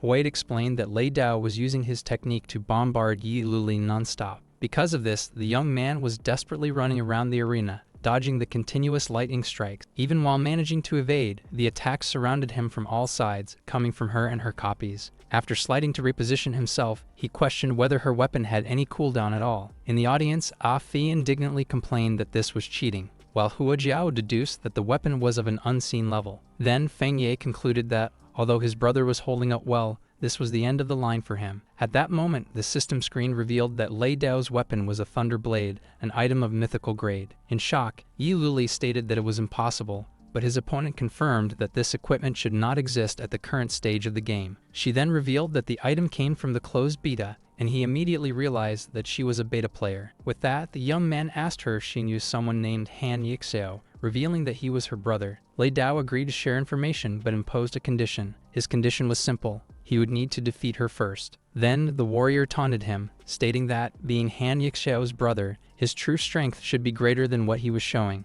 With his eyes fixed on her, Yi Luli accepted the deal without hesitation. With the agreement sealed, he quickly advanced through the arena. Soon after, he began to dodge the relentless storm of lightning unleashed by his opponent and her copies. Yi Luli then jumped over the lightning to attack the clones directly. Next, he spun in the air and delivered a circular attack with his blades against all targets. Even after the charge, he was forced to defend against counterattacks from 2 copies at the same time. In response, the clones activated the thunder explosion ability of the sword. Thus, pillars of energy collided, generating a devastating explosion at the center of the arena. Even amidst the chaos, the young man continued to fight, blocking the blows from the duplicates. However, one of the clones managed to land a direct hit on his back. Seizing the opening, he reacted quickly and finished off one of the copies with his sword. After the impact, one duplicate disintegrated, leaving Yi Luli standing between the 2 remaining ones. Then the 3 took a brief breath before charging at each other once more. The new exchange of blows resulted in yet another gigantic explosion in the arena. After the impact, Yi Luli was left breathless, while the real Lei Dao and her clone observed him. She then stated that, in his current state, he would not be able to obtain information about his brother. Even exhausted, the fighter rose again and declared that the fight was not over yet. He then summoned a shadow clone that advanced, while the original attempted to attack her from behind. Lei Dao then deduced that the duplicate was merely the bait, while the main attack would come from the original body. Confident that she had unraveled the tactic, she prepared for the approaching strike. However, the Yi Luli that appeared behind her questioned who had told her he was the real one. At that moment, a system window explained the clone's ability to swap positions with its master. With the swap completed, the clone behind her activated the rupture blade technique. The ability created a vortex of energy that trapped both of them, and the commentators speculated about a trap. Inside the barrier, Lei Dao questioned whether he intended to take her with him, but was soon surprised by something unexpected. The real Yi Luli revealed a new transformation. Before her trapped opponent, he activated the Azura mode, unleashing an immense demonic aura. Trapped in the energy vortex, Lei Dao's mask began to crack under the pressure. Then the sight of that aura triggered a distant memory in her mind. Soon after, the scene shifted to 2 years earlier during the closed beta, with the leader of Daybreak searching for her amidst a battlefield. Upon finding her, he asked how she was, and the young woman replied that she was fine and wanted to know about the others. With a heavy look, the companion revealed that all the other team members had been defeated. Before them, a massive mythical-grade mechanical boss loomed, and the leader commented on the importance of defeating it. He then stated that he was at his limit and handed her an item, entrusting her with the rest of the mission. At that moment, a system window revealed that the object was a code container capable of bringing a weapon from the beta into the official game. Shortly after, the boss began to move, preparing for a massive attack. From the center of its chest, an energy sphere began to form. Then, the monster fired a devastating beam of pure energy towards the 2. The leader of Daybreak shouted that he could only block that attack and that the rest would depend on her. With that, he activated all his defensive abilities and raised a shield to contain the impact. With the path clear, the warrior ordered her to advance. Thus, Lei Dao ran towards the boss, ready for the final attack. Using her thunder clone technique, the young woman and her copies began to dismantle the mechanical giant piece by piece. She then summoned the Black Death Sword, a new blade intended for the final strike. With a single attack, the energy of the weapon sliced through the Colossus in a devastating impact. After the monster's destruction, the warrior declared that it was finally over, as her weapon disintegrated into fragments. However, the upper part of the boss began to leak energy and fell back into the arena, still functional. The unexpected turn of events immediately put her on high alert. At that moment, the mechanical giant revealed its own transformation, emerging in new armor. Shortly after, it introduced itself as Helmod, the Thunder, declaring that this was its true form. Meanwhile, Lei Dao questioned the existence of a second phase, but the opponent ordered her to tremble before his power. Then, the enemy invoked a punishment of thunder, bombarding the entire area with lightning from the sky. Finally, the series of explosions completely destroyed the surrounding landscape. Helmut then declared that humans would be annihilated by his power. At that moment, Lei Dao realized that this force was on another level and that all the guild's efforts had been in vain. Faced with that overwhelming presence, she could only lament being powerless once again. Soon after, Helmut prepared a final attack to eliminate her once and for all. Suddenly, a new figure appeared on a cliff, and the enemy demanded to know who dared to challenge him. Unfazed, the Colossus fired a powerful thunder explosion towards the newcomer. The man, Han Yixiao, countered, stating that Helmut was the one who attacked first. With a single finger, he launched an energy sphere that collided head-on with the enemy's attack. The outsider's technique pierced through the torrent of thunder with overwhelming force. Then, the dark sphere advanced and completely consumed Helmut's power. Surprised, the boss recognized the energy, deducing that the aggressor was Wu Yu. Han Yixio told him to shut up, while Helmut refused to accept defeat. With a focused look, the newcomer prepared his next move. He then activated his Azura mode, and a column of dark energy engulfed the giant, who screamed as he was defeated. After the battle, a single mythical-grade weapon fell to the destroyed ground. Lei Dao, who was watching from a distance, began to approach the item. Han Yixio turned when he saw her pick up the sword, immediately recognizing its power. He then stated that the blade was hers as he was just passing through, and introduced himself formally. As he walked away, the young woman wondered why he wouldn't try to kill her to steal the equipment. With that, she called out to him and promised that one day she would repay the debt for that weapon. Back in the arena in the present,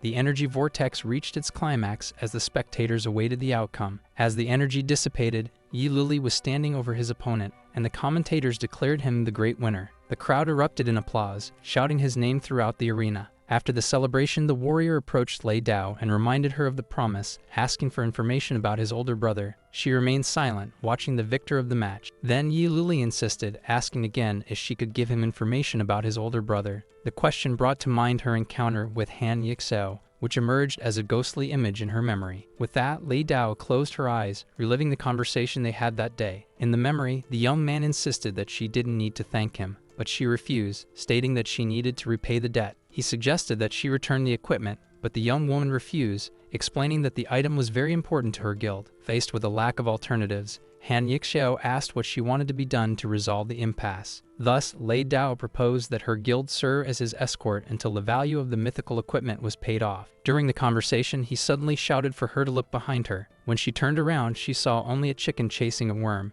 Taking advantage of the distraction, the man fled at high speed. Two birds on a branch observed the scene, with one asking him to stop running. After that encounter, the seasons passed as they both traveled and fought side by side. Amid a winter landscape, they were seen running together, ready for battle. Soon after, they faced a giant furry beast in a coordinated attack. After defeating the monster, the young man celebrated the victory with a thumbs up. In another battle memory, he warned her to be careful of the monster's tail that was approaching. Then he pushed her to a safe spot and took the impact of the blow, shouting his nickname. Furious at the attack, he prepared a powerful energy sphere against the creature. He then unleashed his technique, the finger that engulfs the heavens, hitting the monster squarely. After the creature's defeat, he remained standing on the snowy battlefield. Running to Lei Dao, he called out to her and asked if she was okay. While helping her up, he scolded her for taking risks and returned the broken mask. With the object in hand, she thanked him and hesitantly asked how her face looked. He then commented that he had never noticed how beautiful she was. She asked him not to comfort her, revealing that she also had a scar on her face in real life. With a smile, he stated that the scar made her even cooler and that she didn't need to wear the mask. With that, she agreed to stop wearing the mask whenever she was with him. Back in the arena, she touched her own mask, still immersed in the memory. Then, she finally revealed that she had been in the same group as Han Yixio,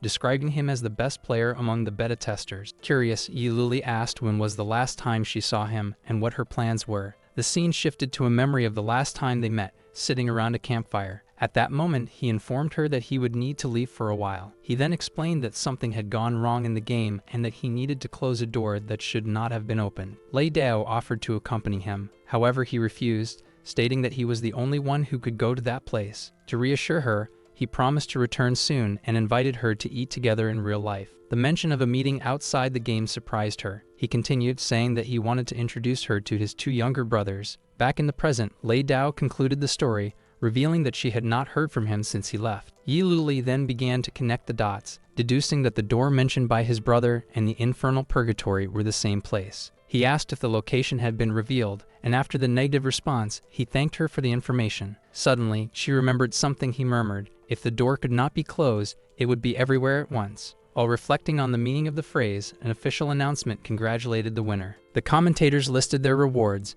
including the right to choose the members of the princess's rescue team. As the official announcer invited the audience to the award ceremony, King Tapini Jin coughed up blood in his chambers, watching everything on a large screen. Soon after, he urgently ordered that Yi Luli be brought to him immediately, as there was no more time. Then, the newly formed group was guided through the Grand Castle of Heaven in the Kingdom of Tapini. A guard led them down the stairs, indicating that the royal palace was just ahead. Upon reaching the doors, he explained that he was not permitted to enter and bid farewell to the team. He then left them in the care of Zelfa and Zelwu, the butlers responsible for receiving the king's guests. Thus, the grand doors of the palace opened, revealing a magnificent hall. The butlers welcomed them to the Boyon Hall, a place designated for banquets and receptions of the kingdom. While little Chile admired the golden ornaments, Ah Fi made an ironic comment about the wealth of the place. Soon after, the butlers announced that, by royal order, each team member could choose one item from the treasure. The group then prepared to head towards a secret passage in the basement. When they encountered a spiral staircase that descended deeply into the darkness,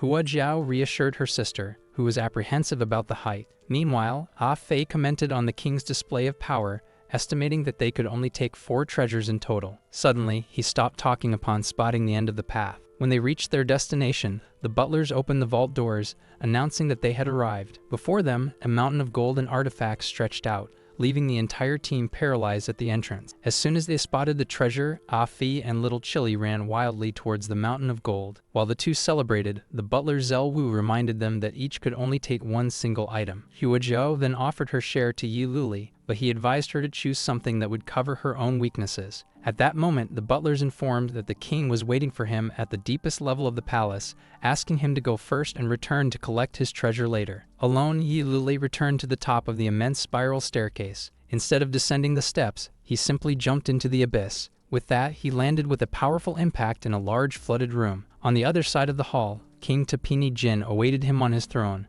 and Yi Luli asked why he had been summoned. With a weak appearance, the monarch merely confirmed that the warrior had finally arrived. He then invited Yi Luli to sit on an empty throne across the water. Then he questioned whether Yi Luli was confused about his weakened condition or about the urgency of the meeting. Already seated, Yi Luli asked why the king organized a tournament instead of sending all his warriors to save the princess. Between coughs, the king praised the warrior's intelligence, acknowledging that he was indeed very clever. Suddenly, a metal shackle closed around Yi Luli's wrist, binding him firmly to the throne. Then King Tapini Jin revealed that, to begin with, there had never been a princess rescue drama. He then explained that the sole purpose of the competition was to identify the best physical vessel for himself. With that, a blue energy erupted from his body as he began to transform. His body cracked and expanded, declaring that he would use the warrior's flesh to reclaim his youth and rewrite his legend. Bound to the throne, Yi Luli merely grunted as he tried to free himself from the chains that held him. The monarch advised him to stop struggling, explaining that the locks were made of the same material as the arena and that he was an excellent vessel. Soon after, he shot a red beam of energy from his eyes, initiating the process of possessing the warrior's body. Meanwhile, back at the treasure, Ah Fei and the sisters were still choosing their items, oblivious to the impending danger. Suddenly, Hua Jiao's expression changed as she realized something was wrong. She turned and shouted to the butlers, questioning why they were locking the vault doors. With a sinister smile, butler Zel Wu rhetorically repeated the question. Then Zelfa completed the answer, stating that the reason was quite obvious. Surrounded by auras of energy, they revealed that the true objective was to send them to their deaths. Soon, the treasures around them floated and merged to form 2 immense guards in golden armor. The group watched in shock as the equipment was absorbed, but Ah Fei decided they should fight first and think later. Without hesitation, the 3 charged together to attack the 2 giant guards. One of the golden guards prepared his sword to unleash a wind explosion technique. With that, a circular wave of energy swept through the entire room, hitting the group with full force. The area attack violently threw the 3 players against the floor of the treasure room. The guards mocked the group, saying that attack contained half the power of the treasure and that they shouldn't have survived. Wounded, Hua Jiao commented that their lives were almost depleted with a single blow, comparing the fight to a mission for 50 players. Soon after, she realized that if their situation was difficult, the danger for Yi Luli must be even greater. At the same time, he continued to scream as the king tried to take his body by force. Inside Yi Luli's mind, the king's voice questioned whether emperors sought immortality merely for pleasure. He then asked if the pursuit was motivated by power and authority, or if, in the end, it all boiled down to the simple fear of one's own death. Then King Tapini Jin declared that these reasons stemmed from greed, while his own desire was the will of the heavens. In his memory, the world he was born into was merely a chaotic place, where everyone was prey waiting for slaughter. Everywhere, monsters devour humans in villages that burned incessantly. Even the mountains and rivers became deadly traps for the survivors. In the end, the despair was so great that even humans began to devour one another. It was in this scenario that, according to him, the heavens could no longer bear it and chose him while he was still a slave.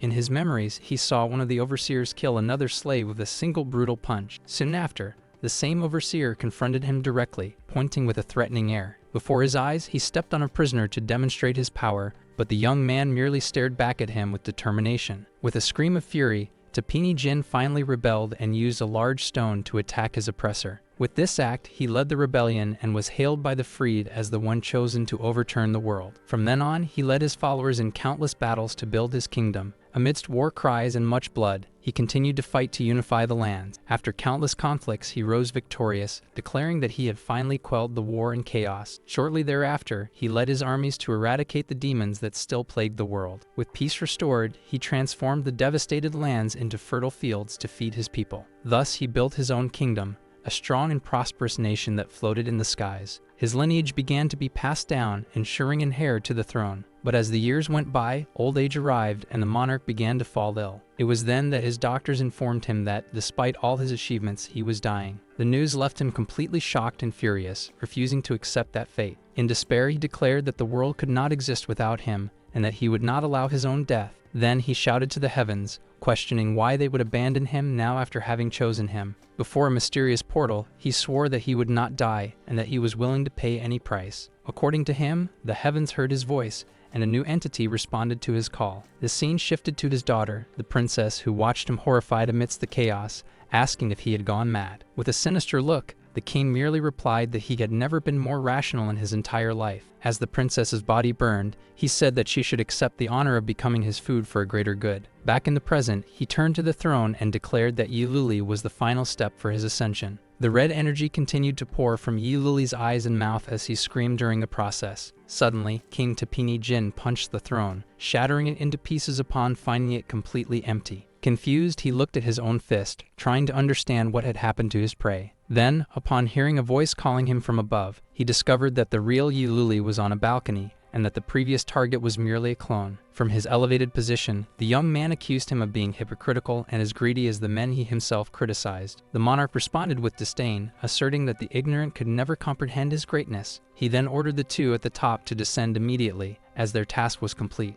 The golden guards then leaped from the upper floors, descending toward the flooded room. With a powerful landing, they presented themselves before their master, announcing that they had arrived. From above, Yiluli recognized the voices of the stewards and began to understand the situation. One of the guards confirmed his suspicion, revealing that his 3 companions had already been eliminated. Surrounded by an aura, he leaped into the attack while the guards mocked him, saying he was asking to die. The king prepared for battle, while the guards declared his staff and sword, ready to conquer in all directions. Then, the guards transformed and merged with the monarch, who took on the form of Tapini Gold and declared that killing the warrior would be easier than crushing an ant. Then, the game over screen appeared for the other team members, informing them that their characters had died. Back in the real world, Hua Jiao and Little Chile questioned how the NPCs had become bosses, wondering if they had activated a hidden mission. Next, Hua Jiao reassessed the strength of the enemies as being from a dungeon meant for 100 players, lamenting that Yiluli had been left behind alone. While they waited the 30 minutes to revive, they decided to prepare for an all-nighter gaming session. Meanwhile, a strong electrical storm was forming over the city in the real world. In his apartment, Ah-Fei looked out the window, noticing that the rain was about to intensify. Soon after, he extinguished his cigarette, frustrated for not being able to help his brother once again. Determined to return, he sat in his gaming chair, promising to get back to Yiluli's side as quickly as possible. Back in the flooded room, the warrior ran over the water to attack the transformed king. In an instant, he charged directly at Tapini Gold's body. The tip of his sword aimed precisely at the opponent's eye. However, the monarch blocked the attack at the last second with the hilt of his weapon. Immediately after, Yiluli appeared behind the enemy and stabbed him without hesitation. In response, Tapini Gold unleashed a spinning counterattack with his explosive blade. Even hit, he turned around with only minor injuries and disdainfully asked if that was all. With that, he released a storm of blades that spread throughout the room. The warrior merely watched as the energy particles completely surrounded him. Soon after, a massive explosion shook the hall, cracking the walls with the impact. The king then explained that he did not direct the blow to avoid damaging his future vessel,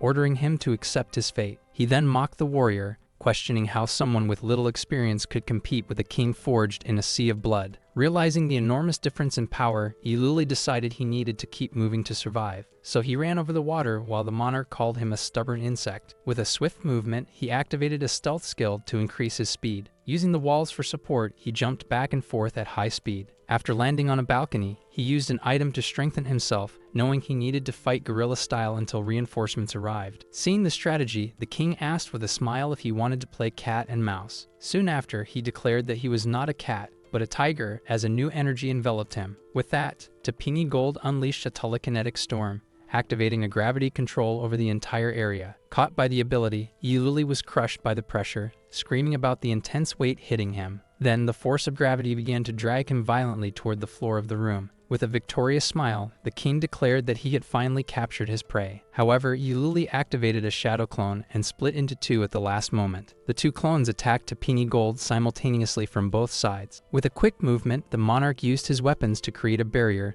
defending himself from the blows. While blocking, he commented that the technique was interesting and that he would use it after taking the warrior's body. Soon after, he pushed one of the clones away with a single powerful strike of his sword. Taking advantage of the distraction, the real Isekai found an opening and advanced to attack. But before he could hit him, the king caught the blade with his own hands, stopping the blow completely. With the weapons floating beside him, Tapini Gold revealed that Isekai had never faced a one-on-one fight. Then he reactivated the gravity control, violently sinking the warrior into the depths of the water. Submerged, Isekai realized he was facing three bosses at the same time, and decided it was time to fight with everything he had. On the surface, the weapons conversed with each other while the monarch watched the water, waiting for the outcome. Suddenly, something shot out of the water, hitting the distracted king. Wounded, Tapini Gold admitted that his future vessel continued to surprise him more and more. Isekai then emerged from the water, now transformed into a new dark form and ready for the next phase of the combat. Furthermore, the screen revealed that his transformation came from the Phantom God Earring,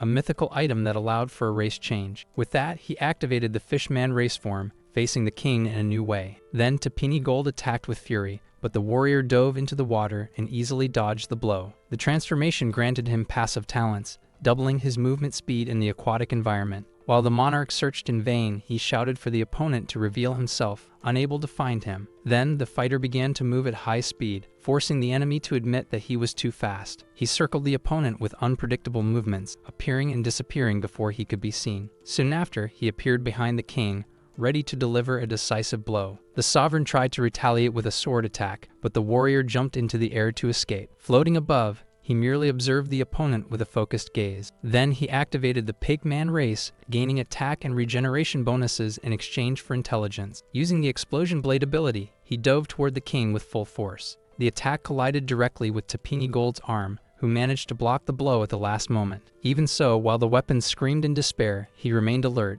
not backing down. The blades offered treatment, and the monarch praised him, stating that the vessel pleased him greatly. Soon he declared that he was a new sheath sent from the heavens to house the incomparable sword he represented. Then the king challenged him to show if there were any hidden abilities he could use. Realizing that the previous attack was ineffective, the warrior decided to bet everything on his most powerful technique. Thus, he invoked the hidden dragon in the Abyss technique, manifesting an immense energy creature that the monarch recognized immediately. The sovereign commented that the visual effects looked good on television, and that now he would have the chance to see the true power of that strike. The energy creature advanced with its mouth open, ready to devour the king. The impact hit Tapini Gold squarely, throwing him back for a moment. In response, he unleashed a storm of blades that sliced through the sky, splitting the energy dragon in half. Even after the confrontation, the monarch merely laughed disdainfully, mocking the lack of power in the attack. Suddenly, his expression changed as he realized something was wrong. Then he discovered that the attack was merely a distraction as the true warrior advanced from his side, revealing that the previous summoner was a clone. With his guard down, the combatant summoned his own hidden dragon in the abyss, launching it at the unsuspecting enemy. The final attack collided with Tapini Gold, causing a devastating explosion that destroyed part of the hall. After the dust settled, he stood amidst the rubble, catching his breath after the attack. As the smoke from the explosion dissipated, an intense red light began to shine where the king had been. Protected by an energy shield, Tapini Gold emerged from the debris, admitting that the power of the technique was not so bad. While wiping the blood from his mouth, he acknowledged that the opponent's cunning was even more impressive than his strength. Before the warrior, the monarch declared that time was almost up and that the game would end there. He merely watched in silence, realizing that his previous attack had weakened the enemy. Then Tapini Gold began to gather a new wave of energy for a final attack. Soon after, he unleashed his telekinetic storm once again to control the gravity of the hall. The water around the combatant began to rise, forming a sphere to trap him in the air. In seconds, the sphere closed completely, suspending the warrior in the center of the room. Then large stone pillars pierced through the water prison, creating an impenetrable barrier. From afar, the king warned that there was no way to escape that trap. Then Tapini Gold ordered him to accept his baptism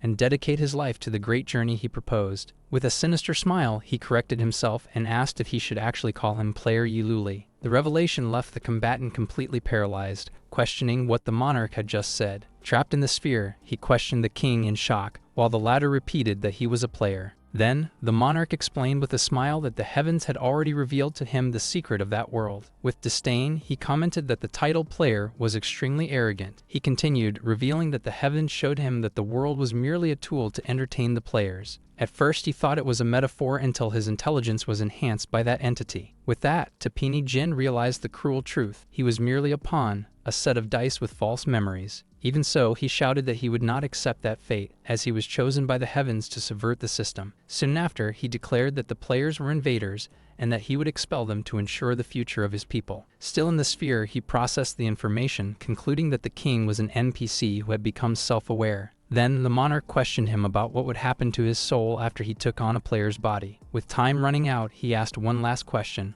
wanting to know if he knew someone named Han Yixiao. Tapini Jin seemed to think for a moment, admitting that the name sounded very familiar to him. Without giving any more answers, he ordered him to ask his questions in hell, and moved in for the final blow. At that exact moment, the warrior's eyes shone as he initiated a new transformation. With a swift movement, he transformed into a creature resembling a lion man and blocked the king's attack. Realizing the blow, the monarch shouted furiously upon discovering that, once again, he had attacked only a clone. Meanwhile, the real fighter reappeared safely on a balcony, relieved to have positioned a clone there earlier. He then calculated that the transformation had a cooldown time of 30 minutes, knowing he couldn't be caught again. With that, he transformed into a lizard man to scale the walls of the hall with more speed and camouflage. Irritated by the dishonesty, the monarch decided he would first break the arms and legs of his new vessel. He then used his powers to raise columns of water from the ground, trying to reach the opponent who was climbing. Soon after, Tapini Gold's staff shone brightly, preparing a new type of attack. Using elemental control, he froze all the water in the environment,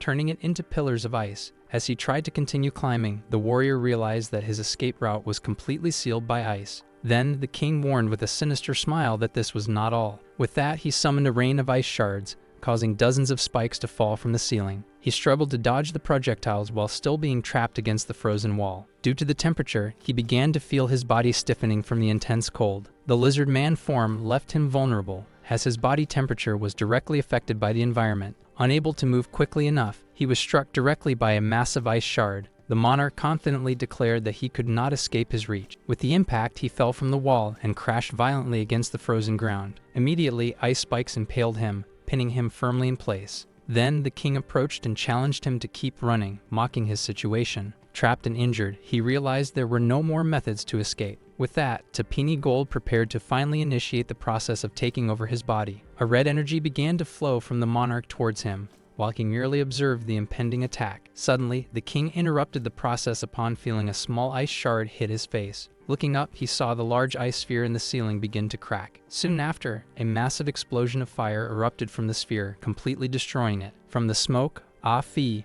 Hua Jiao, and little Chile emerged, descending towards the battlefield. As she fell, Hua Jiao prepared her fist charged with powerful energy for an imminent attack. She then struck the ground with a stomp that shook the structure, creating a shockwave that shattered the ice. The trio regrouped, announcing to the warrior that they had finally arrived to help. The monarch stood amidst the dust and debris, watching the trio's arrival. His weapons then questioned how they could be there, as they had confirmed the warrior's death in the previous explosion. With that, the king understood that this was the intriguing ability of the player race, planning to master the technique to create more vessels. Meanwhile, Ah Fei alerted about the face on the enemy's chest, and Hua Jiao explained that it was used for the body-stealing ability. Soon after, Ah Fi decided to focus on freeing his brother, while little Chile offered to help melt the ice shards. Seeing the movement, the monarch ordered his floating weapons to get rid of those troublesome insects. The staff-shaped weapon charged furiously at the group, promising to crush them for having embarrassed it before the king. Afi and Little Chile then prepared a barrage of fire comets to intercept the attack. To defend itself, the staff creature conjured a gravity barrier that blocked all projectiles. Soon after, it mocked their magic and fired a single concentrated energy beam back. Seeing the counterattack, the duo decided to join forces for a new technique. With that, they activated a fusion ability, creating a powerful dance of fire tornadoes. The immense flame attack engulfed the staff creature, which was hit directly by the explosion. Amidst the smoke, it complained that their abilities had melted the ice, creating a fog that hindered its vision. Suddenly, a series of small explosions began to occur everywhere within the cloud of steam. Meanwhile, Hua Jiao was blocking the rapid strikes of the sword-shaped weapon. Soon, she activated her technique that shook mountains, conjuring 6 energy fists around her. With that, the fists flew at high speed, surrounding the sword creature for a coordinated attack. The sword creature then arrogantly challenged her, refusing to be suppressed by an ant. Hua Jiao simply responded with a defiant look, making it clear that the opponent could keep dreaming. She then fired 6 energy cannons from her floating fists, aiming directly at the enemy. Hit squarely, the sword beam was thrown back, cursing and admitting that the opponent was surprisingly strong. The weapon then retreated close to the monarch, but he silenced it with a gesture before it could speak. With patience running thin, Tapini Gold declared that he would not let anyone waste his time. Hua Jiao immediately reacted to the powerful aura emanating from the king. He then unleashed a burst of wind from his sword, creating a massive area attack. Seeing the danger, the warriors group shouted a warning, recognizing that it was the same move as before. Suddenly, a new group of warriors appeared on the battlefield, announcing that the Daybreak Guild had arrived to help. The squad leader advanced with his shield raised, preparing to block the impending attack. With a perfect block, the shield not only stopped the wave of energy, but also deflected it into the skies. With the recoil from his own attack, the monarch grunted, feeling the impact of the defense for the first time. Afi then explained that as soon as they returned, they looked for reinforcements and, by luck, found the Daybreak Guild nearby. The Daybreak leader proposed to split the reward equally, and despite Afi's complaints, Yi Luli accepted the deal. With a wild smile, Feng Ya declared that he would go ahead to start the fight as usual. He then charged forward, eager to experience the power of the boss that even Yi Luli could not defeat. Soon after, the guild leader distributed attack orders to his team, who confirmed the plan. Feng Ya sped across the water, aiming directly at the king. The monarch blocked the rapid sequence of strikes with his sword, showing no signs of difficulty. Even with the defense, Feng Ye managed to make a small cut on the opponent's chest. Right after, he dodged with a clone, praising the king for being a lively opponent. Meanwhile, the other 2 guild members advanced from the flanks for a coordinated attack. To defend against the siege, the monarch released a gravity pulse that repelled the 3 attackers at once. From a distance, the archer shot a precise arrow that struck the king's staff, disarming him. With a cunning smile, he confirmed that he had successfully disarmed the opponent. At the same time, the group's summoner used roots to bind the monarch's movements, leaving him immobilized. With the king paralyzed, Feng Ye seized the opportunity and advanced with his Wolf Storm technique. At the same time, the squad's assassin unleashed a thunder explosion, and the 2 energy attacks surged together toward him. Even trapped and unarmed, the monarch simply stared at the 2 powerful attacks converging toward him, ready for the impact. With that, the 2 techniques merged into a vortex of destructive energy that engulfed the monarch. Through the smoke, the 2 warriors plunged their weapons into the king's body, declaring his death. The assassin then realized that something was wrong and shouted for Feng Ya to get away immediately. Suddenly, the monarch grabbed both by the arms and lifted them into the air,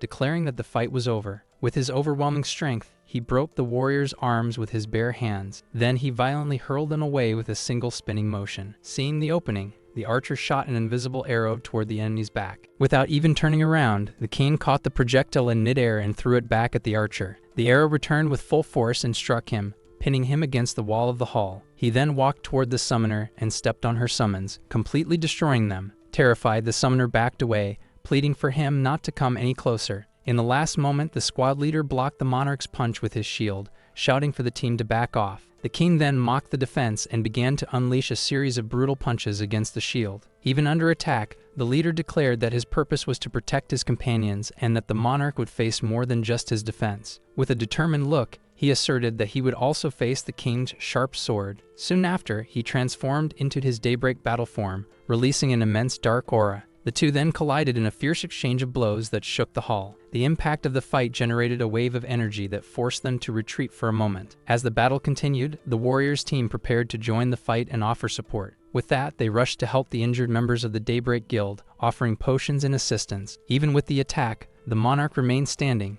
much to the surprise of the Daybreak leader. Without hesitation, the leader charged once more, unleashing a powerful Daybreak slash against the enemy. Taking advantage of the distraction, Yi Lulai emerged from behind the king for a surprise attack. The warrior then drove his blade into the monarch's back, landing a precise strike. Wounded, the king turned and declared that his patience with Yi Luli had finally reached its limit. Faced with the threat, all the players united and surrounded the monarch for a coordinated final attack. At that moment, the king's weapons floated back into his hands, responding to his call. An immense explosion of multicolored energy then enveloped the floating palace, which began to disintegrate. Below in the city, the guards saw the destruction in the sky and rushed to gather amid the citizens' panic. After the explosion, the players watched the smoke, hoping they had finally defeated the enemy. Amid the dust, Tapini Jin emerged from the rubble, supported by his two butlers, who questioned him with concern. Even coughing, he assured them he was fine and praised their good work for protecting him. Suddenly, he dismissed the butlers, explaining that despite their loyalty, they were too weak. The players watched in shock as they realized the combined attack had been absorbed,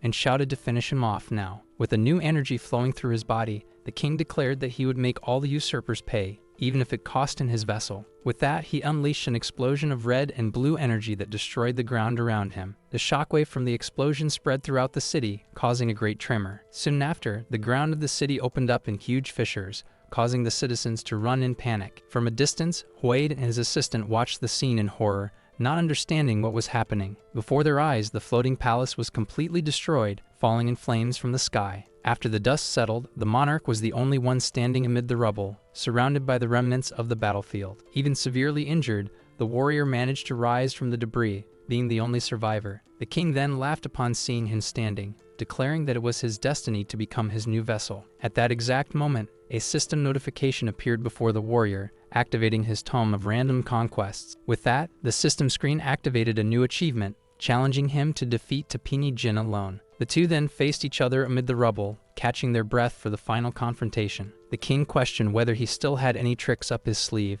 and Yi Luli confirmed he had one last resort. As the monarch watched him with admiration for his fighting spirit, the warrior activated Azura mode, unleashing immense red energy. Yi Luli charged in the blink of an eye, delivering a series of rapid and brutal strikes against the enemy. Even recognizing the increase in speed and strength, the king declared that it was not enough. Suddenly, Yi Lulai landed a direct hit to the adversary's face and violently slammed him into the ground. Even at a disadvantage, the monarch managed to counterattack, throwing him away. Flying towards him, he delivered a blow that slammed him to the ground, causing a massive explosion. Still in the air, he clenched his fist and delivered another strike that Yi Luli easily blocked. The king then realized that the opponent's power continued to increase and that something was forming behind him. Behind the warrior, a manifestation of his fighting spirit emerged, while the screen explained that Azura mode prevented any defense or escape. The battle became a bloody exchange of blows, with both hitting each other without retreating. The monarch cursed Yi Luli as crazy and tried to push him away, but he kept advancing. With that, he unleashed one last devastating flurry of strikes that hit the king squarely. The final blow struck the monarch's face, who retaliated with a punch to the warrior's stomach. With that, they both stepped back,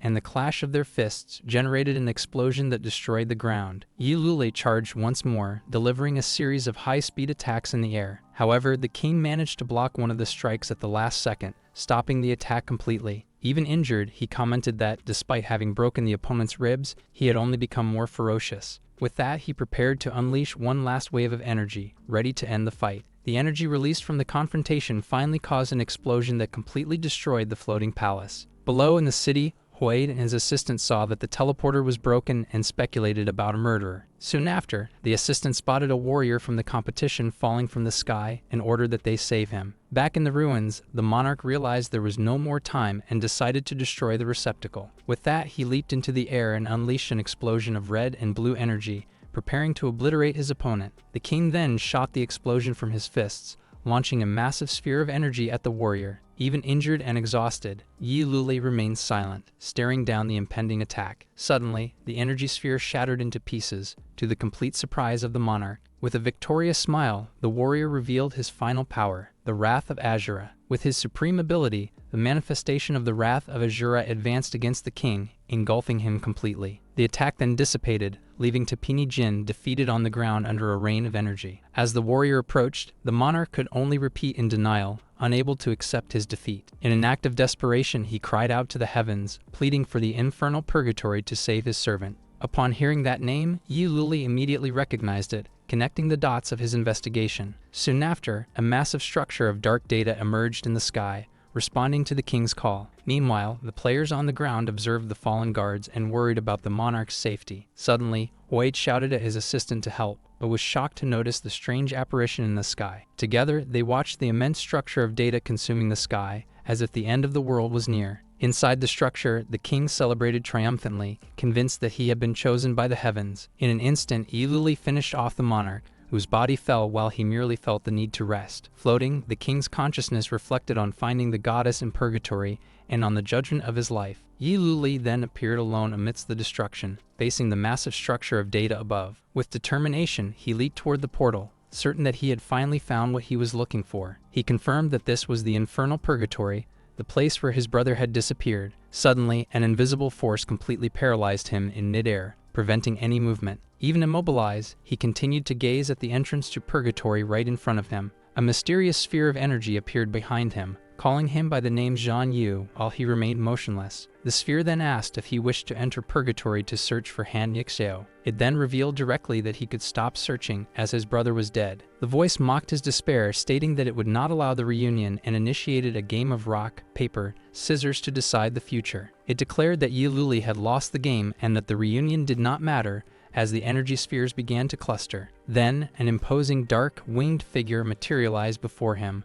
warning that he would die soon. With a swift movement, the creature struck him in the chest with an energy blow, instantly piercing his body. In the real world, the bodies of Yi Luli and Na Fei convulsed in their capsules, while a danger alert appeared on his visor. With that, the system detected a critical increase in vital signs and attempted a forced ejection, which failed and caused a general error. Back in the game, the entity informed him that before dying, he would have to witness the opening ceremony. The creature then flew over a devastated landscape, revealing that this was the same ceremony his brother had failed to stop. In another part of the game, two players were calmly preparing to take a photo in a cherry blossom setting. Suddenly, the sky darkened, leaving them confused, as the ambient light had just been adjusted. Soon, they looked up and saw the same structure of data tearing through the sky in the distance. At the same time, a group of players in a desert also spotted the phenomenon and speculated whether it was a special event. In a frozen region, two adventurers near a campfire noticed the anomaly, sensing the smell of danger in the air. The game map filled with purple crosses as the structure of data projected out of the planet. Two worlds, one blue and the other red,